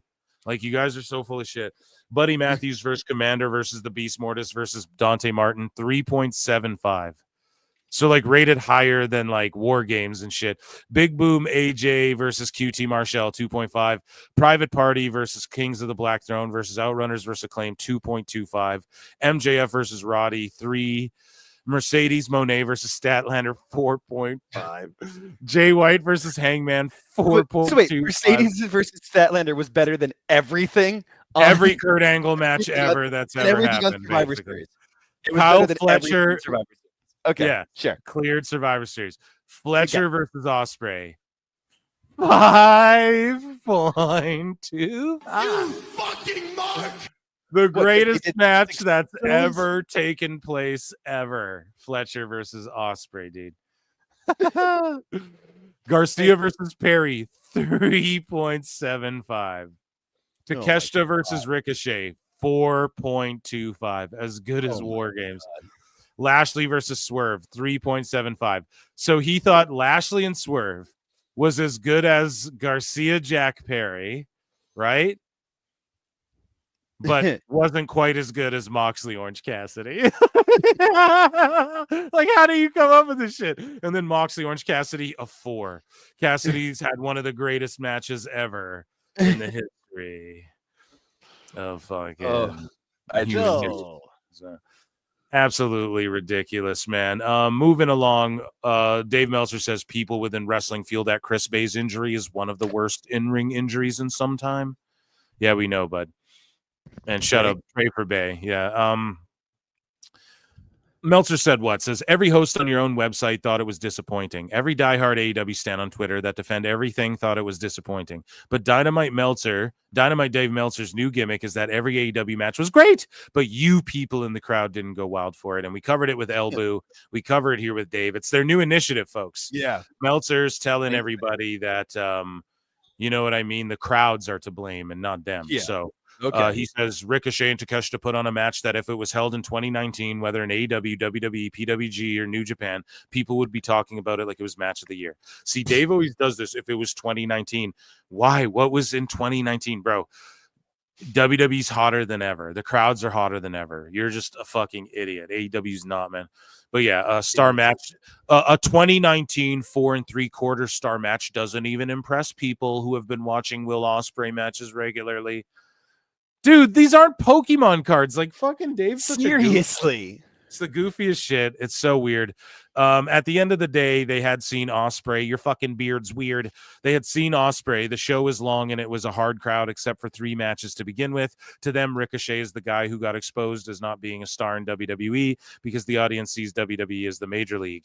Doesn't even matter what he did here. The mindset was there before the match started. Blaming the people. Well, even though they're at an AEW show and it's AEW fans, like, and even though they're high IQ rich people and the poor broke dummy trailer park scum watch WWE, you know, these rich high IQ intellectual super saiyans, educated fucking just only can't wrap their heads around Ricochet being an AEW. They only perceive him as a WWE guy, so it doesn't matter if he went out there and put on the greatest match of all time. They would just go, oh well, he's a WWE guy, so actually the wrestling wasn't good. Like, what the fuck is this dumb fucking mushmouth idiot talking about? Seriously, it doesn't make any sense. This crowd was into the main event because Moxley is a real star. So you just buried Ospreay and fucking Ricochet and all these guys, bro. You just said they're not real stars. Oh my god. Into Ospreay versus Fletcher and into Big Boom AJ on the undercard because he's from Jersey and he's a social media personality. So he's even just saying, you know, Big Boom they were hot for him because, you know, he is from there and he's a social media guy. Just burying everyone. Burying the AEW roster. Too stupid to realize. That's why everyone hates Dave. And then, yeah, what does he say, dude? His review goes on. He just blames the crowd. So there you go. It's always you people. What do you mean, you people? Phil, may I interrupt for a moment? Yeah. What's up, buddy? Do you know the context of the rating system? How it started? Who started it? I believe I do. like Okay. I believe Jim Cornette started the 5 star thing initially, and their idea of it was like, dude, okay, here we go. Like a 3-star match is like means it was like really fucking good, you know. 4 is like one of the best ever. 5's like, well, goddamn, you can't do, you know. They didn't do 5. They only went up to 4 because they were basing it off of like old movie reviews. There you go. So it was only 4. Was it ever a 5, or did Dave add a 5? No. They broke the scale a couple times. Yeah, okay. But they didn't start that way. They started it at 4 and broke it for the right place. Yeah, they broke it for a weird match. And so I did all this research on Cornette's site. 0's a dud, 1 sucked, 2's as expected, 3's really good, 4 tore the house down, and 5 was great beyond. And they broke the scale like twice. Thank you, fuck you, bye, boom. All right, back to my hole. Thank you. Yeah, dude. No, thank you for that, George. That's actually great. And thanks for the reminder. A lot of people, you know, they don't think about that. They don't fucking remind themselves where it actually came from. Speaking of Jim, a great little transition there. So this is a throwback to like 2019, right? And here's Meltzer said saying, oof, straight facts from Brian Last on today's Jim Cornette Experience. I've tried to tell you all this for a while, that Dave's Twitter routine is an admitted marketing gimmick. Let's see what the goats have to say about the fucking goober Meltzer. The thing that bothers me about the whole calling your thing a gimmick, and I assure everybody this is not a fucking gimmick, is that Dave's boy. In that case, I should have already won 6 Oscars, shouldn't I? In Hollywood somewhere. But the thing is, Dave's working a gimmick on Twitter, and he's basically admitted that his behavior on Twitter was something that someone convinced him to do to drive numbers up. And I've heard from a lot of Dave's friends. We have a lot of mutual friends of his from the 80s, friends of his to this day. And they all go, what the fuck's wrong with him on Twitter? Why does he behave like this? He's destroying his legacy. Well, see, now you're killing something for me, because I was convinced that he just got his point, like I did a while back, where he just doesn't give a fuck and he's just telling people that are fucking with him what he thinks of them. No, it's a business strategy. And again, I'm not saying anybody that's wrong. not be just genuine. I just want everybody to be genuine. I just like fucking with people that say stupid shit to me. But I think he genuinely likes Kenny Omega and the Young Bucks to the degree that he puts them over. I think that's legitimate. I don't think that's him trying to fit in or him trying to. I think, like I said, read the Observer. Go back. So obviously, and then to follow that up, so Meltzer said quotes himself, and has to remind everybody of that so he can write this. It's mind-numbingly scrambled egg brain tweets like this from Dave. that have completely flushed 40 years of work down the drain in the past 5+ years. And the biggest rib of all is that someone convinced him years ago this was a good business strategy. So Meltzer responds. So here we go. This is like the main event of the fucking Meltzer. Here we go. And we got a couple more, but this is like this is where we start here. So this guy tweets to Meltzer, and here's the WCW delusion, right? He goes, this guy says WCW would have never went out of business if Tony Khan was running it, which is psychotic, right? And this guy's Tony Khan in his profile pic. Meltzer quote tweets this and goes, I've never thought about this, but it is probably true. He said it's probably fucking true, man.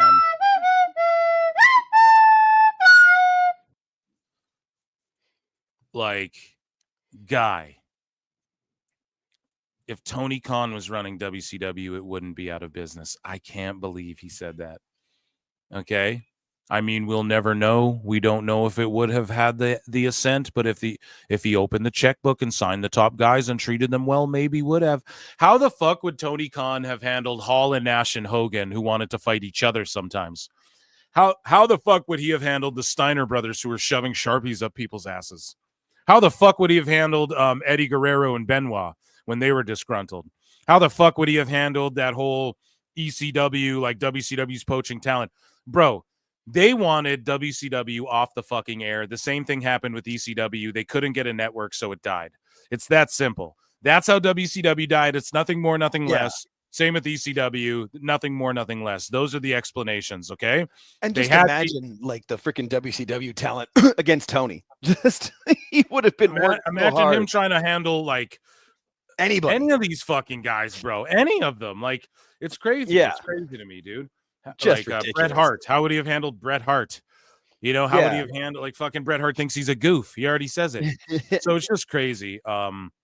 He could copy New Japan as well, and maybe more than just, like, look at this, and then taking shots at Bischoff.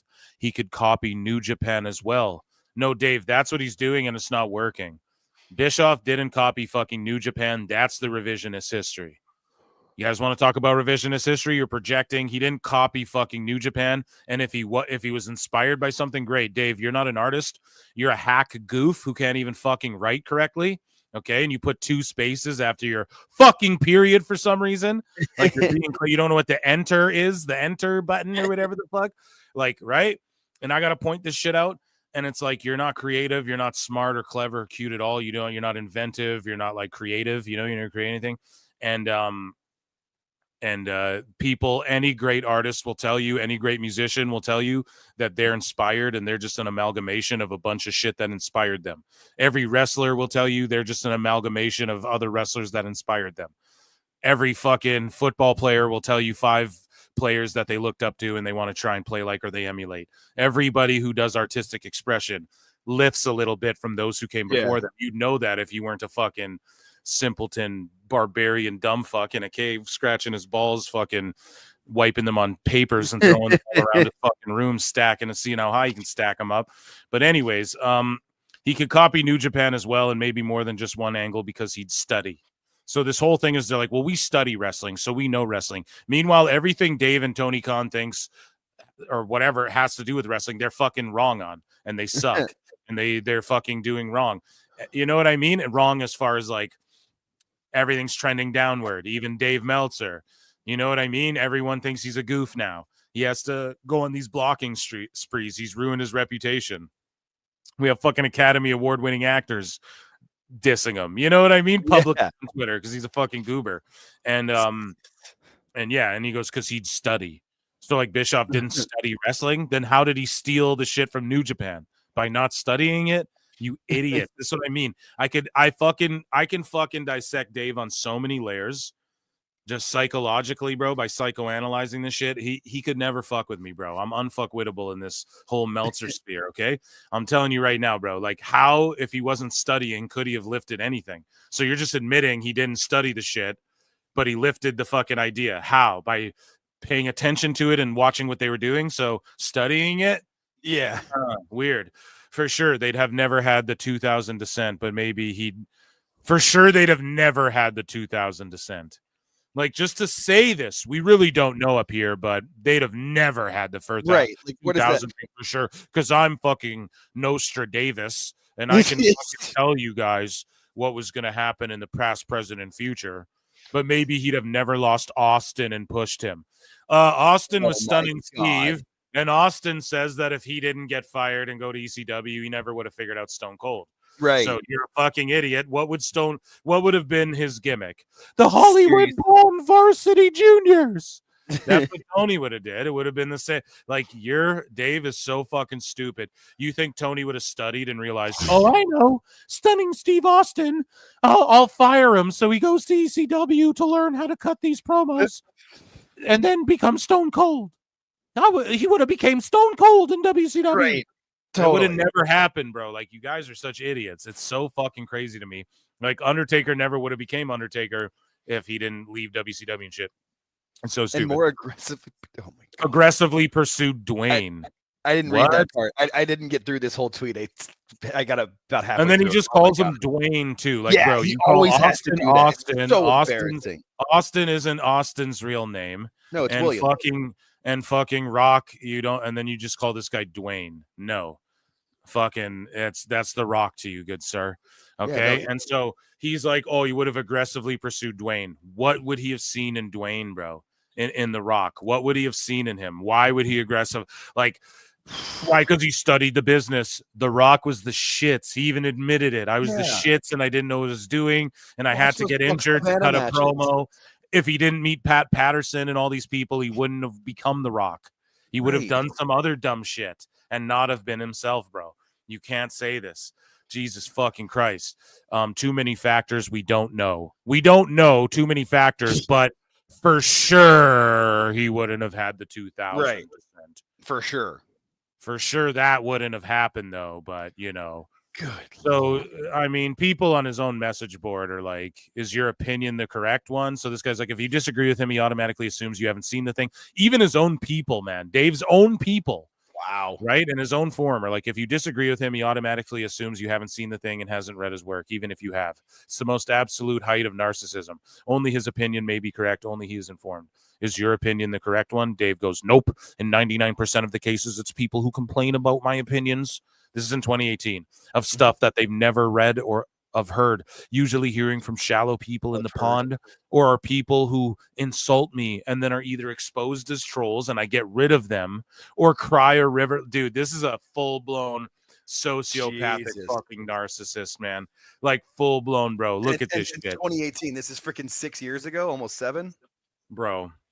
April. He goes, every now and then a reader will complain, and in almost every case it's about something they misinterpreted that I said clearly. So not one person who complains ever could have a real complaint. No, never. Not one person who complains ever could be right. You're always the all-seeing eye, the watcher Uatu. This is what the guy's trying to point out, and you're like, nope. It's so funny. Others find the encouragement to learn more as an insult. Tough shit. I got insulted for years by professors in college and people in wrestling who were trying to teach me. I didn't cry or consider it insulting. It was encouragement to learn. Lots of people do well with it and blah, blah, blah. It's almost exclusively Bruce Pritchard fans. Just fucking cope. He's been doing this for years and years and years. Let's see, this 2019. This guy goes, I completely disagree. When I see how he acts on Twitter, I always think if I didn't subscribe and know who he actually is, I would never give this guy a dime. Trolling is a poor marketing technique. Meltzer goes, business has grown considerably since he started trolling. He fucking admit it. Yep. As someone who is obsessed with studying the business to the point I compiled the correct amount of stories to post for maximum subscriptions. Bro, you're a goof and can't even spell. If Twitter wasn't a strong positive, I wouldn't be on it. I think that would be obvious. Now his numbers on Twitter are way down because he has to block everybody. Yeah. Go fucking figure, dude. Go figure. And then Dave goes, this is in 2018 as well. He goes, I've been muting and blocking trolls constantly. I give everyone one shot to see if they are trolls or just don't know. So he's the arbiter of truth. Many have come around. Most don't. I'll always give people one shot. Not that it matters, but Twitter growth slowed greatly when I stopped responding to trolls as much. But overall, Twitter action slowed even greater. Maybe they're not trolls, idiot. At live events, thing people say to me over and over is how much they enjoy the responses to the Twitter idiots. And I've toned that down greatly. The heavy blocking has been good. Bro, imagine just someone even saying all this shit to you in their fucking Just newsletter thing, bro. embarrassing. Dave's fucking hilarious, man. And those are years old posts too. Like it's a fucking gimmick. But and then like Dave Meltzer, like here's some more funny ones, just rapid fire. He goes, fucking look at these two. He goes, WWE is planning on using old music and graphics from the 80s for Saturday night's main event to fit the theme. It's like, no shit, Dave. Did you just see the fucking commercial or what? The first commercial had Obsession on it. Bro, it's crazy. And then he goes, right now, the working idea. This is fucking yesterday. He said this. Right now, the working idea in WWE is 3-hour Raws and 3-hour SmackDowns in 2025. Yeah, it's because they said that's what they were going to do, Dave. Yeah. The working idea. No, it's what they're doing. They already told everyone that's what they're fucking doing. How does he not know this shit? Okay.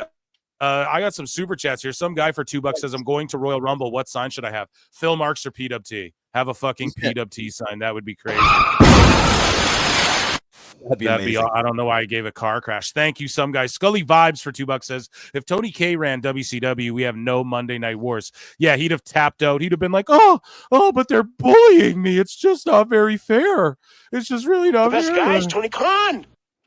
You know? Mike Sausalis for $2 says 19 likes until what? Are you guys trying to get up to 150 or 200 or something? I appreciate you, Lons, for that. Crazy. Oh, y'all. Yeah, run that up. I'm not asking anymore. You guys, there's almost 200 of you, though, so might as well. Okay, so we're having fun roasting Dave. It's the best time to hit the like button. Yeah, it absolutely is, man. So we got a Meltzer. We've got a Meltzer fucking Bischoff here. So okay. No. We already covered that one. The so deep in Meltzer's head. Yeah. So Marie Shadow's response to Meltzer goes, Commanders replacing Juice Robinson in the CC due to Robinson's foot injury. In one sentence, this tells you everything good and bad about AEW. And then Marie Shadows goes, you should have texted TK to book Ricky Starks for Juice's replacement. It would have restored some good faith at AEW. Fucking dummy. Should have texted him. And then the Mole tweets out a spoiler here. He goes, Dave responds to Marie Shadows and goes, in a perfect world, that would be a great idea. It's not a perfect world, and I didn't even consider it for a variety of reasons. What a fucking But yeah, the Mole tweets out the 5-star protostar each week. Kyle's star ratings are going to improve. This isn't a prediction. This is a spoiler. So just get ready for that. He's going to start having 5s, and Meltzer's going to, he's the new Osprey. He can be a big star by the Australia show. And so part of the WCW delusion, Raj Giri pipes in and says, do you guys agree with Dave that WCW might still be around today if Tony Khan had been running it? And then Jimmy Corderas pipes in and goes, that is impossible to say. Easy to sit back and speculate what if he opened the vault and signed blank. At the end of the day, without the right people in creative or with the pencil, I can't see a different outcome given the time period not being like today in so many ways. So like a rational, logical take in 2 sentences, not like Meltzer's dumb fucking ass who has to go on this diatribe. Maybe he'd get The Rock, maybe he'd have got Stone Cold and history would have changed. No, Dave, they would have taken fucking wrestling off of fucking Turner or whatever, and it would have been gone anyways, because that's just what it was. And Bischoff was trying to buy it to keep it alive, you fucking idiot. So Mr. Wrestling says this. This is a Meltzer. This is what we'll leave it on here. I don't know if I still have a poll in the chat. You guys graded War Games. And we'll see what the grades are at the end here. Yeah. I'm not sure what you guys graded it. We'll see. Anyways, though, so the last one here, Dave Meltzer says, everybody, Elite and Punk, got hurt until Punk left. Had it been the Bucks Omega and Adam Page who would have left, they would have been the ones to be giant superstars in WWE superheroes for leaving. Bro. Nope. Liar! Tell us what you know, you goddamn liar! Now, Kenny, could he reach maybe a Cody level in WWE? Possibly, maybe he could, maybe with their machine behind him if he really buckled down. Maybe, yeah, I won't discard that. In no universe does Hangman ever in any federation reach Punk or fucking Cody levels. Too And that's empty-headed. what he's insinuating. If it wasn't Punk and like Cody who left, then fucking Omega and the Bucks and Hangman would have been the superheroes and mega stars in WWE. No. Shut up, bitch. There's They maybe got the NXT tag titles, maybe. And maybe. if Tony Khan's so good, The best guy is Tony Khan. then why the fuck hasn't he been able to just turn them into superhero and megastar guys? Why? Why not? Because he's not the best guy, bro. That's really all it is, man. And this is just more cope delusion, the WCW delusion, the WWE delusion. And that was a very powerful Dave Meltzer's dumb moment of the week. Fantastic. Guys, I want to thank you all for being here tonight. Alt, Jake, George, round of applause, guys. PWT loves going live. My internet motherfuckers I can watch the show with you. Yeah, exactly, dude. Over 4 hours, I want to say, I believe. Goddamn, I love linking up with you guys. PWT. So youtube.com/ at Pro Wrestle Times is at like 1,500 subs. We're on our way to 5,100 subs for fucking Pro Wrestle Clips. We're cruising. So thank you all for that. Let's run it up to 10K. If you guys aren't sub.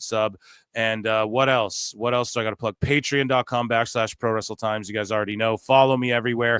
Contest winners, Gilgamesh, Ashen Chevalier, and Pooter. Make sure you guys make sure you guys DM or pardon me, prowrestletimes@gmail.com me.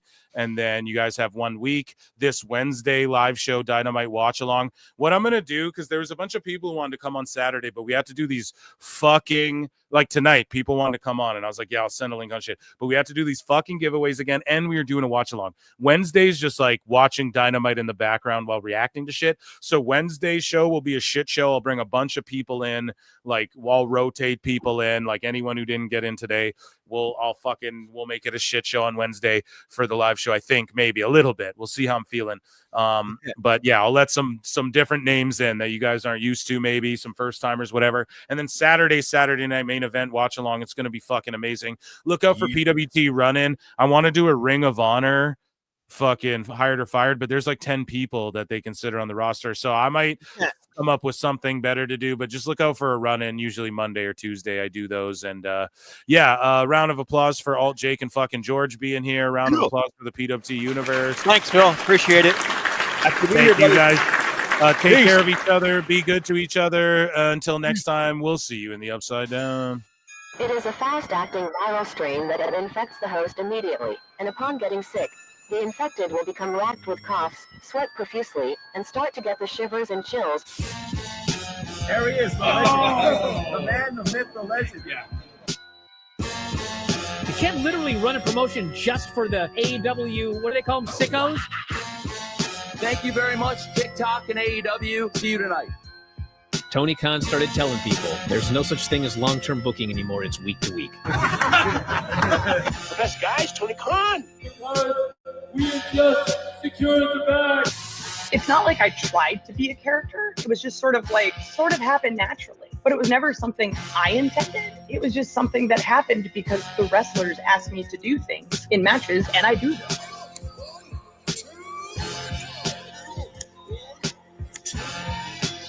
If you run a promotion just for the sickos, you're going to do 400,000 viewers eventually. Effing melts. You know that SmackDown actually went over and everything? Yeah. You know, What's the point? the point of SmackDown. What are you getting at here? That the DVRs didn't pick it up. Did they not pick it up? Mine didn't. Let's get into everybody's favorite moment, and it is called Dave Meltzer's Dumb Moment of the Week.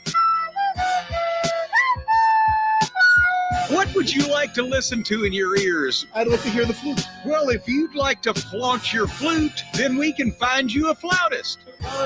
We just secured the bag. It doesn't help me. Okay, so complain, but I will complain. Let me out of my misery. And when I heard that, I was like, what? Thank you, fuck you, bye. Boom.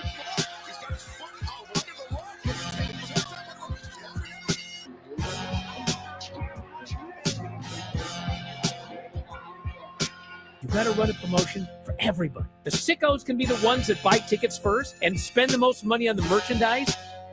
Because we have just secured the bag. But like, you got to promote for everybody. Then you'll have a lot of viewers. I think we proved a lot of so-called experts. We made them look like idiots.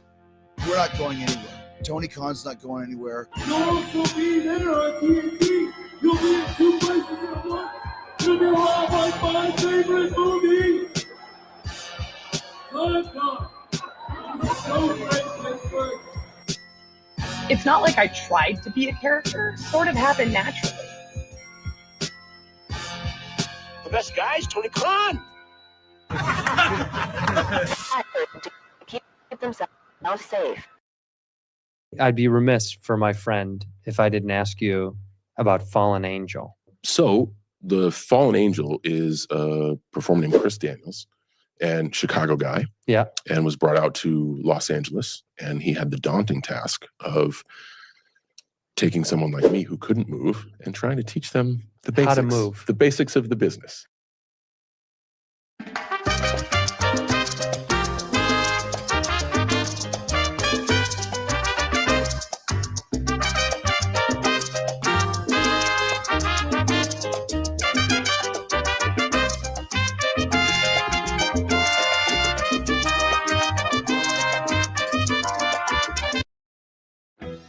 We don't want to make false accusations here on the program, Brian. We do not want to accuse people of behavior, either unsavory behavior, possibly criminal behavior, certainly behavior that shouldn't be imitated. We don't want to do that if they're not guilty of it. If you want